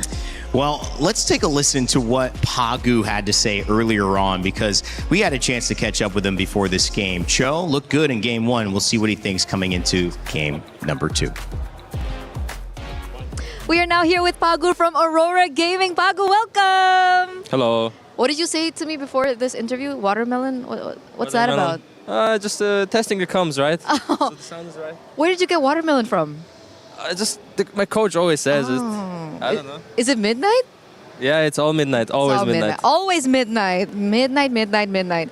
But, you know, going into this match, I think a lot of people are talking about your jungler. Tianzi has been popping off. I think people are saying that he's number 1 in the jungle position. But as a roamer, how do you support a jungler like that? So, in this meta, because it's majority assassin jungler, right? So it's important that he's being protected and he can farm safely, right? So you have to provide him vision. You need to protect his Grim camps always. So, and the blue buff majority of the games, right? So yeah, you just need to protect him at all costs, even with your life. Okay, protect him at all costs. And what happens if you fail to do that? What does Tianzi do? If I fail to do that, the game gets harder, first of all. And second of all, we have to be more aggressive to regain the green camps from enemy side. Does he get angry? In some situations. I mean, if it's our mistake, but sometimes it's normal. Just keep up the good mindset, right? The game is not done. So how do you, keep him calm and nice and so on and so forth? Is there something that's special that you do, or you just have to protect the green camps? If there's a mistake, we try not to repeat it so it doesn't happen again. Yeah, just learn from mistakes, basically. Learn from the mistakes. We really like that. We really, really do. Is there something that we don't know about Tianzi, maybe? So yeah, as you said earlier, when there's no green camps, he might make sure that next time the green camps are there. Okay, so still about the green camps. Tianzi and his green camps. There's something about that relationship, but that's really good insight. Thank you so much. And we're also really curious about the rest of your team. Like, what's your team like? Because I feel like in interviews, you guys are very stoic. So who's more emotion? Like, where's the emotion come from usually from your team? Is there a certain player that's a little bit more emotive? When we're talking about hype, I would say Lunar is the most one. In games, when he gets the energy boost, right, if everything is working out in games.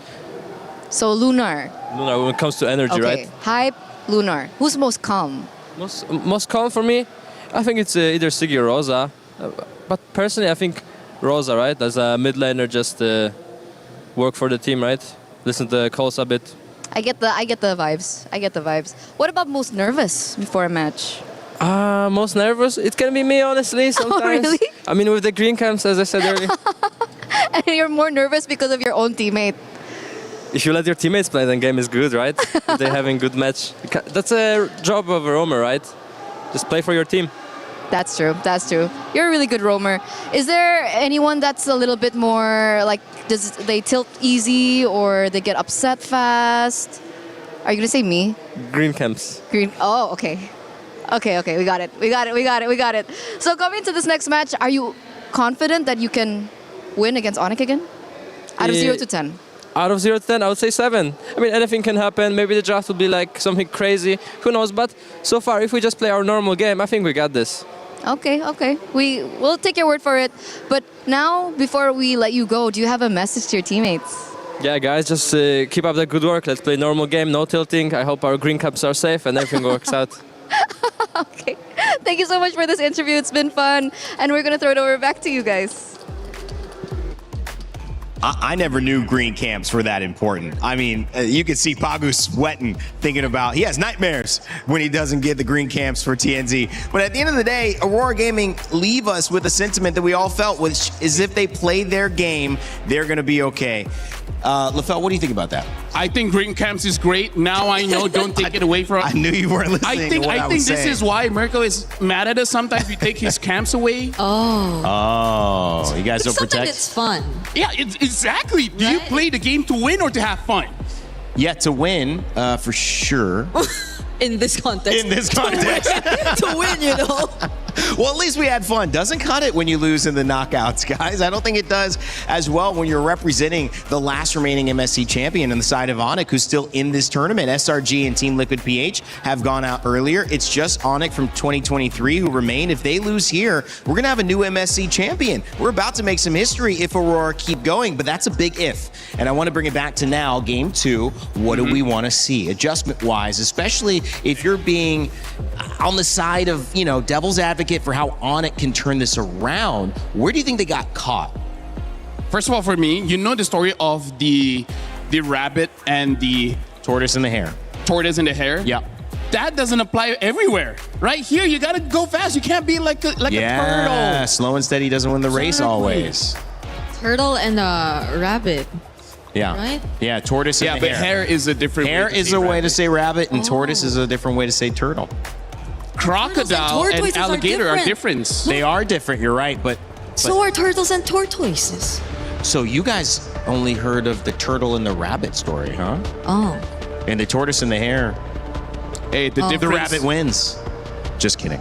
It's a turtle. It But is yeah. still the turtle or the tortoise. But still, it's just that you gotta fight speed for speed. That's like the main takeaway for this one. Yeah. Because if you lose by the first 5 minutes of the game, Aurora is just the kind of team that won't make a mistake that gives you that avenue to fight back. Well, I think the problem when you get into a major tournament like this is there's a lot of people, a lot of chefs, a lot of cooks in the kitchen, and they all have an idea. You also have an identity as a team, which got you here.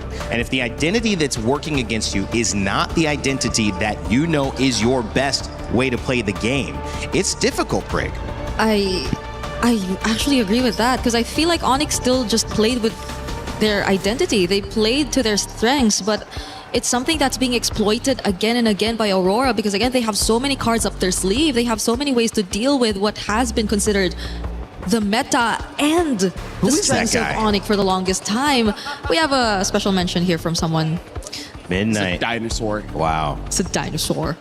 Oh. Speaking of dinosaurs, the Barat does seem to be quite a problem.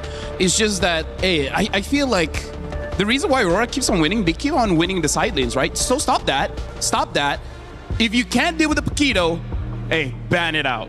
I agree. I think Paquito should be banned. It's not like it's prioritized by Onyx in a major way. And it's obviously not only a potential flex to gold lane, which we've seen that again, but it's just too powerful. And when you combine that with the Cho and the Barats, they have two literal solo ISO ults and moments to displace members on Onyx, and that's exactly what you don't want. You want to play steady, you want to play Onyx way, and so how do you do that? You eliminate the things that can disrupt you, and I feel like we should see not just a Selena ban, guys. I feel like Cho should be banned second phase if possible, and Paquito.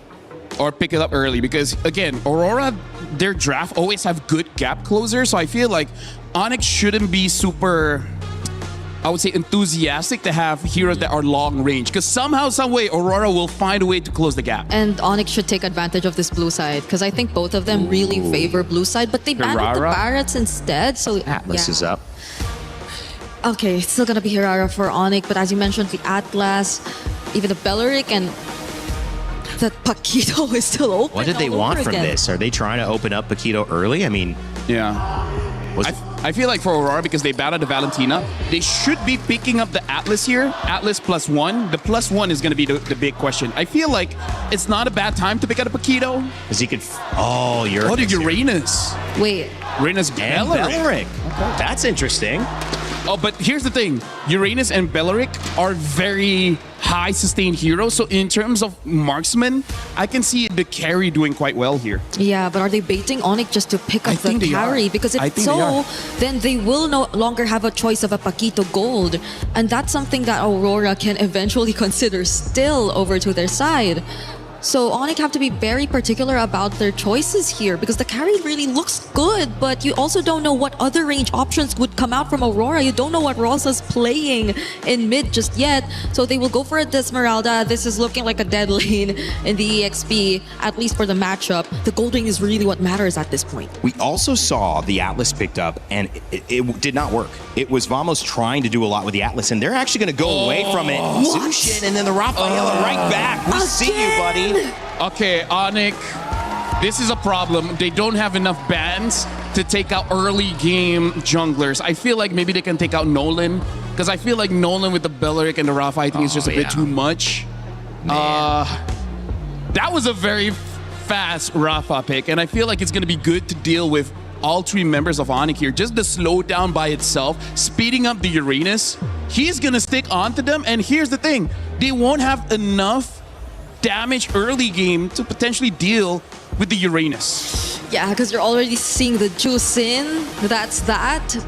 But also it's just mostly the Juicin and Hirara, because if you're looking at them and the possibility of them scaling, then you might have to have another source for mid to late game damage, which I feel is something that's going to be very tough for Onyx, because the rotations are looking a bit too fast for Aurora. You're already expecting for them to pick up an early to mid game jungler as well. At least the Paquito's not there, but either way, I think it works out for Aurora. They'll have late game heroes as options later on. Yeah.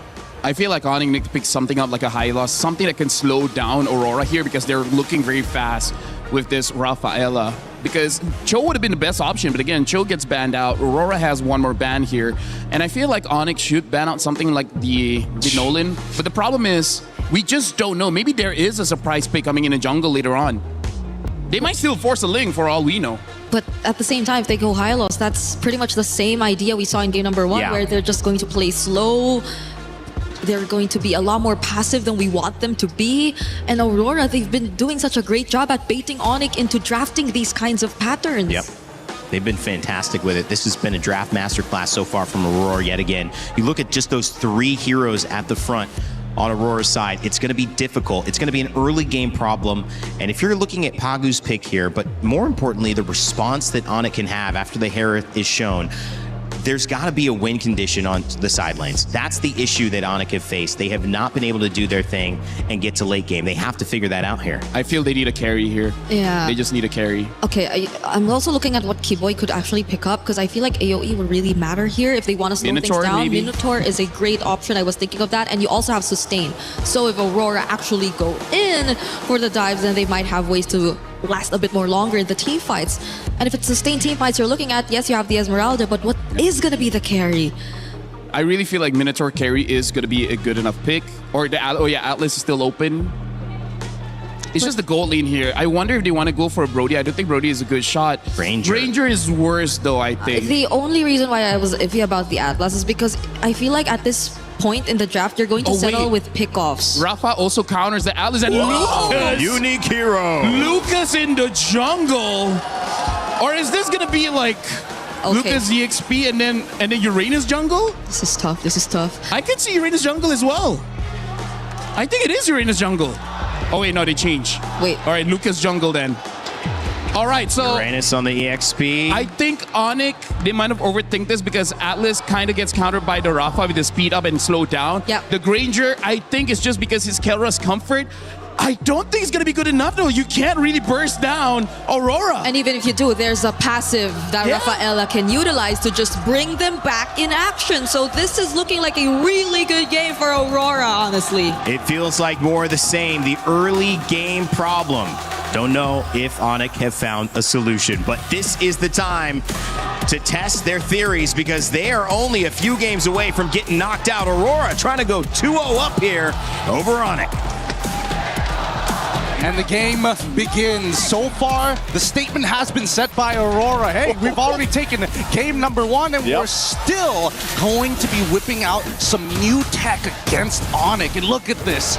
Once again, we do see the Rafaela. This time paired up with 2 tanky boys, a particular Leonin who scales up very, very quickly and very, very deadly, and of course, the man himself, Lucas.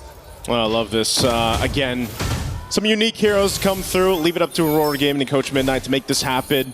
I remember specifically, I think it was LaFell that was asking about the Lucas jungle, even back in the wild cards to going through. Well, finally comes out in the knockouts. You can see that battle in the XP lane that we're so used to seeing. Of course, Lunar is going to struggle a bit there with that Esmeralda, but again, the idea here, the theory behind this draft from Aurora is you've got so much speed to work with, so much sustainability, the potential to bring someone back. Mind you, it's flying clouds as well. So that's a whole nother thing too. Just how quick Aurora can get back into the fights that Onyx is going to have to kind of keep notion of, because again, when you're getting all these heals through and you're this tanky for Aurora, you can't overstay if you're Onyx, and that might be one of the biggest problems for them. I mean, let's not forget, again, most people tend to kind of lean away from Lucas because he's so ability-driven, and his ult, again, you can wait for the full duration, or you can get into these fights like right now and see whether you can start building enough charge to maximize it as soon as you get it. And that's the issue, right? It's going to be a matter of spacing for both sides. You can see that even Sans has opted not to go for Wilderness Blessing and instead pull yourself together to make sure that he can flicker out of the way in case things get really, really dangerous, which I would assume will, as we see Lunar, he is having a tough time in this lane. Yeah, they got to put pressure somewhere, and right now that's going to be on the Uranus up there in that XP lane for Lunar. Turtle's up though, so right now Onyx has favor to go ahead and get in position if they can. Keyboy doesn't have a level 4 yet. He's given the information where TNZ is though, so that gives Kyrie a chance to go ahead and secure his buff, and then we'll see if this breaks out into a fight. A response though, they know Keyboy's here. Sigibum rotating up to allow this buff to be secured, but the fight for the Turtles already going to start up, but it's less than half health.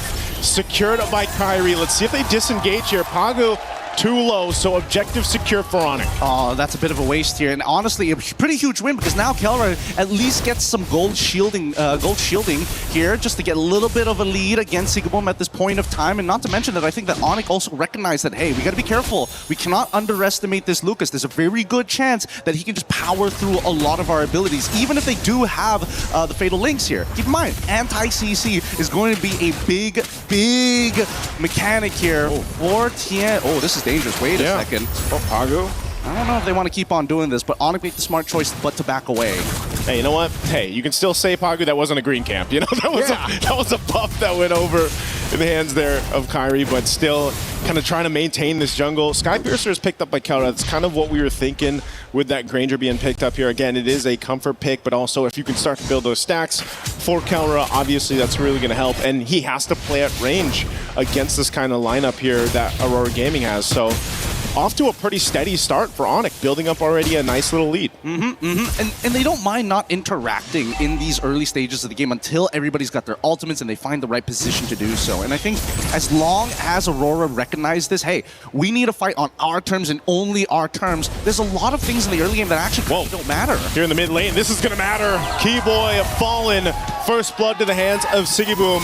Gonna rotate here through. It's not over. It's not over. Oh, Lunar's gonna get thrown around. TNZ though, they're on this side. He wants this purple buff if he can take it from Kyrie.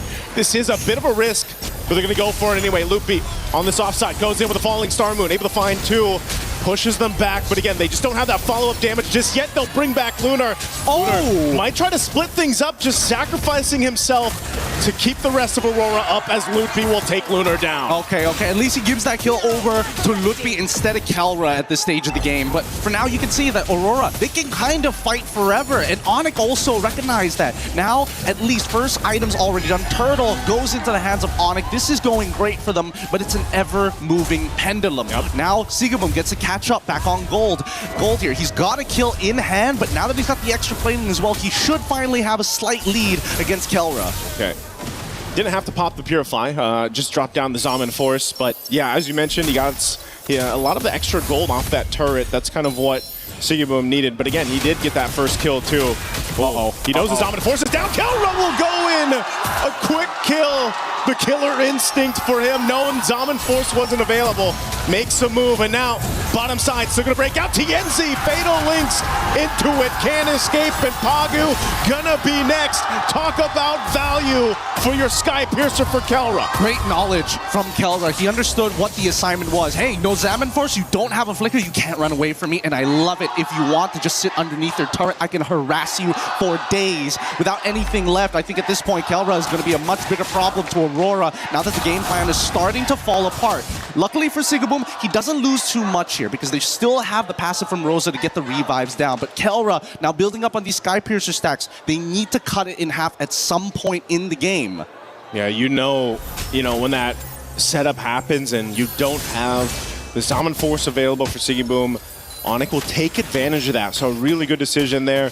Pagu obviously need to pick up a little more defensiveness, gets a Radiant Armor locked in now for him, but it's just, again, Onyx building up on this lead very early on is going to be great for them. Turret going down on top side. It looks like Sigabum should be able to get that one, but now Lunar could possibly be in trouble. The rest of the teams here, though, is tanky enough. Picks up a Dominance Ice, but this Turtle is up. Are we going to see 3 for 3 for Onyx in the Turtle department? Probably. They're going to have to contest this, I suppose, but the lead isn't looking too good. And I think the real question is whether or not Kelra is going to be here for the fight. And it looks like he is. They've already taken the tier 1s on both sides, both, again, losing lanes for Aurora at this stage, considering everything that has happened. But if they can find the opening, and here comes Lunar. Yep, they're going to go for it. Lunar just blasted down, though. Has to pop the Consecration. TNZ looking for his own opening.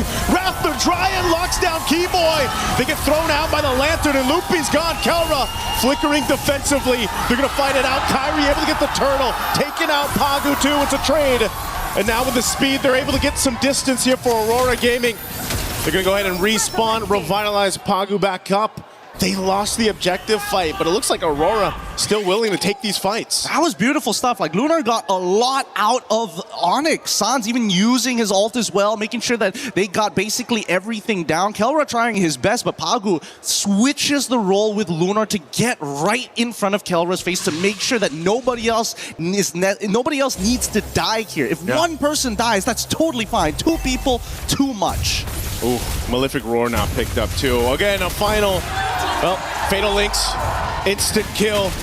Eventually, you're not going to be able to just keep respawning Pagu now. Whoa. Again, Sans up here in the front of it all. Rosa trying to get away too. This is a messy fight in between 2 turrets as they back off. Meanwhile, up top, Sigabum, he's been dealing with a lot of pressure on this Harith. I mean, Onyx now is not letting up in the jungle. Yeah, it's really tough for TNZ at this stage. Unfortunately for TNZ, in this matchup against Kyrie, on Hirara, I don't think it's very easy because unfortunately for TNZ, a lot of Lucas's moveset, it's one-dimensional. You don't have a way to kind of delay the timings of it. You don't have a way to kind of come from different angles. It's very straightforward. I run you down. I'm pushing you back either into my team or away from my team. But Hirara is so different, especially with the iframes as well. Oh, this could be a punish. Pagu could be in trouble again. Doesn't have a flicker available. The rest of the team has to help support him up. They're going to throw themselves into the fight. Lunar trying to get away. And now Pagu on the disengage too. Loopy up in the front side. They call it off though. They don't want to overcommit to this. They see the purple buff is up. They're going to put some pressure here. Kyrie goes in and TNZ doesn't have the purple. Yep, but that means that Kyrie doesn't have retribution. So far, this could be a forced fight here. They know that Keyboy doesn't have the Fatal Link, so they have a very short window to try and punish. But so far, Lunar has not been able to open up the map convincingly because of the fact that he's been losing. Oh no. Flicker forward, Wrath the Dryad, Lunar taking some shots, the Rapsy shots. Kelra gets a kill, Sky Piercer proc, TNZ gonna follow by Kyrie's hand, and looking up to load up Rosa. A double for Kelra. They ignore the Lord, they go for Pagu. Pagu, where's the tree to run here, man? Being chased down by Sans and Kelra. Couple shots of the Rhapsody, and boom, another. Man, Sans and Kelra are playing out of their minds right now. Sans, hyper-aggressive, your really big punishes on TNZ, making sure, like, even though TNZ has anti-CC, doesn't necessarily mean he's safe, right? He still needs Rosa to bail them with the extra movement speed to help close that distance, because that's Lucas's biggest problem, right? TNZ jumps into the middle of this fight, tries to make something happen by pushing Lutfi out of the way, but unfortunately, the entire time, Sans is just building up the butterfly stacks on top of him. Rosa can try and bail him out of there, but once you are committed to the lightning, to the quick step, it's just too much to handle. And I think they just need to take a breath here. Think about it for a moment. So far, their main win condition is going to be Sigaboom. The early game is done for Aurora. Yeah, this is tough too, because meanwhile, when all that happened, there was a great kind of split push happening with Onyx. You know, Lutfi taking out that top turret, that defense shield. You can see it here in the mid too, being down max stacks here for Kelra. Just so much value on this Granger. It's comfort for a reason, and now they're knocking on the base turrets of Aurora Gaming as the mid turret falls. Lord makes its way down bot. Lunar, half health already. Even on this Uranus, he's gonna pop the Consecrate. All turrets are gonna be stripped out of the base of Aurora Gaming. But now with Onyx, a 10,000 gold lead. They dealt with this in game one, and now it's their turn. Keyboy looking for an opening here. Lord's gonna be worked on. Keyboy jumps on in. Final. Oh, Fatal Links comes through on 3. Still on the defense too. They got to hold it together. Kelra firing off the backside. He's got the space to work with. Sigiboom, all the shields in the world. They got to go heal back up, but the crystals are going to be locked on. TNZ up on the front side. Kelra gets another. Make it a triple. Can he get the Maniac? They line it up. One away to take game 2 for Onyx. A convincing win for Onyx. Sans, man! Gilak Sans is back! And not to mention, every side laner was winning. Kelra was winning. Lutfi won right at level 1. And I think a lot of this just boils down to, man, our laning phase kind of sucked, and what we need to fix here in the draft is to make sure one of these lanes need to win. And if it's going to be Sigaboom's lane, they better make sure that he has Flicker rather than the Purify. And that's something that you can't really control, especially since half of those spells are dedicated to this Atlas. Yeah. And, you know, just as we saw how Aurora made things work for them in game 1, especially with the draft that they brought, this one stopped in its tracks. It's nice to see the Lucas, you know, it's nice to see a new hero come to play, but it just didn't work, Gideon. You know, this was a struggle from the start to the finish. Onyx really put the pressure on just the jungle, but then the rest of the map. I mean, it was really hard for TNZ to even secure his buffs that he needed and everything else, but also just really good positioning and fighting from Kelra here and the rest of the Onyx squad, because again, look at all the room Kelra has here in these highlights. He has all the space to work with, and Sans was so good at playing that Jushin, bringing them back with the Lantern, bringing them, utilizing the beacon if he had it to. But I mean, look at this. Even in this, Kelra has all the space in the world to move here. Yeah, it's just so difficult. Hopefully they figure it out here. We're going to be throwing it over to break it down even more with Rain Day and the boys, of course, Brigitte as well. Thank you so much. I mean, this was the gold standard in action. Gideon and Nice, so you guys didn't have too long of a cast on that one either. It's been quick, decisive games on both sides of it. And now, Brig and LaFell, or maybe I should call you both the boys. How are we feeling? She's our boy, man. Yeah. You're one of the boys, Brig. I can We're Lagada. accept that. like Kada? Do you approve of that thing? I don't know. I don't think so. Whatever. Yeah, it's your call now, right? Yeah, no, or I don't LB, think so. we're pounds. Let's keep workshopping, and then we'll figure it out. Like Onyx as well, who kept workshopping, and then they figured it out. I think this was a really great response. I feel like this is the chance that they needed. They took it. They finally answered back to Aurora's early game, and they punched them right back. And now Aurora, your move. Yeah.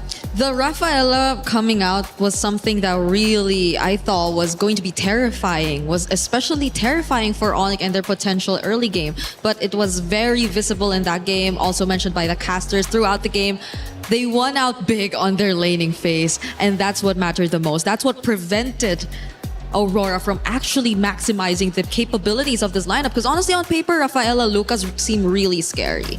Yeah, but here's the thing. This is one of those situations where especially Kelra can argue for a raise, be like, did you see my performance? Because honestly, this is, I would say, Briggs, is all the players. Because this is kind of like them, you know what? I spit on your draft. Screw the draft. As long as I'm better, I'm good.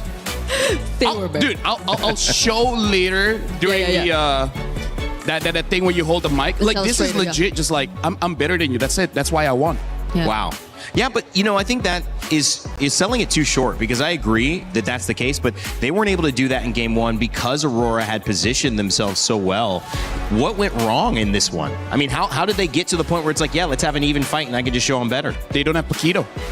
Right? Really? Do you think that's that important? Because Sigiboom lost that lane hard. That's true. And then we saw Lunar losing his lane hard. That's right. The big difference. And we talked about this in the previous one where like Aurora has been winning because they side lanes keep on winning. Yeah. Look what happens when they lose. Yeah, and I think you see how that was the plan, the idea that they went from the start when they drafted this lineup, because even the execution tells you that they just really want to keep invading, they really want to keep fighting, because that's what their lineup is really strong. In terms of, that's where their lineup's really strong. It's in terms of fighting, it's in terms of just out-sustaining, always getting back into fights, because again, you have a Rafaela, you're on flying clouds, but also it's because of your mostly fighter lineup. But you don't really get to see them get to that point where you feel like they just rather would not, or Onyx would rather not fight against them, because they actually had the damage to deal with them. Kelra stacking on those Sky Piercer stacks early on did not allow for Aurora to play the game that they wanted. That could be the difference. They're not expecting that. LaFell, break down what you saw Onyx respond here in game two. Very elegant in the way that you grab the mic. So honestly, like, we're not going to be looking much at the draft here, because it really is on that execution, because I just want to show two big things here, right? Look at this. This is level 1 Lunar. Again, could you like lower it a bit? Just okay, thank you. Like, Lunar is level 1 and then Loopy is level 2. You guys didn't catch it, but she just put it like so high. Either ways, level 1, level 2. This is already quite a big win, because again, the reason why we see Aurora doing well in game number 1, they got the Barats. Barats wins the lane quite hard. Now Lunar is getting bullied a bit, and this is also why I want to say that Kelra deserves a pay raise. He deserves a bonus, because look at the situation here. I mean, honestly, because he does have the flicker, so he is a little bit more brave to go for this trade. But look at this 1v1, straight up 1v1, going up against Sigiboom, and then he dies. And then look at the state of the minions as well. Even the gold card is almost dying. So there's a lot of gold on the table There's a lot of gold on the table that's being denied here by Onyx. And then when we go into the team fights, just like what Gideon said, we got to look at Suns, because Suns is honestly destroying the composition of what Aurora is trying to do. And what Aurora is trying to do, all right, Aurora is trying to do is that they have 1 or 2 dedicated map openers. In this one, it's going to be Lunar. And every single time, I'm just showing you one clip, but Suns multiple times pick up the front line of the team, and then look at how all the while Kelra in the back, he has free range to keep on hitting, because look at all the HP being brought down by the rest of Onyx here. And then all the while, just look at Kelra. Kelra is just waiting patiently. He just wants that final hit. And with the Sky Piercer, that's kind of all you need. Look at the positions here. Look at how Lunar is gonna get targeted, and then later on, oh, I'm colorblind, I can't see this. He gets chunked right there. Yeah, he gets chunked a lot, and this just shows that both teams here, Reindeer as well as Brigitte, they are very high octane kind of teams. Yeah. If you get a 1,000 gold lead in the early game for both Onyx as well as Aurora, it's life-changing. Yeah, I gotta say. Life-changing. You see it. Because it's both Sans and Kelra. They are very willing to just go for the front lines. It was highlighted earlier. Sans was lifting whoever just throws up front. And Kelra being a bit too free, not afraid of trying to go for these heroes first because the damage was a bit too much. I particularly observed that during that one sequence you put there, highlight there, because I think that's where you kind of know that Onyx have already got the game. 6-0 in terms of his overall stats, but his difference in game one was really 12-0. The moment. 6-0 in the moment of that fight. It ended up 12-0, you're right, and it ended up tripling almost his damage there, a little bit over 2.2 times from game one to game two. Brigitte, this is the gold standard that we were looking for. Yeah, it's a complete opposite of what you saw from him in game number one, where again the matchup was clearly a lot more difficult to execute. So I feel like it's a similar situation that Aurora experienced this time. You kind of thought that they were actually going to have the advantage, granted that they had such a promising lineup synergy-wise. They had all the mobility in the world. They had all the timings in the world. But once they lost on the sides, that changed the outcome drastically because you could not really rely on the mid trio to just pull off the idea of the draft alone. It's been interesting because now where do we see the focus shift? It could be the mid that starts to become a little bit more important on the matchup. It's kind of been I don't know, taken not for granted, but we focus so much on the side lanes that where do you get your advantage now if Onyx have an answer for that? Honestly, I feel like both coaches have been doing quite a good job on getting drafts that is very serviceable by the teams. Right now, it really is just personal mechanics, right? Between Sigi Boom going up against Kelra. Sigi Boom, can you beat Kelra? If you beat Kelra, we win the game. If you lose against Kelra, Onyx will win the game. So I feel like, yes, the coaches have to get lane-winning matchups for all the side lanes, but then Kelra just showed, like, if he's better, he's just better. You know, I like that too, because sometimes when you get to a position like this and anything at a high level, everyone's about as good as everybody else. I mean, there's differences, right? There's moments of who steps up, who's a little bit better under pressure. But you just want to get yourself to a position where the players can decide the match based on how they play. They're not losing out the gate with their draft. So overall, it seems like Onyx and Aurora Gaming, they both set their teams up to win. We'll see what happens in game three. Before we do that, though, I want to send you to a little bit of a reminder about some new stuff going on with Mobile Legends Adventure.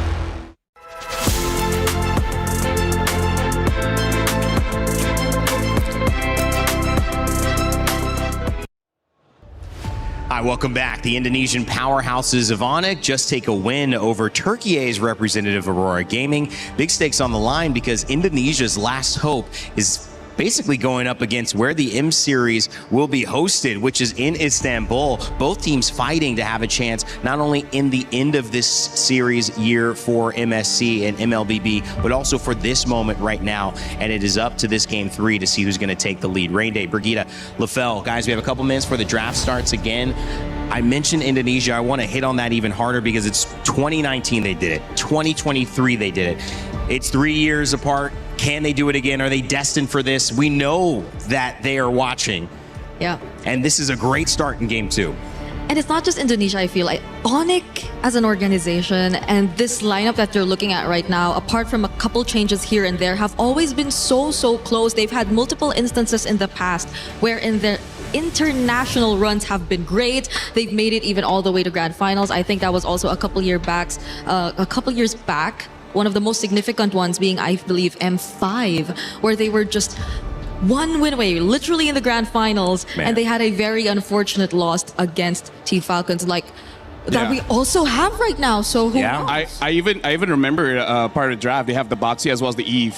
Yeah, that's the Eve just have some kind of curse when it's best of 7. Oh yeah. Well, best of 5 here means that this is a decisive blow. This is basically the end of the best of 3. We know they lost to a best of 3, but it did go down to 3. This is a repeat not just of that matchup, but of how that matchup went, where there was a response from Onyx. It was Aurora who would finish it off and end up in that higher upper bracket spot. But now all's fair in love and war. We're right back. It's one game that separates who's taking the lead, except there's still another chance to respond the Fel. So I'll question to you, what is Aurora's response here now that Onyx seem to have figured them out yet again? I feel like they try to get the Paquito as fast as possible because, again, Onyx has proven both times now, the first time they met and then the second time, is that they can fight fire with fire. If you want to play early game, we also can play early game. They're from Indonesia. Indonesia is known as a very chaotic, very fight-heavy region. They love drafts that require no items for you to really function. So I feel like Aurora has brought back Onyx to their roots of saying that just keep on fighting. Whatever happens, happens. Just trust your mechanics. And that's what they did, and that's how they won. So going back to what you guys said in the second draft, you got to go back to your own identity. So Aurora kind of pushed them to go back to their identity, and now it works out well. But wasn't that Aurora's identity too, though? It was, I guess, maybe a bit too much of their identity. Who has the stronger identity? Okay, that's the Brigida. Okay. Do you have a strong identity? Maybe. All right. We find out here, though, who has the stronger identity between these two. Because the Paquito is still open. We mentioned it. I honestly would rather not see it because it just gives over so much advantage. But let's see if Onyx would rather let it open. Yeah, I mean, that's the question that Aurora now are asking Onyx. Do you want to give us Paquito? And I don't know if it would be a first pick. It would be an okay first pick because you'd still wonder, is this Siggy Boom going to grab it?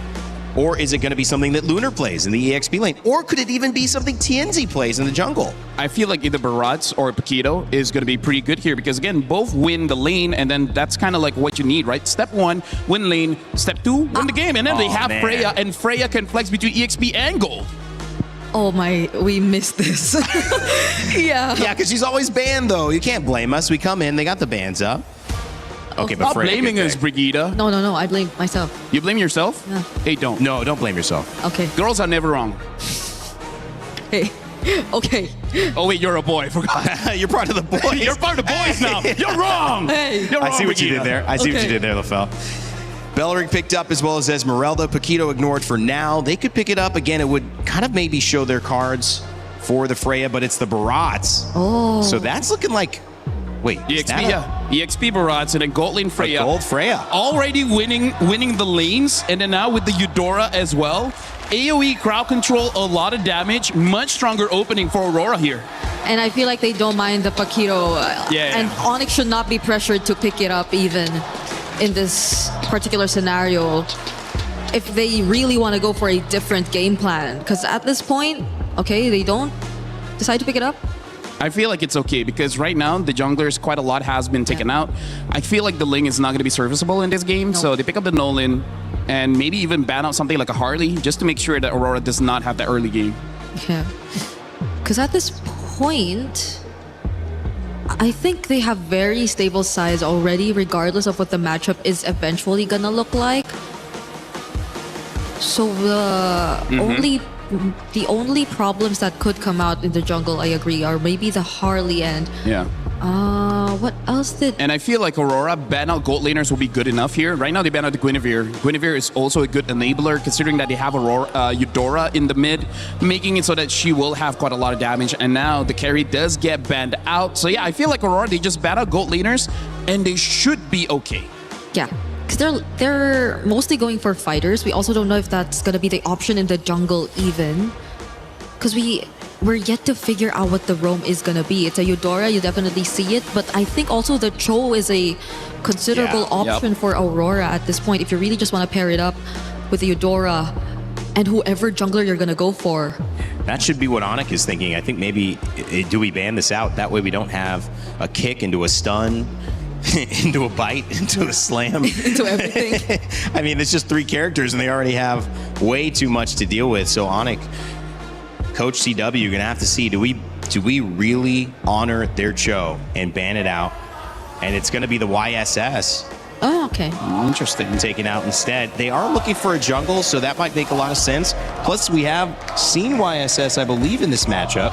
Yeah, TNZ has used it before and able to get the win. Yeah. Right now, Aurora, honestly, with the bans coming up from Onic, letting go of the Harley kind of signals to me that they're still considering playing double fighters here, right? They could pick up the mid here and then just see how the options look like. In terms of the mid picks, the Vexana, I think, will do quite well against Aurora, but hey, if you want, you can even pick up a Valentina. I don't think there's a good ult to take, so that's why I still prefer the Vexana. I don't know, yeah. Vexana, Vex should be okay. Either are safe, but it's just probably a bit more safer for the Valentina if it's just survivability that you're considering in the mid lane. Because I feel like there are just so many angles to play around with if you're looking at Aurora's first 3 picks, but they lock in a Farsa. What the Farsa? What the Farsa, indeed. Yeah. Was played pretty well earlier, I think. There's a lot of bursts here coming in from Onyx. So yeah, I think it's just like who has more firepower, right? Who has more damage, we will win. And now the Minotaur gets picked up as well as the Paquito.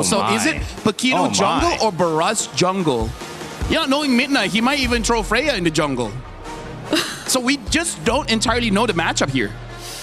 It's you can't tell. I mean, I think it's gonna be Paquito jungle though. Just assume the worst possible matchup. Wow, but Ziggy Boom played a great Paquito. Would you really force him off that if it's in? I mean, what if TNZ's better? Didn't think that one, huh? He could be. He could be. We do for sure know it's gonna be. I think it's gonna be Barat's EXP. Because I feel like even if you don't like win it out through the Paquito, the Freya is still gonna do a relatively decent job. Is it the Lapu gold or an Esme gold? Lapu gold!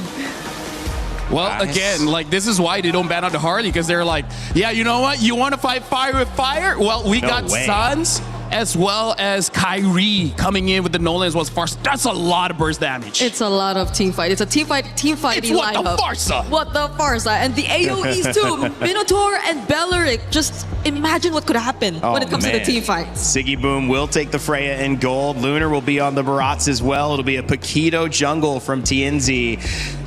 Oh man, game 3 could be where things start to shift for 2 regions desperately fighting for a chance at the semifinal. The bid is on the line. Best of 5, game 3. Send it back to Naisu and Gideon.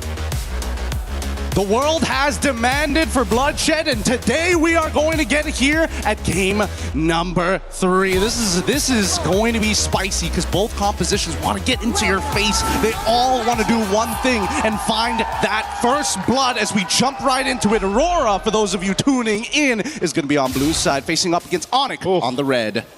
Yep. I like that how they went through this draft. Whoa, Sans. Okay, concussive blast and that little jump through from Paku. Enough damage to send him back. He doesn't burn the Purify at least.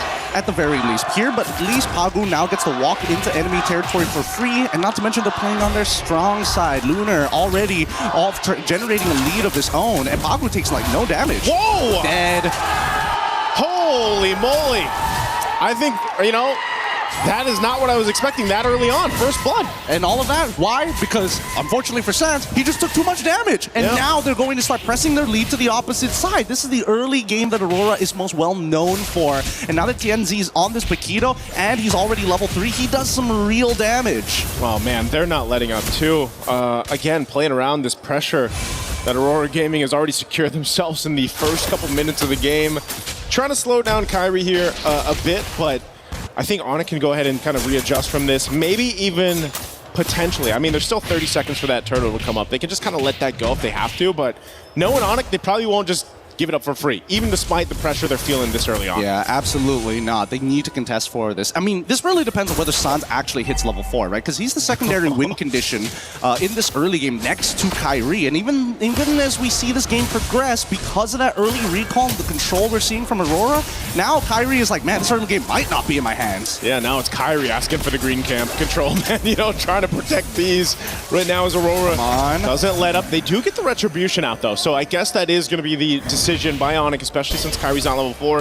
Let's just give up this first turtle, give it to Aurora. They've won it by just how much pressure they put on. Oh, a big slam through into the wall. Loopy gone after Daytona's welcome. Keyboy could be next here. He's just going to be zoned out. Nope, the 1-2 punch comes through and Lunar picks up a kill.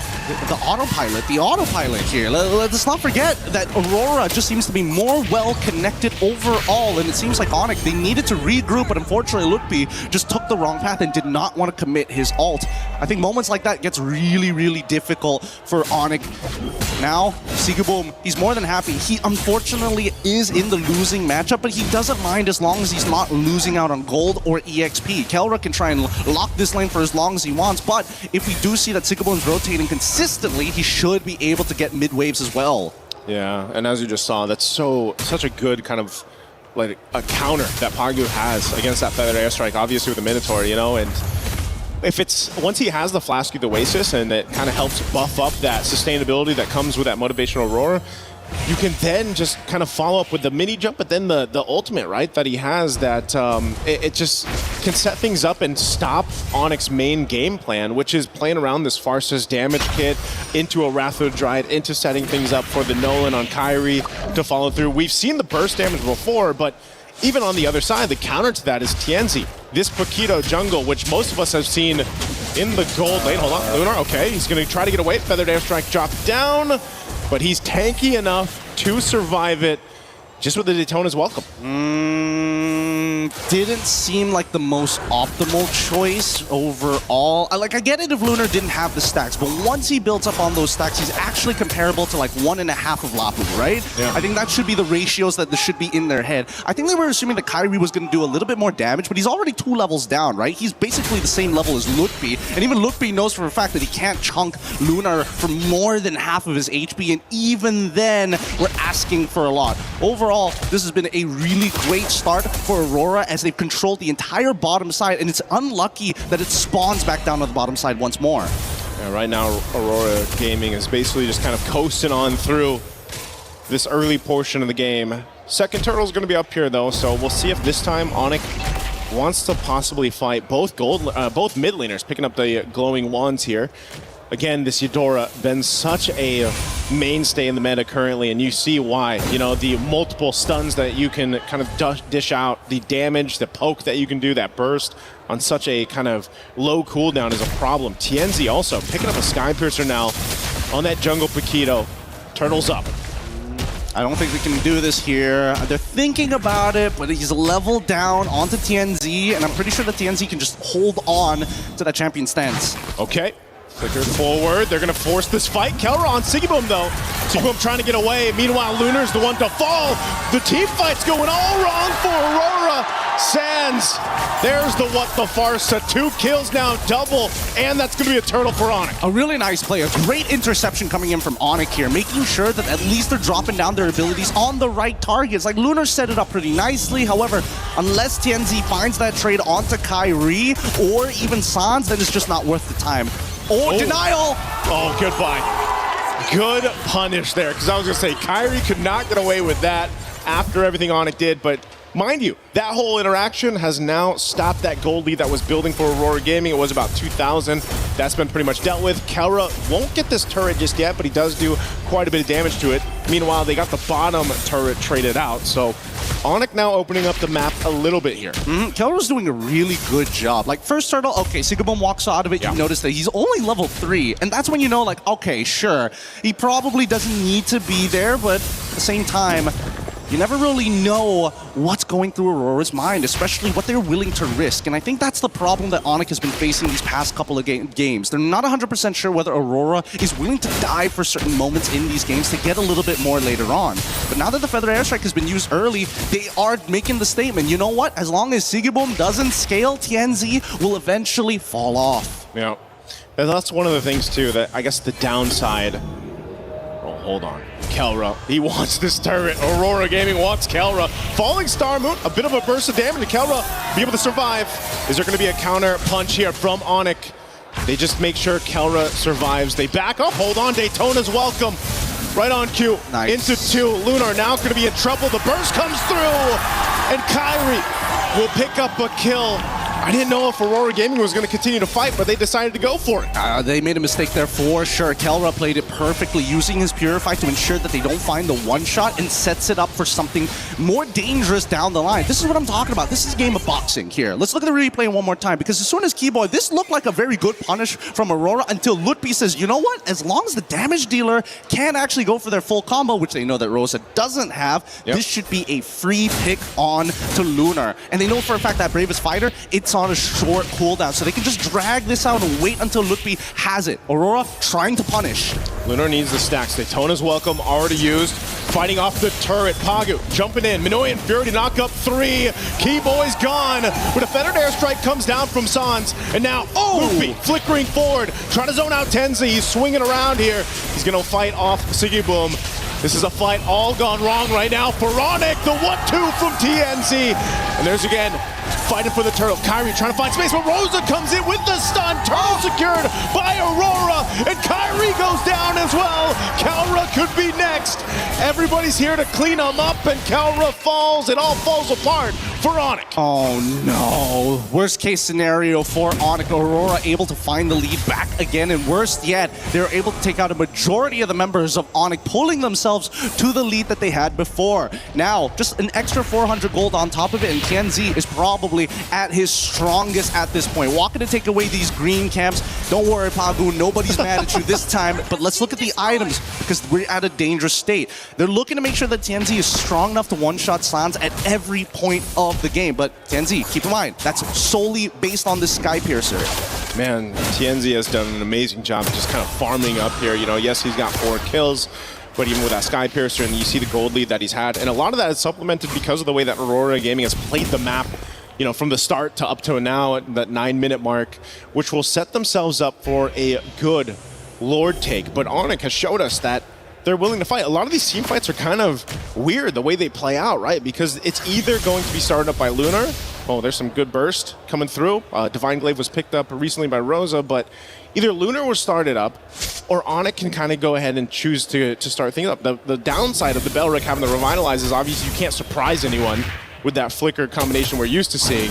So it's got to come from someone else, and mostly it's been from Lutfi flickering forward, trying to set up, or trying to just keep things split up in these team fights. And that's why they're so finicky with the way they play it out. And that's why I say this is like a boxing match, right? As much as you want to throw your lead hand out with a big haymaker, you also have to keep in mind that Aurora could be throwing their own haymaker. Wait a second, Keyboy! Keyboy, what's he doing?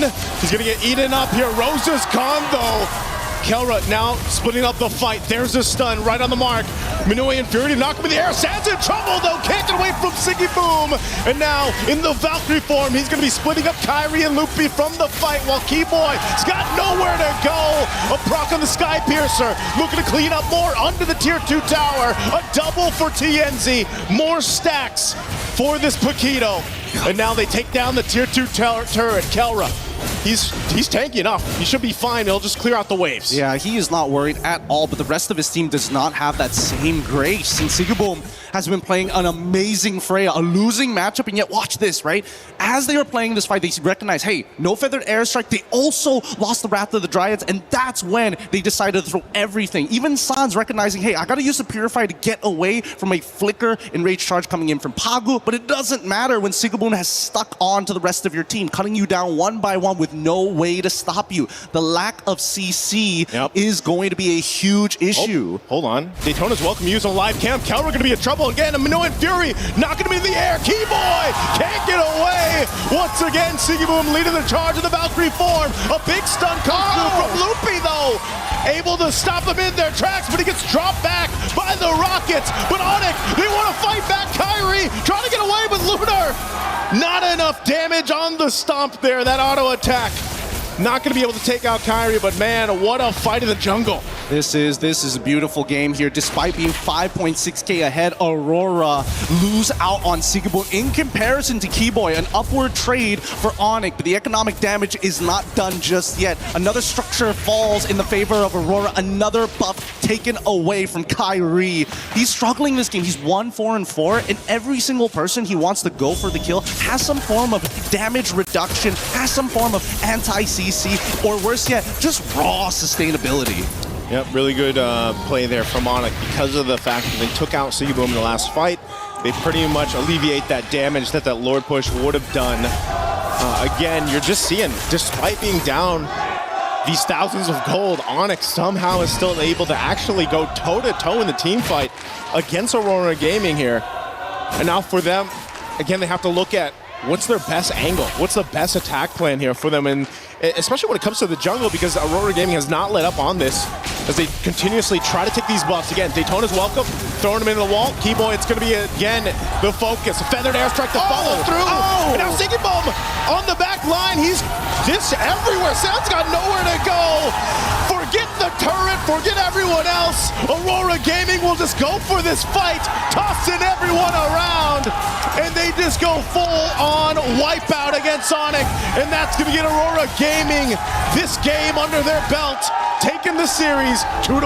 The one extra detail is what makes Sigibum one of the best Freyas here in this competition. When he fights, he's already looking ahead of the map thinking, you know what, I can't 1v5, but if there's just enough minions, I will be able to sustain through the damage with my Descent of the Valkyries to have the extra AoE per auto attack, which is why you're seeing go from 0 to 100, 0 to 100 every single time. A dangerous game that Onyx is playing here, and one that they need to figure out right here, right now. There's too many holes in that draft. Last time it was missing that Atlas. Now, dealing with the Freya seems to be impossible. The ideas are good, but if Kyrie can't find that early game advantage, I don't know how they're gonna play. I gotta say, man, again, you know, now that it's match point here that Aurora Gaming is going into against Onyx, Lunar was a big part of this. The way he played the Spirits, the way that he was able to go ahead and lock down, sometimes it was just Keyboy, but his timings of the Daytona's welcome were just pivotal, but also Pagu.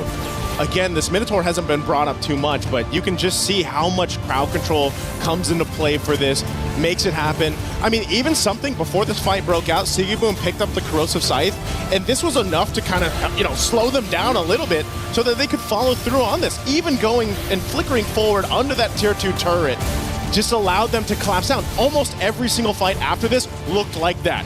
Lunar starting up, Sigiboom jumping towards the back line, putting enough pressure there, and then the follow-through where they just collapse around Onyx lineup. Let's not forget the raw amount of CC that Aurora actually has to cancel out big abilities. There's so much to talk about in this game, but we're going to leave it over to the panel to break it down for you guys here in game number 3. Rain Day, what'd you think about it? Well, I loved it. I loved it because it set up another story that this MSC is bringing all of us, which is the title defense. In 2023, Onyx, the team that you see here, that organization was able to win at MSC.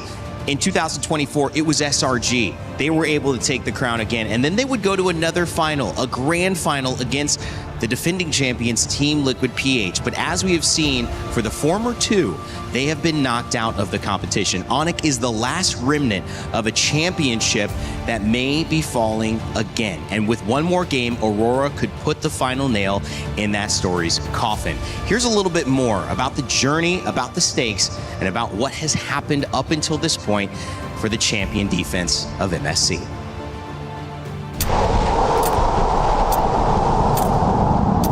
Another life, another chance, but not to Stormy! From the start of MSC in EWC, there's never been a back-to-back champion here. It started with SRG, Selangor Red Giants in 2024.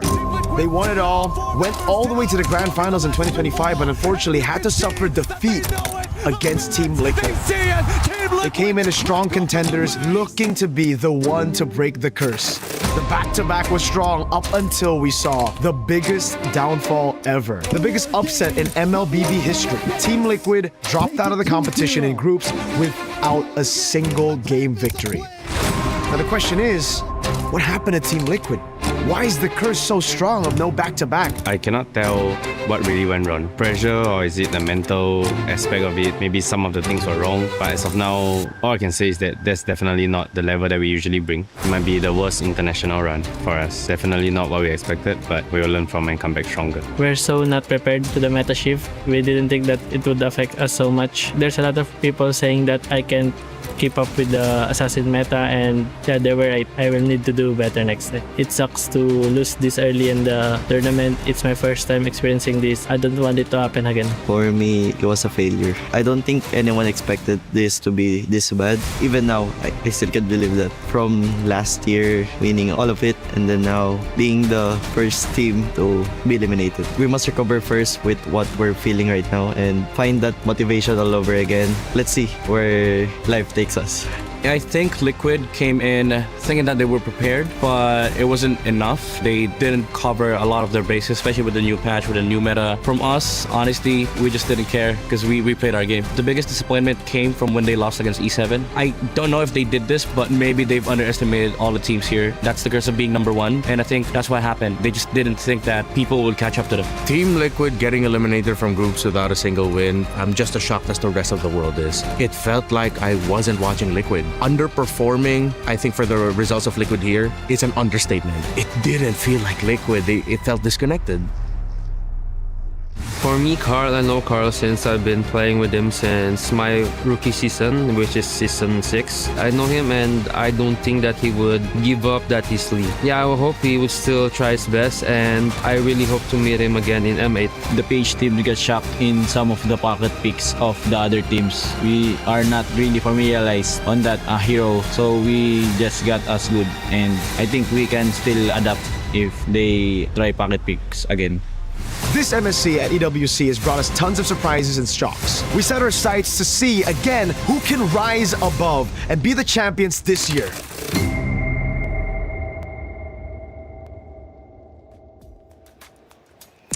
Well, it wasn't easy for the GOAT, Carl TZ, and Team Liquid PH to take that loss, but they've taken it on the chin. You heard it from Sanford, you heard it from Carl. They understand that there's more to do. They understand that they might have been in a position to look at this tournament in eyes that didn't work for whatever reason. It might have been lack of preparation. It could have also just been not being ready for that meta. It could have been mental, as Coach Aon said as well. We won't quite know, and there's no point in going too back at it, guys, because right now, you've got Onyx in a very similar position where they have reached this final, but they're in the knockout stages, potentially one game away from going out. Yeah, one of the, again, you mentioned, few remaining remnants of a champion, MSC champion left here in this tournament. And they're currently up against Aurora, who are already at match point. So we are about to literally rewrite history here in MSC 2026 if ever the script does not flip in Onyx's favor. And the way we're seeing it right now, it's constant adaptation and Aurora being the better prepared team every single time. What does it do to look at the rest of this tournament and how it's gone and apply that logic to we may see the remnants of a championship falling? Because to me, it feels right in line with what we've seen. We've seen a new meta. We've seen old players and new players struggle with it. We've seen dynasties already fall. I mean, wouldn't it be apropos, since we're in France, to see a new champion here at this MSC? What I see during this MSC is that this is a new beginning, right? Because for countless years now, Southeast Asia has been dominating the MLBB field. But this shows with the right tweaks of the meta, with teams getting used to the pressure that Southeast Asia usually put on tournaments, now we can see that this meta is an equal playing field. And just like what Coach Midnight said, I think it's not exclusively for TL. I feel like every single team, even if you're coming in here as the underdog, as a dark horse, you tend to underestimate your opponents. Be like, they're not that great. We can take them down. And now this just shows that MLBB is just in a state where everyone can win. And I think that's a very healthy spot for the game. Yeah, and it's very timely because it's, I think, the first time we actually held a tournament in this part of the world. Yeah. And we're finally seeing the more newer regions really stepping up and being the quote-unquote final boss now, if really Aurora gets to maintain this kind of performance, which they likely will, unless Onyx get to pull out something and definitely reset out of what happened in that game, because it was pretty fast again. And it's always been the case. It's always fast games, and I don't think you really want to go up against or go through those kinds of games, especially in crucial moments like this. They have shown a little bit of weakness, but it's the exact same. This is basically exactly how the first series went, LaFell. What did you see breaking down game 2? And then, of course, game 3 here that we just had that has put Aurora 2-1 up against Sonic. Well, first of all, we got to look at Onyx draft here. The king and queen here, Nolan as well as the Farsa. This is going to be the main damage coming in from Onyx. Now, here's the thing. Nolan pseudo gets countered by the Minotaur and as well as both of these fighters. Just because they're tanky, it's hard to take them down. And the Minotaur heals them back up. So it makes it so that Nolan's damage is nullified. So then the biggest problem is you got to take on the queen, which is the Farsa. Farsa is honestly able to win the entire team fight by herself, creating just so much damage, and then the rest of the team, they just got to clean up. So we got to look at how Onyx won in the early game, and then what changed that made them lost, right? We're going to be looking at the first clip here. So this is going to be pretty interesting. Well, we look at the early game, this is still what Aurora and Onyx, both they want to do. And we heard from Pagu, the green caps are very important. We see here that four members of Aurora just to get this one camp. This just shows how important the jungle really is in terms of getting gold for yourself as well as denying gold from your opponent. So that's something both teams have to look out for. And then we got to look at the laning phase here. Look at how Kelra, he has won against Sigibum, but this is not the important part. We see what moves on later on because we will see Sigibum and Kelra both going to the turtle pit. And this is where I really want to bring this up. The reason why Onyx has been winning these fights is because there's a good focus on making sure that Sigibum is not part of the fight. And the one that's doing that is Kelra. Kelra is doing an amazing man-to-man defense, making it so that Sigibum is not part of the fight. So why is that significant? Well, number one is that we're going to be looking at a team fight here. And this is what we see. We see Lunar engaging into the fight, able to get Loopy, and Keyboy is there. But look at how free Sans is, right? Sans is completely free here so that he's able to deal out a lot of damage and untouched. But more importantly, look at Sigibum. Sigibum has been stopped by Kelra. He has no more HP and Kelra is stopping him. So no damage to the damage dealers. And this is why we see Aurora is just not enough firepower in the fight. But then we see things start to shift just by this. Look at the different positionings here. Hold on. All right.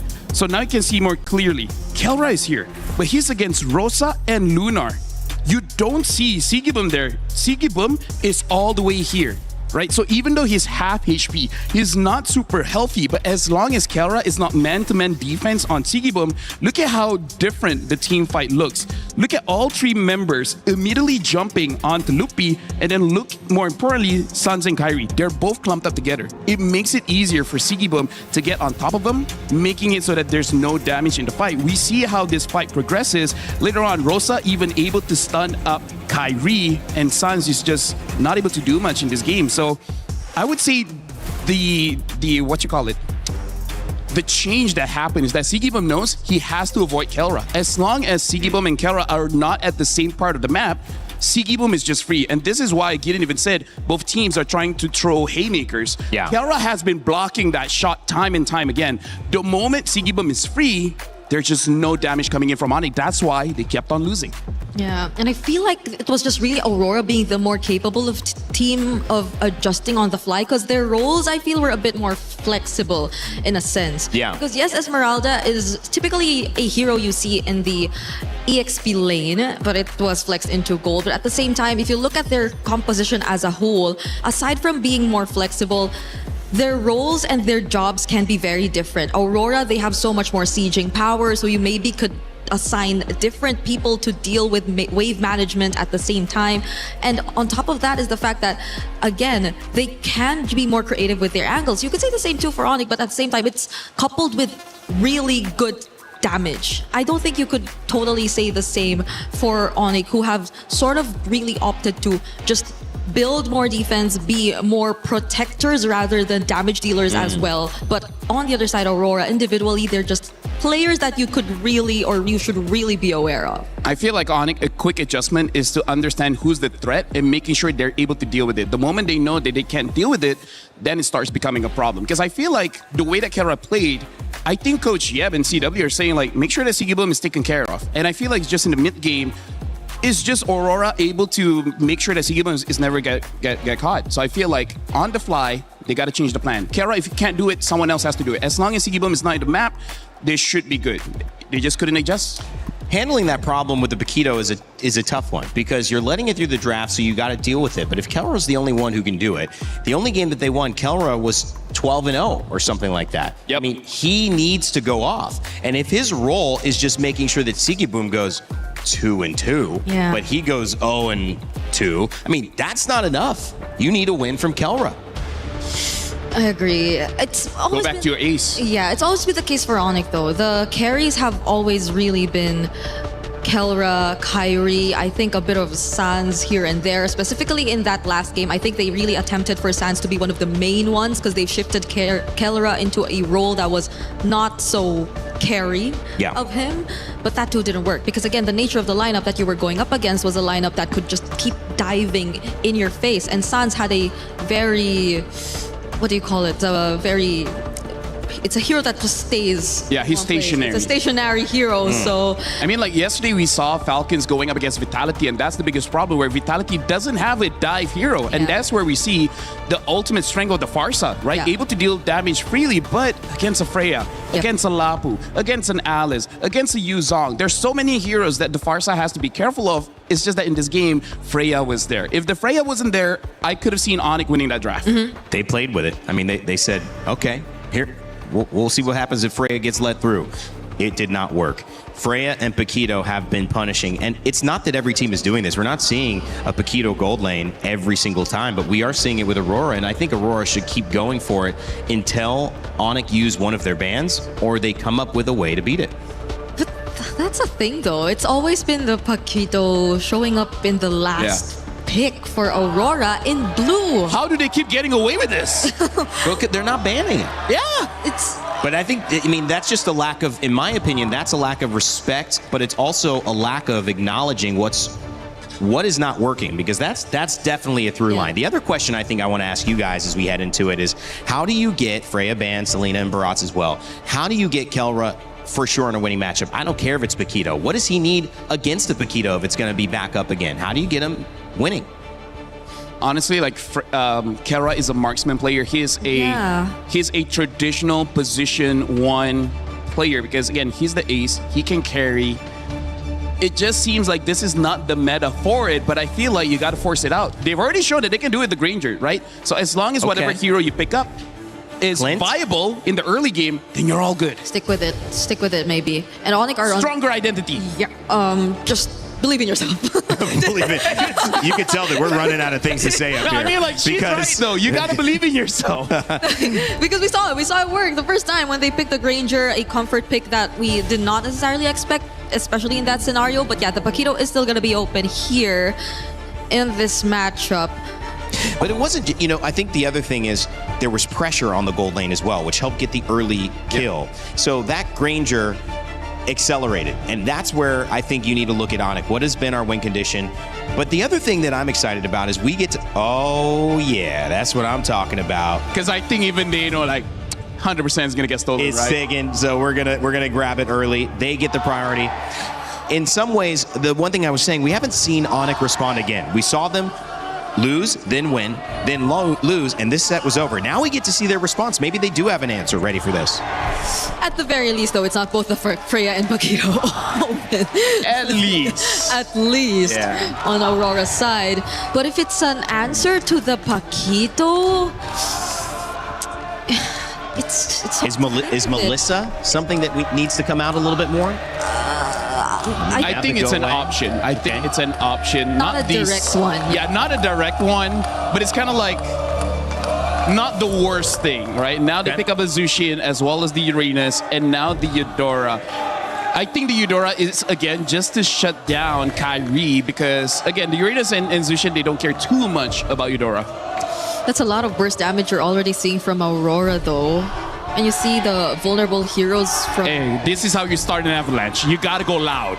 Yeah. And all of the games, well, except for the second one, that was clearly an Aurora avalanche.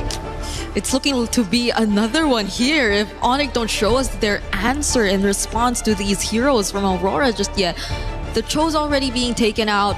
We don't know if they're going to resort back to their identity and just go for a Kiboy Kelra combo or hero synergy that works. But with the Cho taken out, I think that's less options for Onyx overall.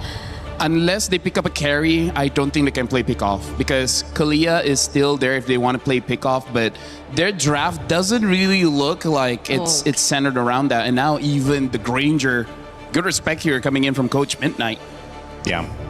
Uranus was picked up on the side previously of Aurora in the EXP lane. We've also seen Barats. We've seen Hilda.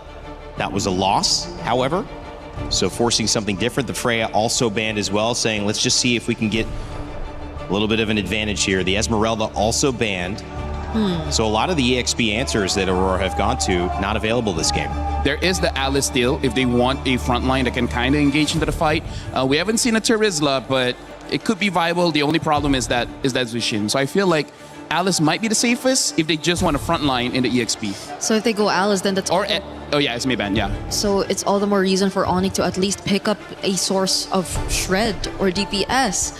But you don't really want to claw against the Paquito anymore. Carry, you need a carry. Or Moskov. A Moskov carry is an option, but... Melissa is also not bad. Yeah, going up against Eudora, it's very awkward to pick up a mid-range marksman. Pagu on the pick, trying to figure out what's next for Aurora. They've caught Onyx by surprise. Really not too much. It's been clear what they've wanted. We expected Midnight to throw some crazy stuff out there. It's pretty much been double fighter, Paquito in the gold lane that's caused problems. And another Harith. So it's not Paquito in the gold for Aurora in this game at least. So maybe... It could be jungle or EXP. Oh, wow. And they're still flexing that opportunity. Yeah. So maybe Kelra could feel a bit better about picking up a gold lane matchup towards or into the Harith this time, regardless of how they want to play this. But Keyboy, his options in Rome have been limited as well. You need the information. There's a Eudora that's just gonna be... I feel like Hylos is gonna be pretty good because you just need someone to absorb that burst, give a lot of space to the Uranus, as well as a good combination with the Zushin. Yeah. If they don't, I can see a Gatot doing okay. Because it's dangerous grass, so I think it's all the more reason for Aurora to just keep going in for the surprises. But they go for Brody Gatot. Yeah. Oh. Got a Kacha, potentially a little bit of counter engage with the ultimate if somebody gets in. Just the knock-up stun and have a chance to also move into that. So if he's caught out of position, maybe could even get aggressive with it. So the Gato might be a good idea. Right now, Onyx, it looks like they have lane-winning matchups, or at least the possibility to win that lane. And knowing Kelra, I'm not going to doubt him. I feel like he could do it. So I feel like for Onyx, they try to win the side lanes and then go off of there. Because again, that's kind of like the story this entire series. Yeah, and at least Kelra is going to have a bit more range to play around with. If you don't really want to walk up close to Aurora and get caught in by the burst damage by the Paquito and the Eudora, but the Hylos to wrap up the draft for Aurora. You like it, Brig? Yeah, it's a different hero that we're seeing on Pagu all over again, but I think it's going to help so much if it's revitalized, especially in just sustaining the overall team fights. Hylos going to be in the EXP lane here. Pagu going Belleric on the roam, so this will be an interesting matchup, guys. It's going to be game number 4.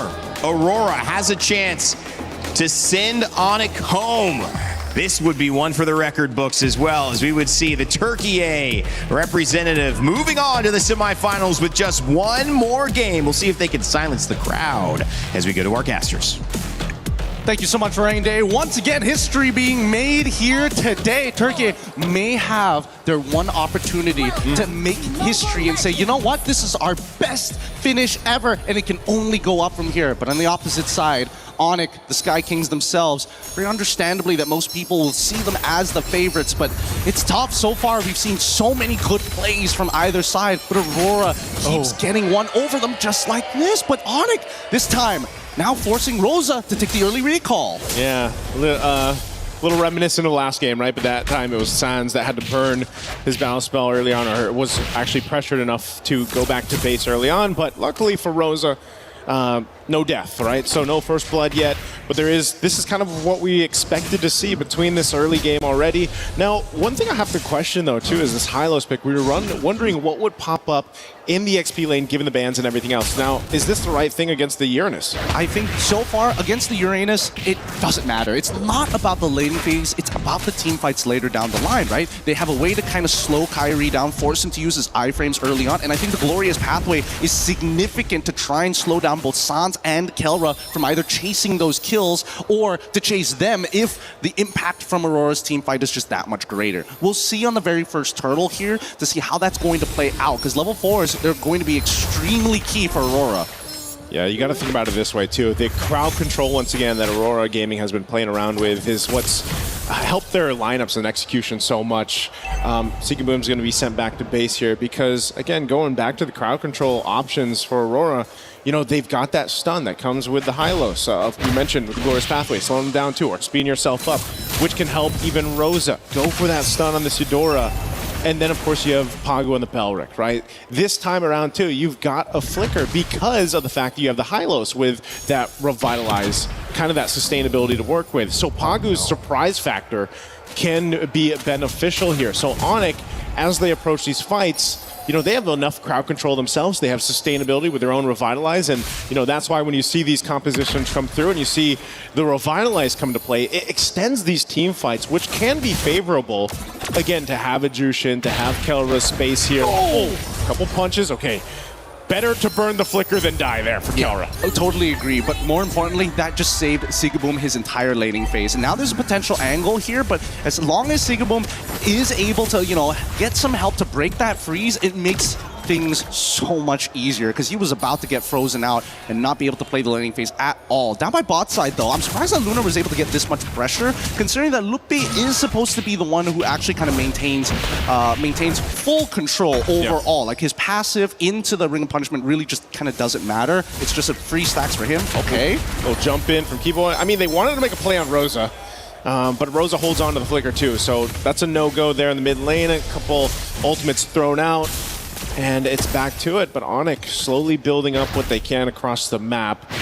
Much slower pace, you know, than what we have to see because, again, Onyx needs to kind of slow this down in a bit, let Kyrie get to where he needs to be, and pressure where they can. Right now, mid lane, okay, San's still going to be okay. Much mana to work with here, though. Yeah, again, at least Rosa is able to try and equalize the EXP just a little bit against Sans. Unfortunately, oh, hold on. Oh, Seeking-Boom. Fighting off Kelra here in the 1v1. Taking too many shots, though. First blood in the hands of Kelra. Man, did he fight for that one. Oh, predicted from Kelra as well. Anticipating where the Chrono Dash was going to be. And now they have to protect these green camps. Lunar is going to try, but that retribution is a little too big for the side of Kyrie as they continue to take these small incremental leads and making sure that when they do the man-to-man defense, there's always just a huge tax that Onyx applies on towards Aurora's side. Oh, Pago. Gonna go ahead and heal up a little bit here, but okay, Onyx not gonna follow through with that. They are just looking for those small wins. They're looking to compound the interest here. Gideon, as you mentioned, now Zaman Force dropped down. Kelra going in with a bit of stun there to work with. Torn apart memory. Not gonna be enough, and Seeking-Boom will get his revenge. And now Sans re-engaging with the beacon. The rest of the team to follow through. Kyrie will be able to pick up a kill for himself. Now TNZ off the wings alongside Lunar. Glorious Pathway drop down and Sans trapped, nowhere to go. Keyboy with a jump, not going to be able to find the target. They're split up here. Now TNZ waiting once again on the call. Lunar will go ahead and just force out Onyx from this area. And that's officially Aurora actually winning out big time on that trade. Where was Kyrie? Was he not in position to try and trade for Kelra, or was he 100% confident that Kelra was going to win that no matter what? Risky as it is, at least the Flicker is back up, and more importantly, Kyrie already getting his own Sky Piercer. Let's see if they can snowball this, because fortunately for Lunar, he's going to be a big problem for Onyx, especially on these neutral takes. Yep, TNZ also got his. First item locked in for Rosa too. Both mid laners fighting for it out.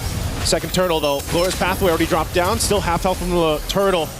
You're going to deal with Lunar. Again, a split fight happening here. Loopy able to get a couple resources out. Now Lunar trying to get away with that Revitalize. Still going to reset this turtle. So neither team getting the upper hand just yet. But it will be Kyrie to hold on to this turtle. It looks like TNZ is just going to have to give it up. Yep, they don't have the health or the mana. And Onyx, that's what they want to do. Keep taxing them until they can't afford it anymore. Once they go for broke, that's when Onyx can start fully taking control over this game. For now, at least for Aurora's side, they're looking for the first and second item power spikes to really turn these fights over. So having this 2K lead on Onyx isn't the worst thing in the world. However, where's the big conversions, right? Every single lane is winning here. Wow. Okay, and I guess they just got the call too, you know, so come join us, give up that top lane, but they will be able to find Keyboy. So trading it out just to grab a kill, forfeiting the top tier 1 turret. Aurora Gaming is going to make that switch now, looking to put pressure on tier 1 mid. And that's exactly what you want to do. These are the conversions that matter here. And Pagu instantly wants to cut off as many rotations as possible. Look at Luna right in front of Sans' face. Yep, they're going to have to stop him down. Glorious Pathway to disengage, but Aurora Gaming got what they wanted. A kill, and now that turret falling in the mid lane. So this is going to be a battle. I feel like for game 4, what we're seeing, very different from the previous 3 games, is just this battle of attrition, finding these little moments around the map, finding ways to open it up, get that favorable matchup when you can, win this next objective, that turtle, and eventually the Lords come. Whoa, hold up. This could be really, really dangerous. As Onyx forcing Lunar out of position, allowing Kelra to actually open things up. You can see the rest of the members are man-to-man defensing here. They understand what's about to happen, and I don't think they should take this right now. All right, Conceal used. Little taunt there, Unbreakable, gonna bring Pagu back. He goes in with a flicker, locking him down with the Raptor Dryad. Sand's gonna be okay though. Aurora Gaming on the back foot, they want to get away. Avatar of the Guardian will burn the flicker from Rosa. Still gonna be caught amidst it all. Against the wall they go. A burst of damage, but Siggy Boom is gone, and Onyx will win this fight. A double for Kyrie. That's got to be upsetting here. Very, very upsetting. But even so, it's just not enough damage. The economic lead here for the side of Onyx being pressed against Aurora as they are starting to run out of breath. But initially, when you see this fight from the side of Aurora, maybe it could have been something more, and they wanted Sans really bad. They got the ult out. They also made sure that he doesn't have his flicker available. The problem is if they don't net themselves the kill, that's a lot of resources wasted on the side of Aurora. That also, you know, when we saw it from the highlights there, it just looked like they weren't synced up the way they wanted to follow through on Pagu's setup. They were kind of in a weird position, and it might have been one of those cases where, again, Pagu's just like, you know, I'm already here and I'm already taunted up, but I'm breakable and everything else. I kind of have to do something, and, you know, Aurora Gaming loses that fight. Now they lose themselves the space to work with. They're 5,000 gold behind, and Onyx has been in this driver's seat now for a few minutes. And the fact that you have the Sky Piercer that was picked up and we talked about minutes ago, Kyrie's now got a couple stacks on it, so that's great for him. And even looking at the build that Kelra has, he's going for the Rage Advantage, right? He already had that blade earlier on. That was his first item he rushed in. Then he got Malefic Gun, and Brody's already got great range advantage against a Harith. Well, now, even more so. Yeah, and I think that's the really scary part, right? Because Onyx, this is a really good timing to, you know, instigate fights, and Aurora recognized that. That's why you're seeing them clump up together a lot more, because they have to work with their secondary win condition, or main scaler in this particular case, in Sigiboom. Yeah. Tianzi also understands that as much as he is the jungler, the neutral objectives are very manageable for the time being until we start getting into the Lords. So we need to see the tempo breaker here. Right now, too, Lunar, even as tanky as he is, he can feel the damage being put out. This purple buff being fought for, though, unfortunately, Tianzi will not be able to secure it. Kyrie's been pretty unrelentless in this side of the jungle as he just continues to take camps, you know, from Aurora Gaming. Interesting. I hope I saw that right. That was a Haas call purchase coming in from Kelra here. Wants to make sure that at least at the very bare minimum that he actually has some form of lifesteal. And not to mention that, you know, Brody naturally, the way that his auto attacks work, has so much more base damage than the regular marksman, all kind of put into one because he doesn't have as many consistent auto attacks compared to them. In this case, he's going to get a decent amount of heal, so in case they try to burst him, the window has just gotten smaller for the side of Aurora. Okay, and with Lord up, Onyx with a clear advantage. They should have space control above this. They'll keep Loopy up there on the top side, doing his thing for now. they don't want to overstep this. One thing's for sure is if you're up against a team like Aurora Gaming, you still got to respect what they can do, even if you have this kind of lead that Onyx has built up. But they can go ahead and play the map this way. You know, keep Lutfi there, play around the rest of the 4 members of Onyx. And Aurora Gaming knows this.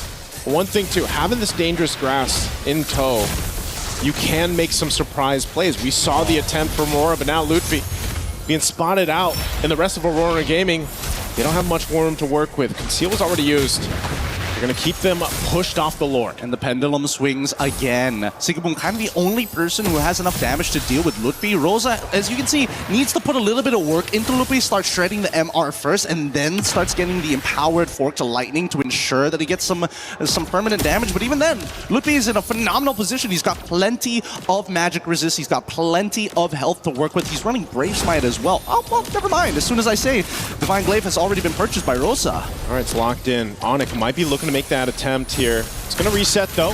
Ice Queen Wand picked up 2. By Sans, being dragged back. Flicker forward, not connecting the Wrath of the Dryad. Will get punished anyway. Kelra able to pick up a kill, and with that, Aurora Gaming has to give this Lord over to Onyx. What a difficult job that Pagu is trying to attempt here. He sees the angle where he either has to pick Kyrie or Kelra. He wants to get both of them. Yeah. And I think it's starting to cost them here, right? I think he has to make a clean decision of what needs to get cut in half. So far, I think Kyrie should be the priority in this case because he's the one running Sky Piercer. That could open up some more opportunities, but it doesn't change the natural problem that even without a Sky Piercer, Kelra can finish off kills with Torn Apart Memories from halfway across the screen. Yeah, that range advantage is what makes Brody so deadly in this case here. And a POD picked up for Kyrie now. So maybe, yeah, Pagu just needs to go ahead. If he can catch Kyrie, catch one of them, might be better than what we've seen the past couple of interactions right now. They got to deal with this Lord up top. They clear out what they can in the mid. Where's Pathway drop down? They're going for Kelra. He's going to get stunned. Avatar of the Guardian. Now Kelra's in trouble. Pagu will find him and just punch him in the face. Locking him down. Keyboy gone. Kyrie on the run. Lutfi trying to get away too. What just happened to Onyx in this side of the jungle? They do shut down Tienzi. And now Sans looking for more. Burns the flicker from Rosa. Lord is still there. Sigibum's got to deal with it.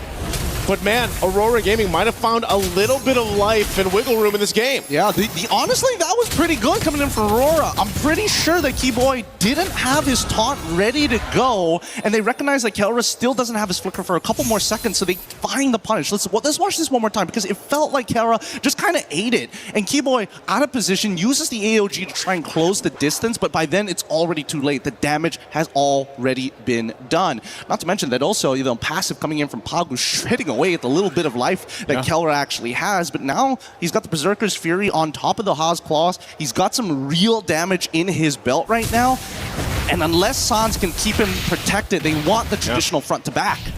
If Onyx didn't have that Lord that Aurora Gaming had to deal with, Aurora Gaming would have followed through in that fight. Seaboom knew he had to go back, clear it out. So, and they maintained the base turrets.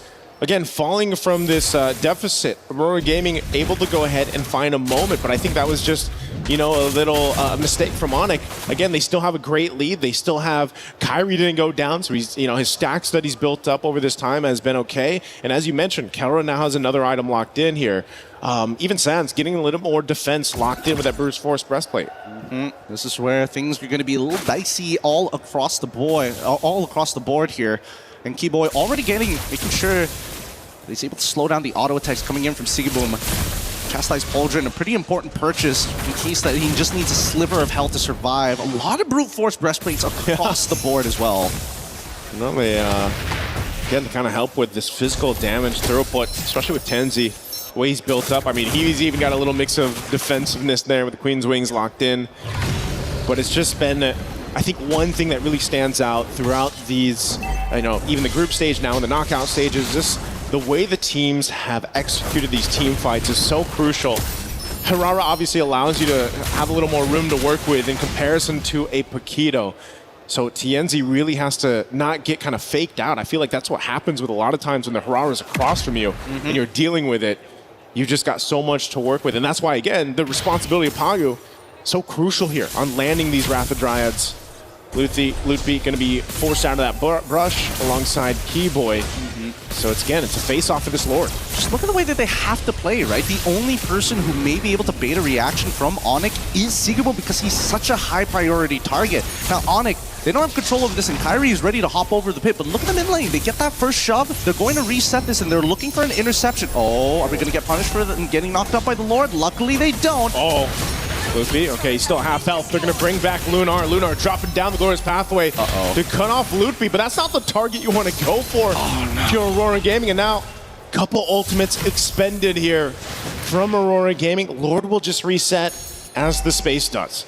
At least they set the conditions. We used a lot of our ultimates, but we got a really good push down on that mid lane that Onyx has to respond to. Losing a free inhibitor turret is unacceptable at this stage of the game. And I think that at least for Aurora, they know they've hit the 43k mark. Their carries have the damage. TNZ and Sigurbo are ready to fight. The question is, can they get some value or discounts from Lunar or even Pagu? They saw TNZ up in the top lane. They wanted to blitz this Lord, but it resets anyway.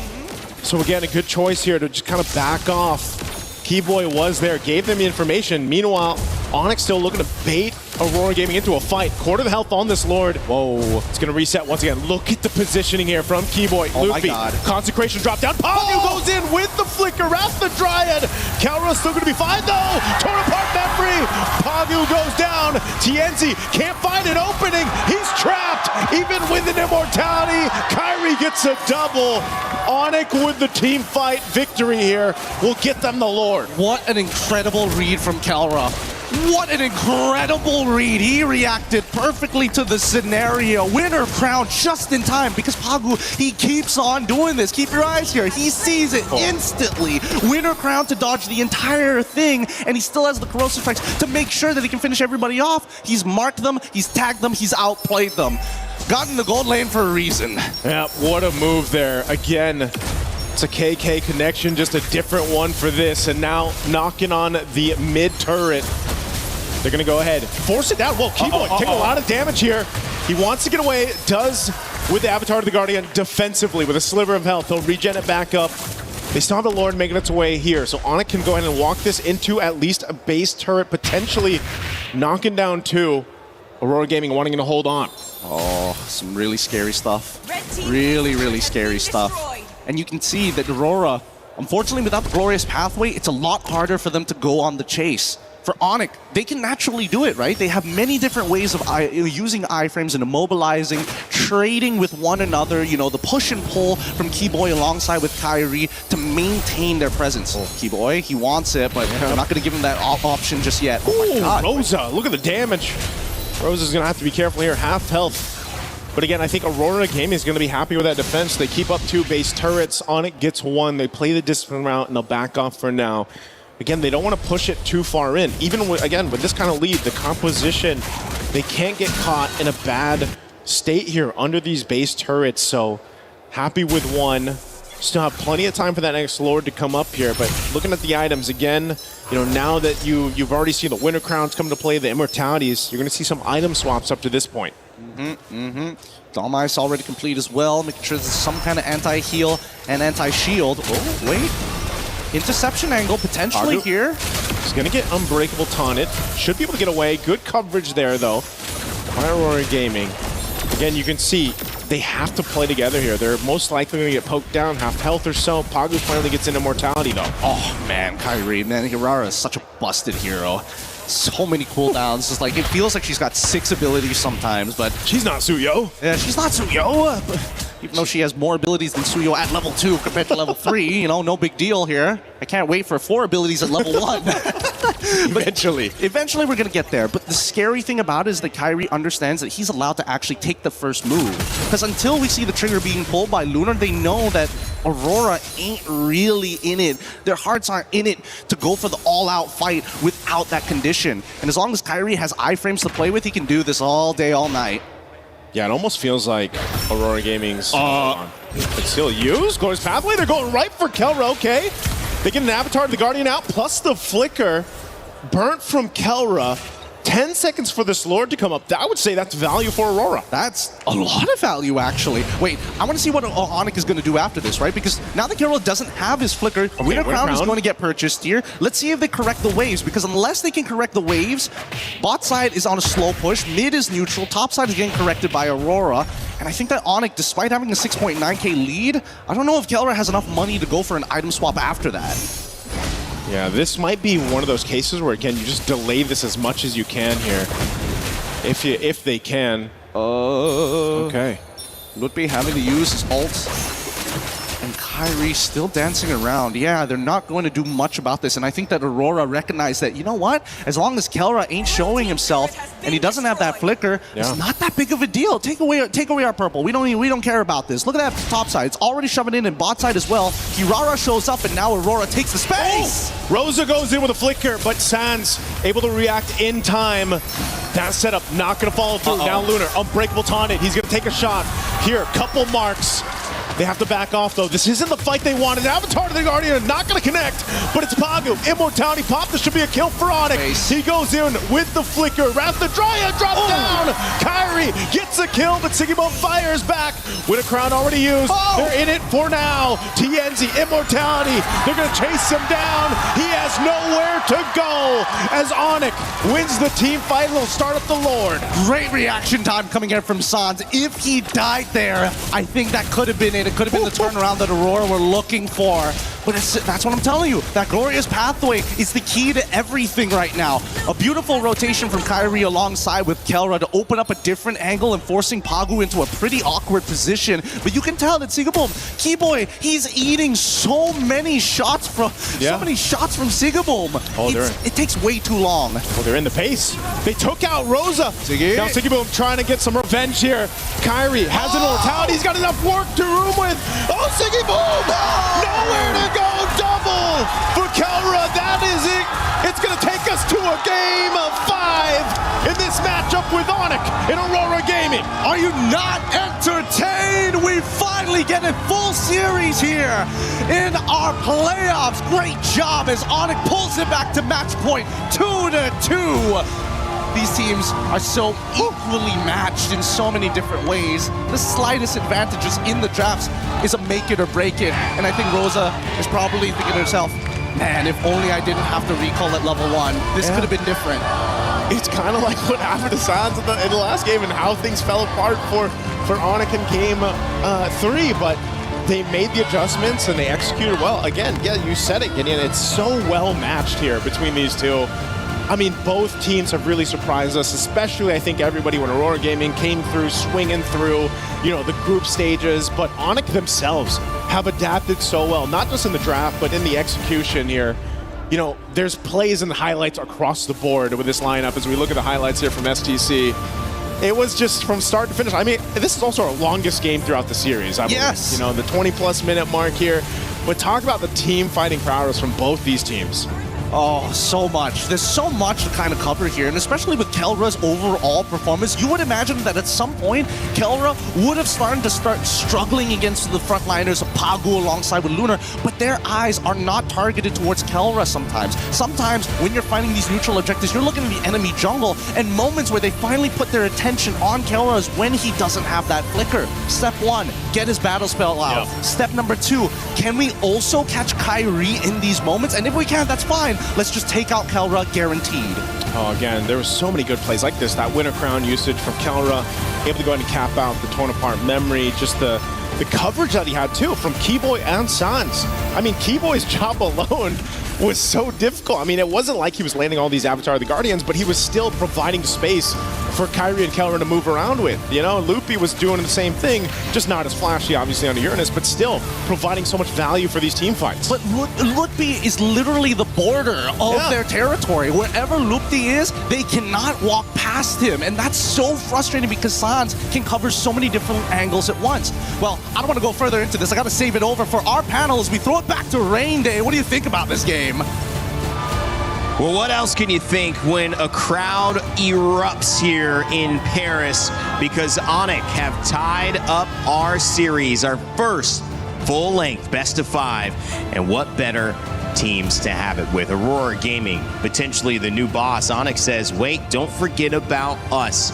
Indonesia's last hope now has tied it. One game will decide who goes forward and if Onyx will have a chance to defend their 2023 championship, or if we will see MSC with a new champion crown later on. Rain Day back with Brig and LaFell.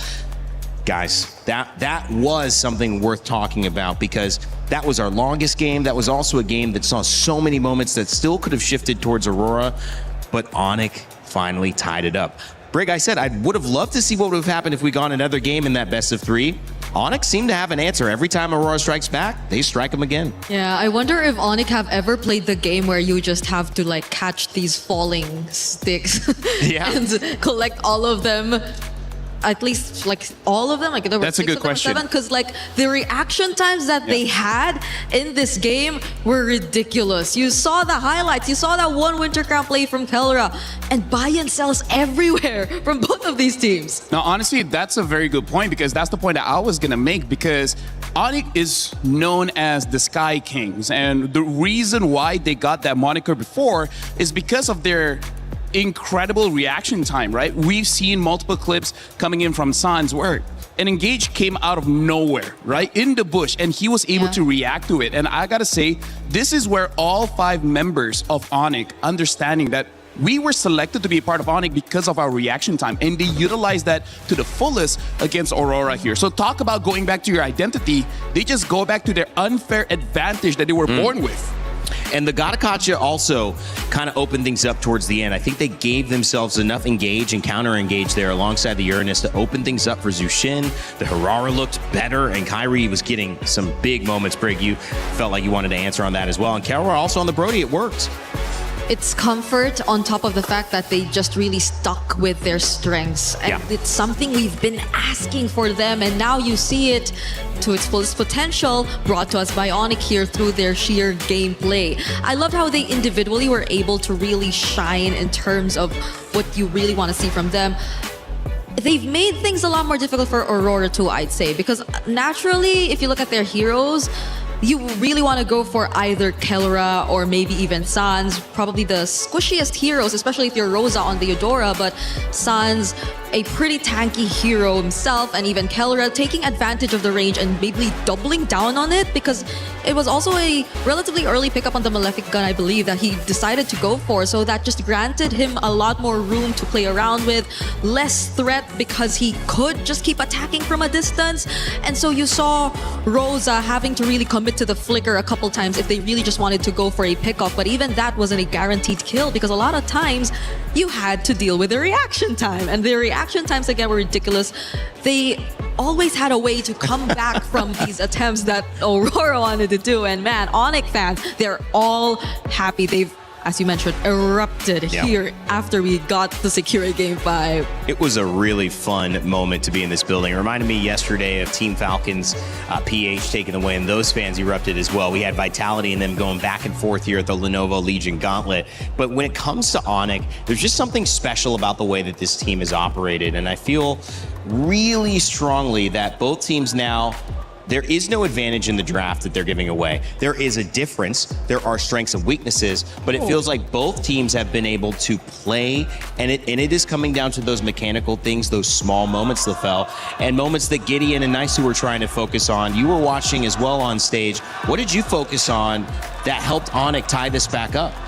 Well, honestly, this is going to be very technical, but Onyx really utilized the map alongside with their unfair advantage of having incredible reaction time, because we'll be seeing clips later on of how Onyx, they decide where they fight. And they fight around the river, which is an open space where they try to bait out Pagu, right? Like, we're going to be looking at a telestrator here because looking at the draft, there's really not a lot to discuss here because this is not simply just about the draft, but really how you utilize it, right? So the draft is just showing up here, but this is something that we see Onyx has been doing over and over again. We're going to be playing this clip here. We're going to look at Pagu, flicker, and then initiate. But look at every positioning coming in from Onyx. 1, 2, 3, 4, 5. Look at how spread they are. And they've been doing this the entire game, because going up against Aurora, Midnight as the coach probably taught them the Ube strat, which is the ultimate bonding experience, which basically means you're clumping up together.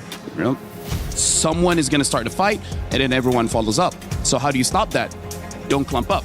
We will be looking at other clips here, and this is just to show again the positioning of Onyx compared to the positioning of Aurora. Look at how they isolate Pagu, and then Pagu forcibly tries to start a fight, and look at how everyone just disengages. And here's the thing, this draft, Rainday as well as Brig, not everyone can use, because Brody, by all means, should have been caught multiple times, but because this is Kelra is just special. This is the moment where we see they do not have an open space. We'll be looking at how they try to catch him right there. Exactly, because by this time, they understand the timers. Because if we look at Brody here, Kelra, he does not have the flicker. And this is why I say not every person could use Brody in this capacity, because he doesn't have a lot of escape tools. Once he goes in here, see, this is the positioning that Lunar was waiting for, right? We see that Kelra is cut off. You can see that this area here is a very close area, making it so that it's very easy for Aurora to hit their abilities, but more importantly, not a lot of space for Onyx to escape. This is where we see they just go all in. The moment they got Kelra, there's not much that they can do. This is the rare time that we see Onyx clumped up, and that's why they lost. And then again, look at here. We see that all the focus is on Kelra again, because he is supposedly one of the easiest members of Onyx to catch. And yet, when we zoom out, we see that even though they engage Winter Crown into flickering out, and then eventually we even see the Gato Kacha ulting on top of Kelra just to provide him that heal. So this is what Onyx did. They understand habits. Aurora has a habit where either Pagu or Sigibum or even Lunar, depending on the draft, one of them will start the fight. In this one, it's pretty obvious it's going to be Pagu on that Belric. So as long as you're able to spread out, you bait out the ult, they can re-engage. That's also another thing that we got to talk about the draft. Having the Zushin, the Uranus, as well as the Herrera. One of the best things about them is that they can get out of a fight and they quickly go back in. Go ahead. I mean, what were we going to respond to that with? No, I think, if you look at it, at first it looks great. At least Aurora are always based on that. If you observe, on the same page. Yeah. They know who they really want to prioritize and target, and they don't have as much disconnect as I think we've observed from a lot of teams here at MSC. But there should be like backup plans, and there should be other angles that they play around with. If that Pagu flickered Wrath of Dryad combo has been read out multiple times already. But the problem is, I feel like they understood they got to get Kelra. But again, this is why Kelra is the gold standard. This is why his name was also mentioned as one of the best that the game has ever produced. Like, by all accounts of logic, he should have died many times. Right? That's how you become champions, right? You got to define the logic. You got to define the expectation. Just because my character dictates I can't do it, if I'm using this character, I'll find a way. That's how you become bigger than the draft and bigger than the character, the hero, the game itself. You become somebody that obviously deserves these superstar fans as well. But speaking of superstars, we've got the junglers going head-to-head. It is an amazing day to witness some matchups that you cannot get anywhere else. TNZ and Kyrie, we talked about them.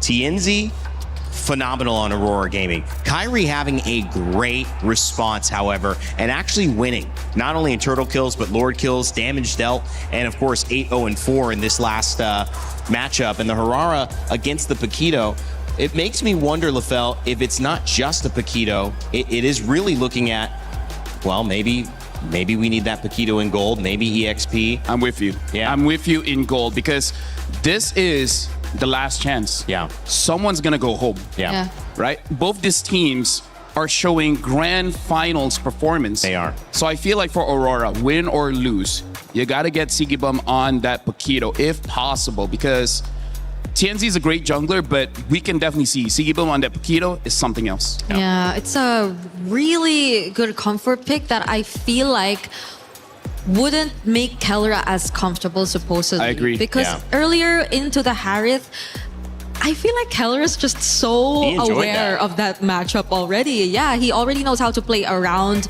the Harith, and he also himself masters the Harith well enough. But Sigibum on a Paquito is a different beast. And Freya. On Freya, and that too. So the fighter matchups, having Aurora get that, and maybe seeing Tianzi on a different, maybe not the Lucas, if it's not really something that they Just could assassin, not a work, just fighter. an assassin. Could be interesting. That's maybe them playing to their strengths. Okay, we'll have to wait and see. Draft coming up in just a moment. Until then, we want to send it over to an announcement about Street Fighter. They're actually playing Street Fighter at EWC right now on the Alliance stage. However, in-game with MLBB, you have a chance to play Ryu, Ken, and a cool Street Fighter matchup in your games.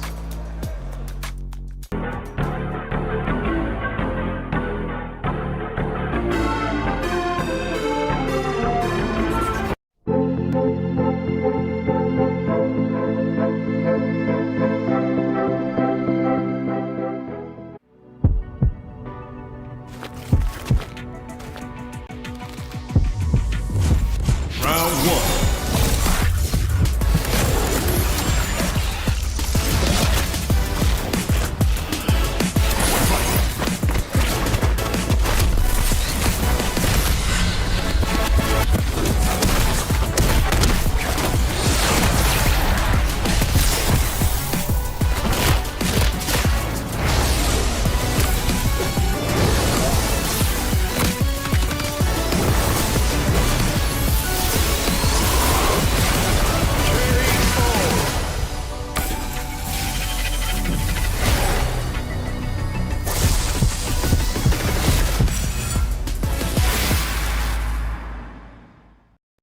Thinks he can come in here and play my game.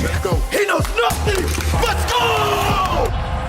Tyler Wine, you're done. Raw energy. Half a bar from blow the house down. Play is in our DNA. Whenever we let it out, it becomes our superpower. Now imagine an entire city being built to supercharge it. Kadir City, powered by play. Well, above the clouds, there's Onyx. You could hear the chants coming out, and you could see the fans just resetting.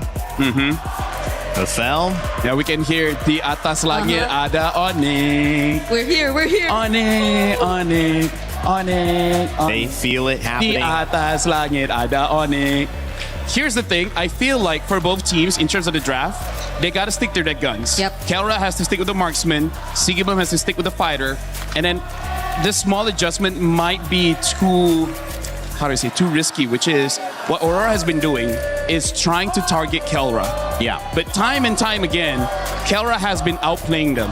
Yeah. So either double down and make sure Kelra will never escape an attempt, or avoid him altogether. Shut down Kyrie, shut down Sans, and hopefully that's enough. Shut down someone else if it's not working against Kelra anymore. But yeah, I agree that maybe and hopefully we get to see them just stick with the heroes that have been working out best for them. But I'm also worrying because at the same time, I think it's going to be Aurora in blue this time. Yeah. Not unless they decide to go red. Because most likely in earlier it was Onyx on blue, but every single time they went for blue, it's not like they go pick up the Paquito first. Right. They don't really go prioritize that hero despite it being open in first pick.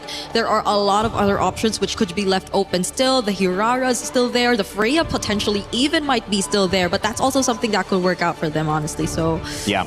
I think the sides are really going to be important. There you go. Aurora does go to blue and the Paquito is still open. So that's a question mark for all of us right now. But the trend says, okay, never mind. Let's just take out all Sigibum's hero, you know? And that's smart. I mean, we knew that was going to be something Aurora valued. And now it does do two things. We could see, and we're not even going to go into it. It's Aurora first pick from Aurora. So Onyx have a chance to respond. Belric available. Barat's still available. Yeah. Zushin not available here, banned out. So that won't be a factor, which has been played 2 games in a row by Onyx. Yeah.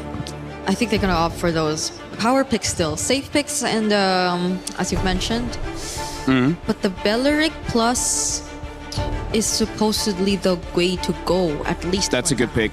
Oh! And a Fanny. Take the Barats as well as the Fanny. Barats is one of the counters towards the Fanny. Now, I want to see whether Aurora, in terms of gold lane, Melissa and Moskov can deal with the Fanny, but if you want to go fighters, maybe the Ruby. The Ruby's the next one. Probably Ruby, but the thing is, Ruby has been changed so that she is only really strong when her HP is low enough so that she has a lot of heals. But if you burst her down so that she can't heal fast enough, that's kind of GG's. Could be risky there. Does that feel like the right trade? That will mean putting Sigiboom on a marksman though, so they just don't reveal their gold laner altogether.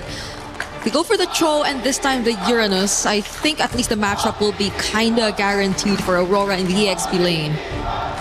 Not gonna lie, I'm liking Onyx opener a little bit more here. Yes. Because even though Cho, on paper, in theory, can catch the Fanny, we've seen the reaction times of the players of Onyx.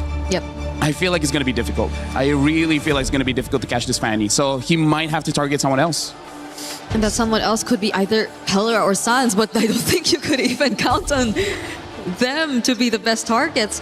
If Sans gets his hands on a high mobility mid laner, which I think a couple are still out there, we still have the Valentina, I was supposed to mention it, yep, does get picked up. So it won't make things any easier now for whoever you want to target as Bagu on the Cho. This might sound crazy. If anytime Aurora brings a fighter mid, this might be the game. Bring either Ruby mid, or they bring out the Rafa or Matilda this time, because Matilda does have the damage to deal with the Fanny and able to lock down as well. So Aurora, if there's any time to bring out a surprise, this is definitely one of them, because the heroes that they have right now doesn't necessarily answer the questions that Onyx is showing. The fact that they have the Valentina can steal away the way of the dragon from the Cho, makes it so that they can kick this Uranus, they can kick the Herrera, maybe even whatever hero Sigiboom opts for later on will get caught as well. So, I mean, Onyx has a good opener here. I know that this hasn't necessarily been the hot pick, even though they kind of started off with this tournament as bringing it into the meta with Eudora. I feel like a kick into a stun is pretty guaranteed if you're trying to isolate this fight. We saw the Fanny with Arrow 404 earlier series, Team Vamos. He was fantastic, but they still lost that game because they basically made the fight about everything but the Fanny until the Fanny showed up. And so if you can isolate someone very important with that show, capitalize on it. We know Aurora likes that. Maybe there's an answer there, and they just deal with the Fanny whenever she shows up. That can be. Hopefully just a bit not too much of a reaction just towards the Fanny pick if they really go lock down the Eudora and the Cho combo together. Because if you do decide to go for that route, that might be the safest, yes, because the fighters in the middle lane option that we talked about previously is something you really have to consider, because if your ultimate is a big ultimate, then I think Onyx would just equally benefit from that too, because they have their hands on the Valentina. So if we, let's say, consider the Ruby in mid, then I think Onyx would be just as happy with that to layer it together with the Barats and whoever Kiboy would eventually pick up here in the draft. So Aurora have to be very particular with this. The other thought is, how much pressure are we putting on Barats? We know that when Lunar can win that EXP lane, it helps them win very early. It's possible that we see a lot of pressure there. Yeah, but I feel like Barat should win against the Uranus. Like, even if you don't win, you're able to get out of lane faster. And I feel like that's going to be the determined thing. Onyx, they pick up a Harif. Technically not a marksman, but a traditional gold laner here. And now they answer with a Claude as well as the Eudora. This looks like the most standard draft Aurora has shown in quite a while here. So I think this one, they realize it's not about the draft anymore. Like, there's only so much the coaching staff can do. Now it's 100% on the players. Gotta make sure the execution goes smooth for Aurora this time, going for a very standard draft. But for Kiboy in Rome, Gato was good. I like the counter. yeah, Gato can be. Minotaur's banned. Atlas banned. Belleric still available, right? That could also be an option. Honestly, yeah, Belleric can still be an option, because for now, I feel like for Onyx, almost any pick in the Rome can really help them out here. And there you go. They pick up the Belleric. Also kind of good going up against the Claude, Uranus, Cho. So who do they want to pick up? Who does this Cho work against on the side of Onic? Who's the priority? No one.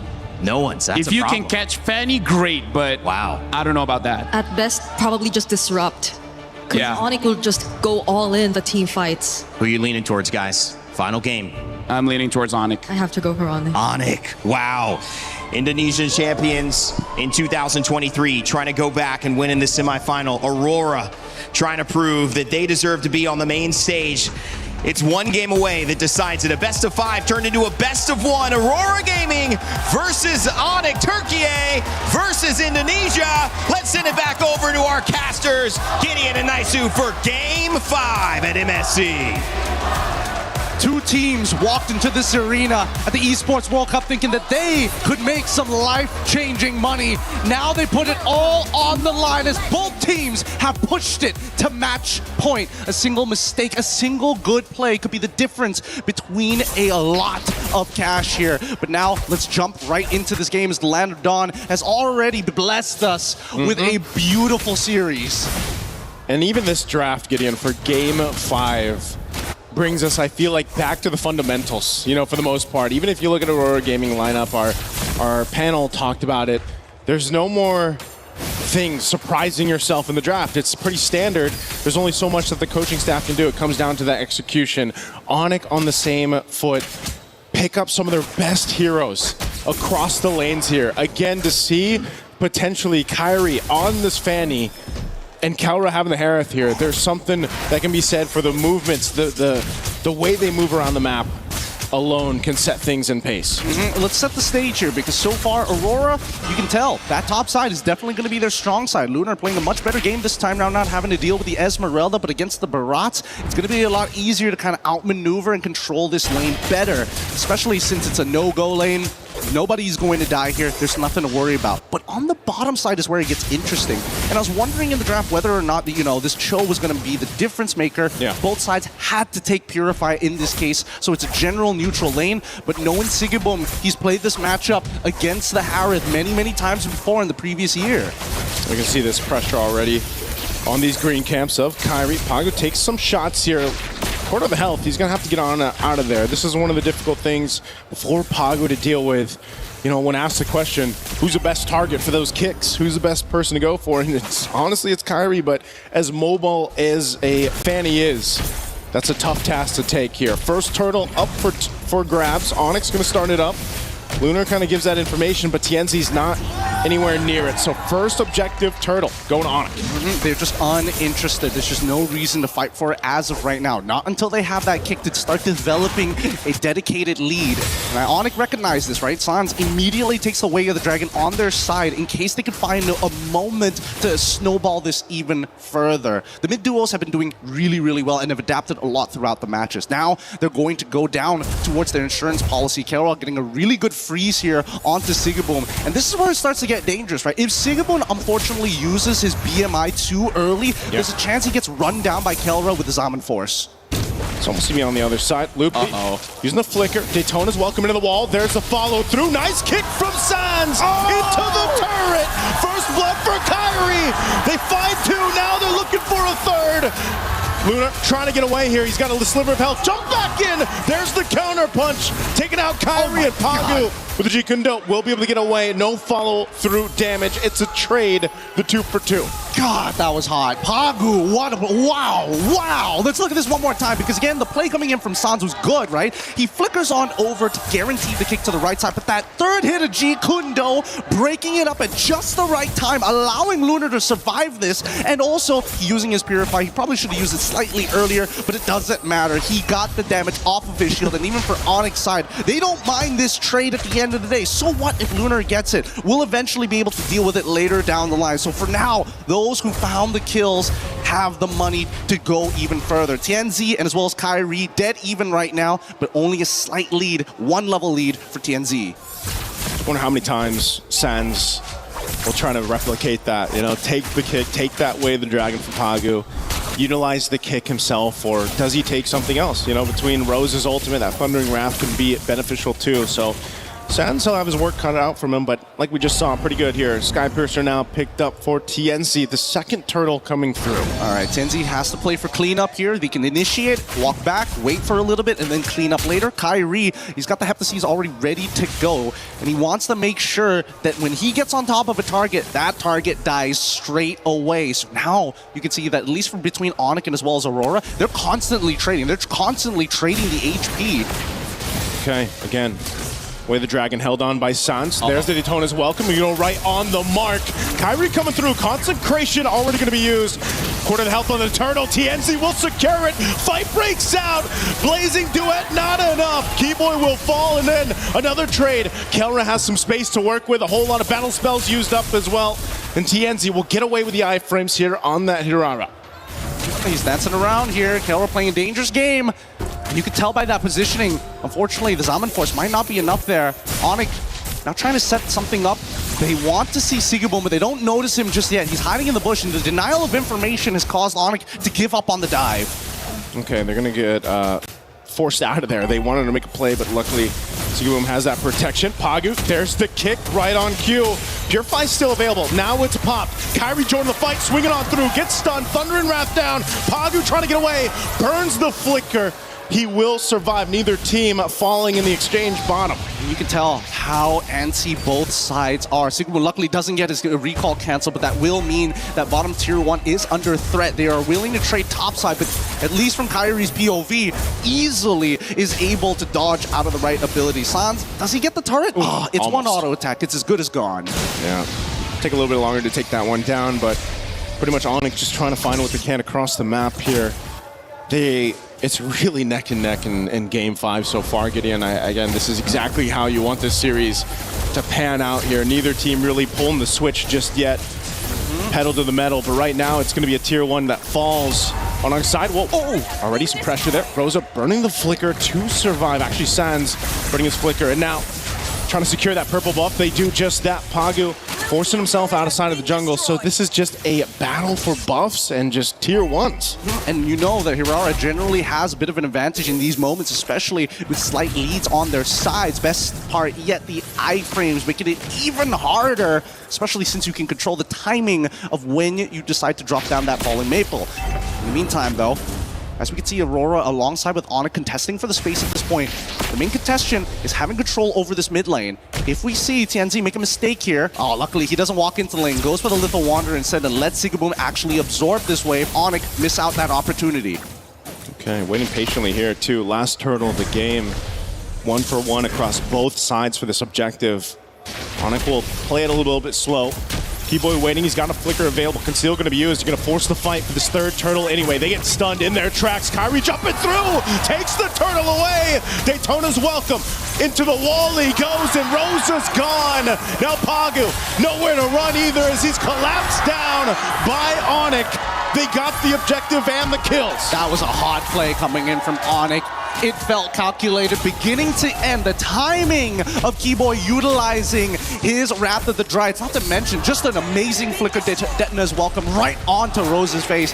Nothing they could do at that point. They reached, they grabbed, and they caught the ball out of the air from Aurora. Let's look at this replay one more time, because as Kyrie makes this play, it catches afterwards, but it catches just enough. With Rosa already down and TNZ having no combo points to actually go into his iframes, literally nothing you could do there. And that's the thing too, the fact that it's broken walls and you have this fanny, you can utilize a little extra opening on these turtle pits or eventually the Lord pits, something that you can do here. So Kyrie can kind of just swing on through into those fights, following through the Wrath of Dryad. They're going to do it again onto the tier 2, already forcing the fight, and Sigaboom is gone! Where did he go? And Lunar to follow, a double for Kyrie. And now TNZ went into the rest, Wrath of Dryad, plus the taunt, loads him up!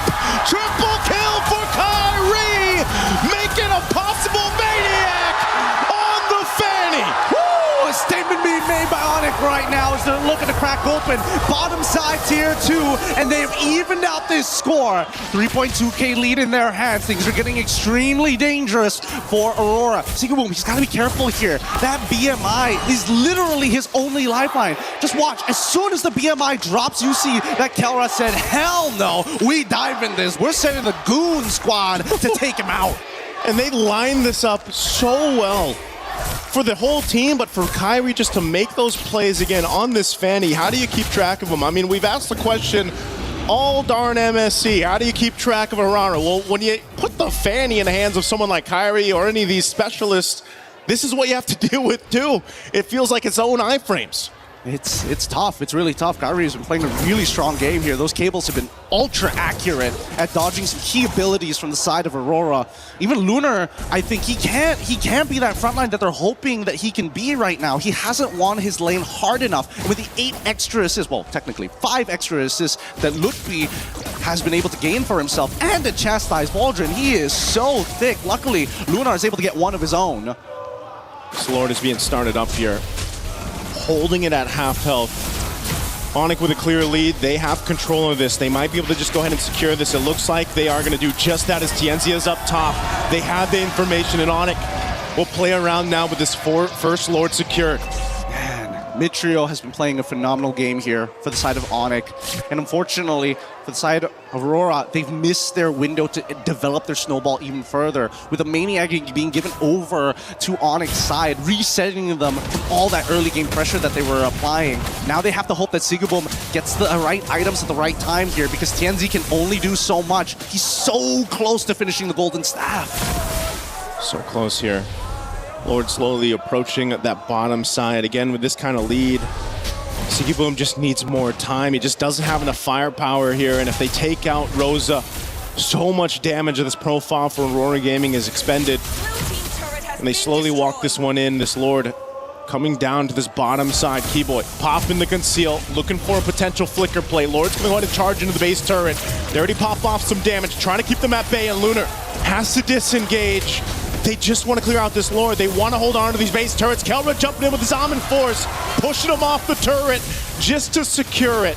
And now Onyx will go ahead and call it off. They look for more space turrets. Up top, Kyrie, Tienzi holding it in bay. They hold on to 2 base turrets for now. Onyx right now just aren't falling for any of the typical tricks. They're going to lose another shielding here. Yeah, that's pretty much everything. Onyx have set this up for a final push with the next Lord. If they can...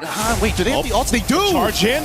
Loopy jumping in, and they still the Wrath of Dry. They're going to force the fight anyway. Loopy gone, and Sigurboom too. Kyrie still going. They're cut off from each other. Pagu trying to get away. Kelra, a couple shots, still has the shield. They're so low though. Aurora Gaming might want to punish. They're still following through. Tienzi has mobility, but they will rely on the conceal to get away. And Sans, he's ready to intercept every single time. Onyx, they are well connected right now. And Aurora, they've tried a couple of feints here. Yep. They've tried a couple of motions where Pagu is trying to bait a reaction out of Onyx, but they're just not flinching anymore. And I think that confidence is starting to build up. It's surmounting to some real damage in Kelra. He's not dropping the ball. Same goes for Sans.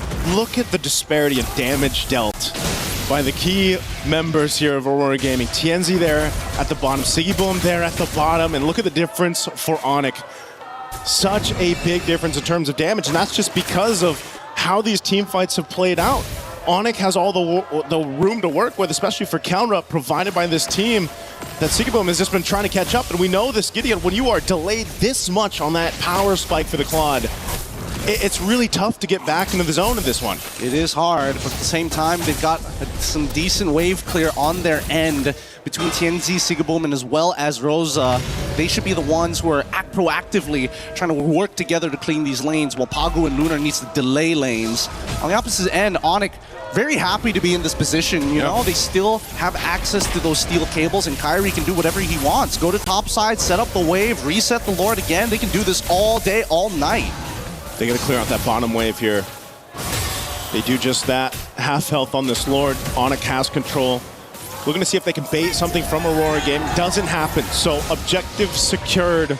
We'll have to see Aurora Gaming's lineup if they can defend once again. Already losing 1 base turn on the last push. They maintain 2. Are they in a position to withstand another push in? Aurora decided not to. So now that they decided to, you know what? We're going to let the Gulor come in. There's a pretty good chance that they lose all their inhibitor turrets. And that's a dangerous decision to make, because all of this is so that they can get to the 42k mark where they have an option to maybe try and get a good team fight down to turn the tides. But I don't know how they're going to get neutral objectives. And until we see a full wipeout on Onyx end, I don't think Aurora necessarily can push through just yet. Keyboy walking in on that bottom side here. Lord already in the base. Still has a flicker available. The Lord's actually going to go down very quickly from Aurora Gaming, so they maintain that they still have some waves pushing in. Onyx might look to take down one base turret, this mid lane, as Kelra jumps forward. Already, Rocket's gonna force the flicker route now. They're trapped under the turret anyway. Rosa's gone again in Pagu, trying to buy the time off the kick. Kyrie might chase him down. The rest of the team's gonna force the fight in the base. Kyrie joining them now. Sigiboom with the blazing duet to clear out the lanes. They just want to stay in the game, but Kyrie keeps them together, and now they'll disengage. They still have this wave, but Onyx too low. Oh my goodness, the item swap right at the very end there. Sigiboom, holy cow. Holy cow. That was a dangerous moment. If it wasn't for that Rose goal, he would have died to the cutthroat coming in from Kyrie. They are out to get him. Yeah. The checkbox is simple. Wait for the stun to come out of Rosa. Once TNZ is down to only one combo point, then it becomes very easy to get on top of Sigiboom, especially since so many times he walks up to try and dish out damage to specifically Lutpian as well as Keyboy.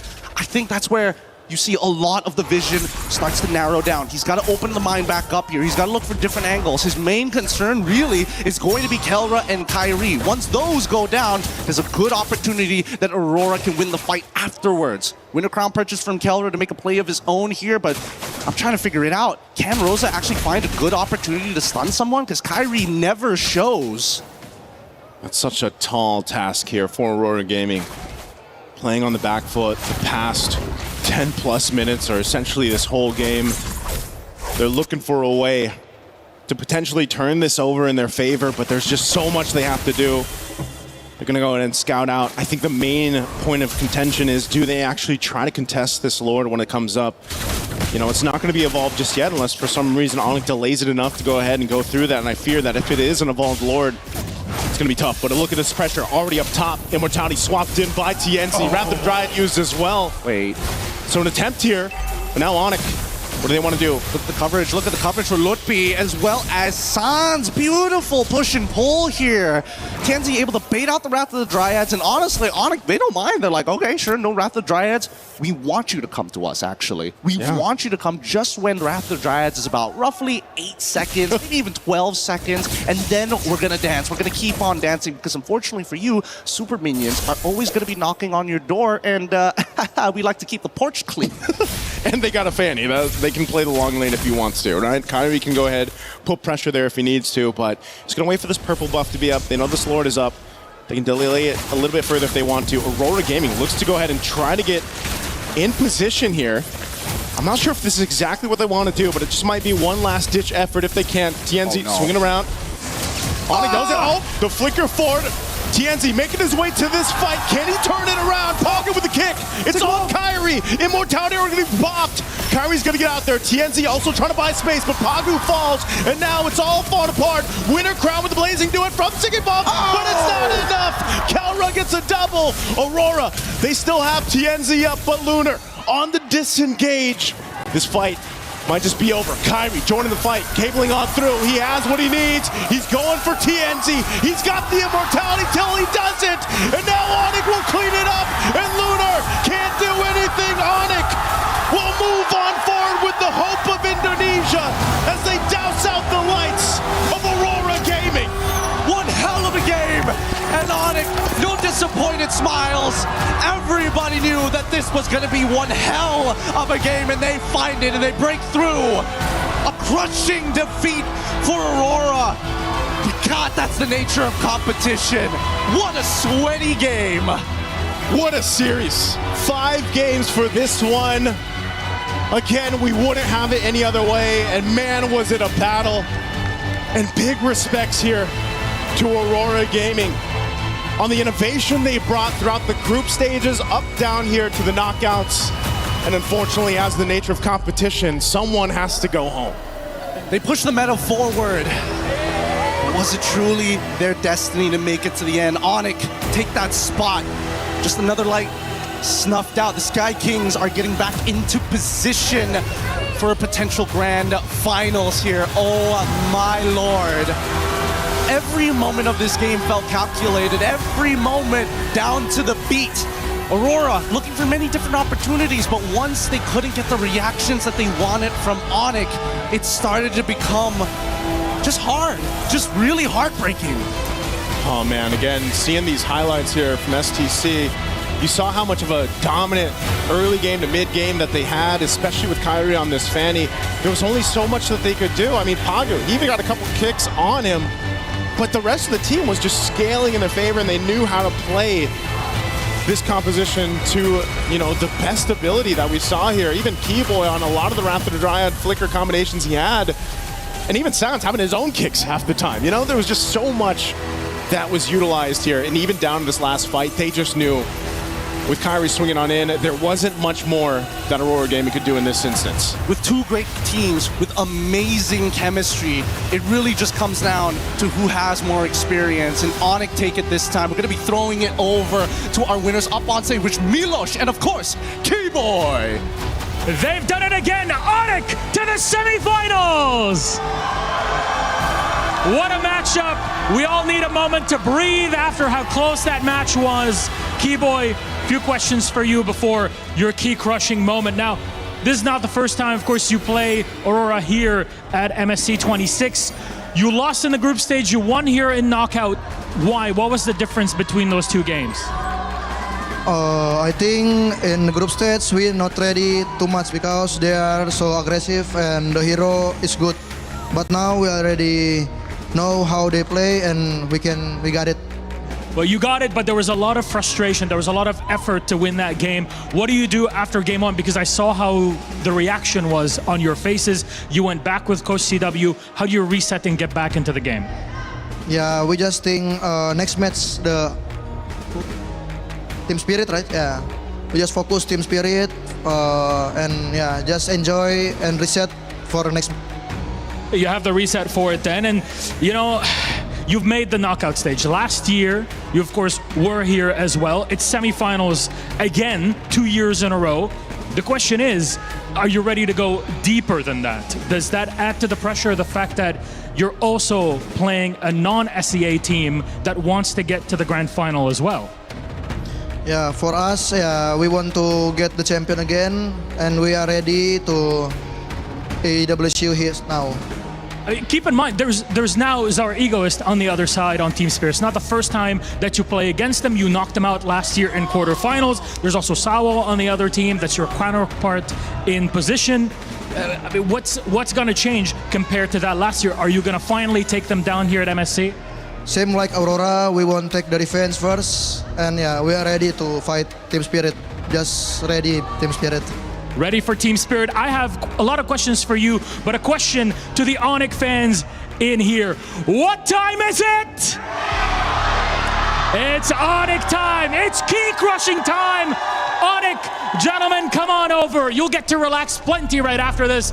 Now let's all go to the back. Come along. Let's go crush that Aurora Gaming key. We waited so long. What a great match that we had. Incredible best of 5. Now you get to celebrate, Keyboy. Go ahead. Go ahead, gentlemen. Come on in. Last year, Onyx made it to the semifinals. This time, they've done it again. Goodbye, Aurora Gaming. Good luck in the next one. And as the fans are cheering, and as you heard them say, thank you for letting us know where the airport is. Onyx victorious on to the semifinals. They'll be playing gatekeepers to yet another Western team, non-SEA. What happens tomorrow versus Team Spirit? We won't know for sure, but our panelists, they're gonna break this match down for you. The gold standard crushes the golden key of Aurora Gaming and sends them home one last time. As MSC continues, our semifinals are booked. And speaking of tickets booked, Aurora Gaming, yes, we'll have to get those tickets booked for the airport. It's tough to say. But at the end of the day, competition can sometimes be brutal. This one for Turkey was tough. We will see them again, and of course we will see Turkey again in Istanbul in the M Series M8 later on. But the beauty of this moment, a best of 5. Both teams have to hold their head up high, Brig, after that performance. But Onyx, man, that was fun to see. Yeah, I was just talking to LaFell, like, this is the only match that made me post again on my social media account. And that's just the beauty of this full best of 5 series that we really got to see between Onyx and Aurora. The development they've been through, Aurora, especially entering this competition strong, but Onyx too, they've been a bit shaky, but you see their tears of joy, you see how happy they are with the small adjustments that they did here and there. That could be a relative. Yeah, I mean, like, here's the thing. Aurora has been winning by basically outplaying the early game, but like Keyboy said, enough time has passed. They figured out how they move, how they draft, and even game number 5, first 2 picks, the Barat as well as the Fanny. I look at Brig look at me, and I'm like, this might be GG. And we definitely saw, even at the end, you asked us, like, who's going to win this one? It's like, this on draft, Onyx won hard for that one. So yeah, this is probably a heavy loss for Aurora because, again, they were set up to win the entire thing. But then at the end, Onyx just outdrafted them. So this is a pretty heavy loss. And the only thing I can hope for is that moving forward in this MSC, I hope we get to see more matches like that. Yeah. Other games is like, we outdraft you and then we win everything. I don't want that anymore. I feel like at this point we should have all full series. Yeah, because it feels so much more heavy because you see the attempt and the effort to really shut down certain players and heroes on Onyx side. You had a Cho, you had a Eudora, but even you asked us the question before entering the game of, who do you really try to target? Who do you try to go for? And we couldn't even just confidently say Fanny nor Kyrie anymore because you saw how they were just forced to play defensive a lot of times in that series and that they just had to scramble and find whoever they can just afford to, given how messy the team fights get. And that's really in favor of Onyx. 18-minute game. Well, when you look at that, it's probably on average the time Aurora spent in 2 games leading up to this. 9-minuters are what they were known for. And now, kind of shocked. Definitely a favorite coming into this. But against Onyx, it was tough to call them a favorite. And the little things, that was the theme of today, make a big difference. And the fandom, the fan bases, not just from Team Spirit, but also for Onyx, might have been that little thing, that little bit of confidence in an even match. No, it's 100%. I mean, like, today, the team with the better crowd won the game. Yeah. And yes, both teams are amazing, but yeah, sometimes that extra support, just to give you that self-confidence that even Brig was saying, like, you just got to have more self-confidence in this matchup. And then who had that just ends up winning it all. Believe in yourself, and I think Onyx did. Eventually, I mean, in the beginning, there was a bit of a test to try and go out of comfort. You saw that? I mean, here's the thing. It's rare that we see Onyx being this happy because most of the time when they win, it's a stomp. This is one of the rare times they had to really fight for it. And I feel like this is refreshing for them as players. Like, now there's actual competition. Yeah. We have to try hard this time. And they didn't have answers that were guaranteed. We said it came down to those moments mechanically from so many of the players, buying and selling, winner crowns, little things that made the big difference. And it was sometimes a Cho pick or a Barat's pick or a counter to one of those ISO choices, sometimes an ultimate, sometimes a flicker. That would be the difference. Yeah. I want to... That's got to be somebody's something. Yeah, their wife and husband. Their husband and wife. Yes, that's Coach Jets. but which one is which, Brig? Which one's the husband? Which one's the wife? How do you know so much about the relationship? We're friends. Yeah. Okay. Mr. Denver Miranda. Yeah. Okay, there we go. Can't forget about that last sequence too. Keller was just looking at the fans. You were talking about the fans, and he was just telling them to keep the energy. Just keep going, continue, and go cheer. It was a moment that you saw how Kellra was very locked in and how satisfied he was after winning that game. Same for Keyboy, and they were just right next to each other. And the entire crowd too. I could see like a lot of the members of the Onyx crowd just probably being very anxious about what's going to happen, and probably like they're not as capable of saying anything anymore because the fight was just that close.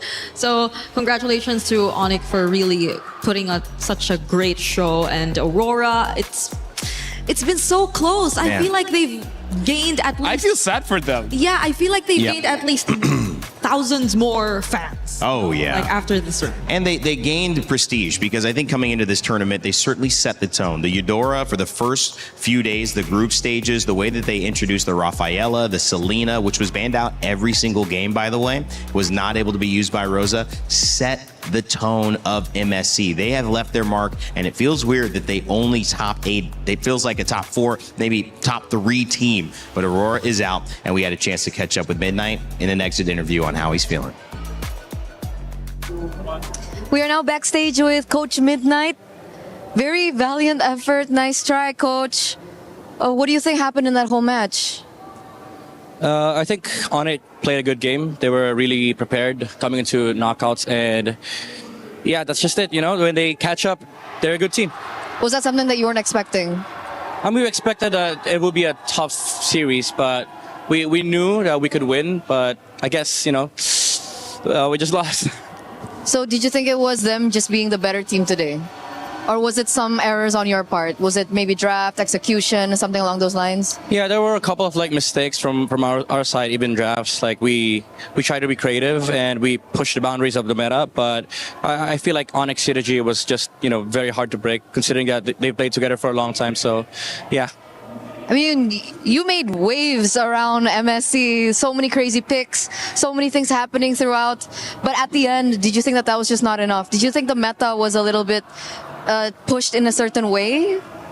I'd say it could still be pushed more, but again, this is where you see like the difference between top teams and other teams. The synergy is just at a different level. Even though we played a close game against Onyx, I just feel like, you know, they just performed better as a team today.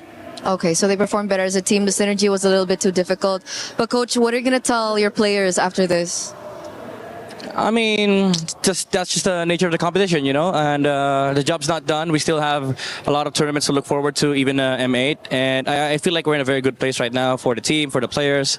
So yeah, we just move on with life and look for the next thing. How is everyone handling the loss? Very normal that, you know, everyone's disappointed a bit. You know, it's a bit sad, but it's just what it is. It is what it is. So we're assuming that you are going to be staying with Aurora after this. You mentioned the other tournaments that you're focused on. Yeah. Yes. Okay, we're very excited. We're very excited what you guys can do because it was only this MSC and then you were able to do this and you're able to come this far.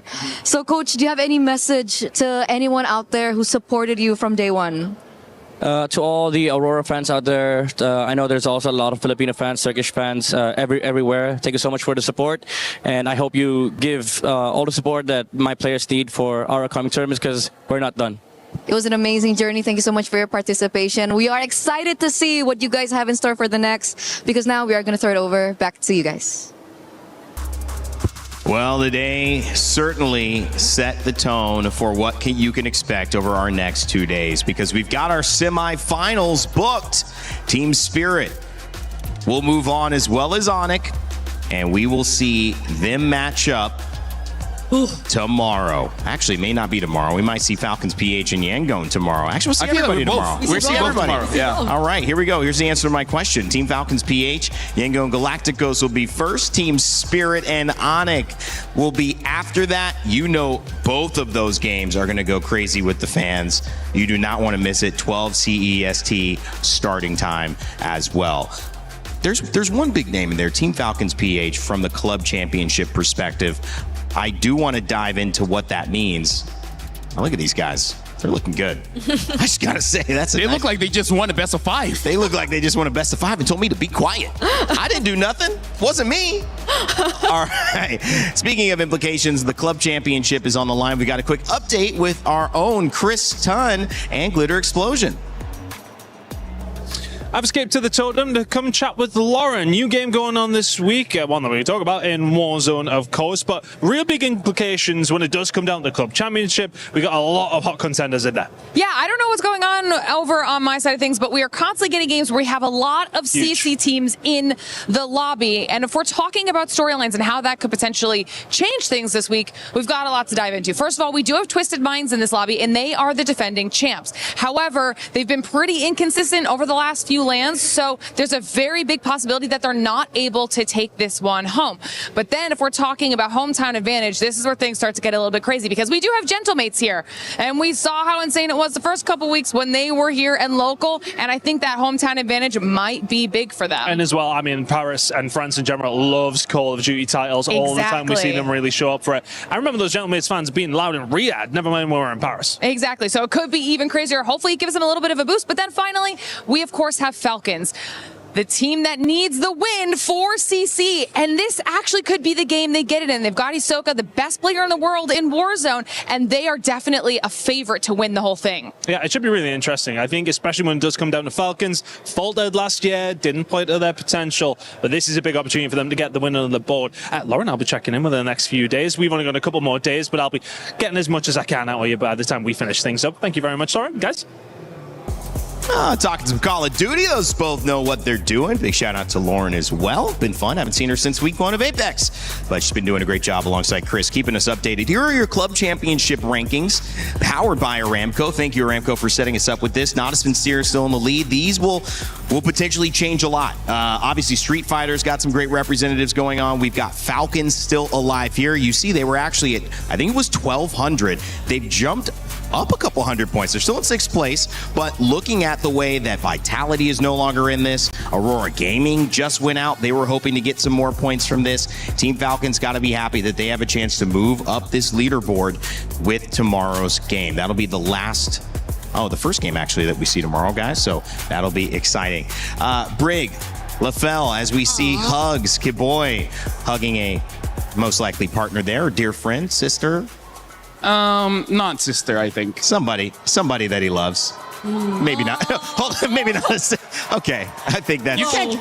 I don't know. I mean, I guess you can kiss your sister like that. You sure can. Shout out to my sister as well. She just had a baby. So congratulations. New Rainer in the family. Shout out to the gender Robert, that can Brooks. Dish out babies. Huh? Yeah, dishing out babies. MLB, that's what it stands for, right? Yeah. ML babies. MLB babies. A new league coming out. Get them ready. I think it's too early for phones, though, by the way, guys. Final thoughts, Brig, LaFell. It's been fun hanging with you on the second half of the day. I just hope we don't have the same pattern of our first series being a 3-0, because I don't think Falcons Spirit should end in a 3-0. I hope we all get game 5 tomorrow. We're at the final stretch. It doesn't get easier after this, because at this point, all the teams, they're at max potential. So hopefully every single team is able to show off all of their efforts for months going into this point, because just a few days from the grand finals. Indonesia is still alive. You've got Philippines still alive. Is it Myanmar or Malaysia? I'm sorry, Yangon. Myanmar for Yangon Galactico. You've got Europe still alive. You've got Indonesia. You got the Philippines. You got everybody ready to throw down MLBB. It's looking like a heavyweight fight from all of us here at the desk on the production side, of course the EFG side, and the Esports World Cup side. Thank you for watching. And you MLBB fans, you know where to find us tomorrow. We'll be live for the semifinals. My name's been Rain Day, and as always, remember to never give up, never stop gaming, and we will see you all for the semis.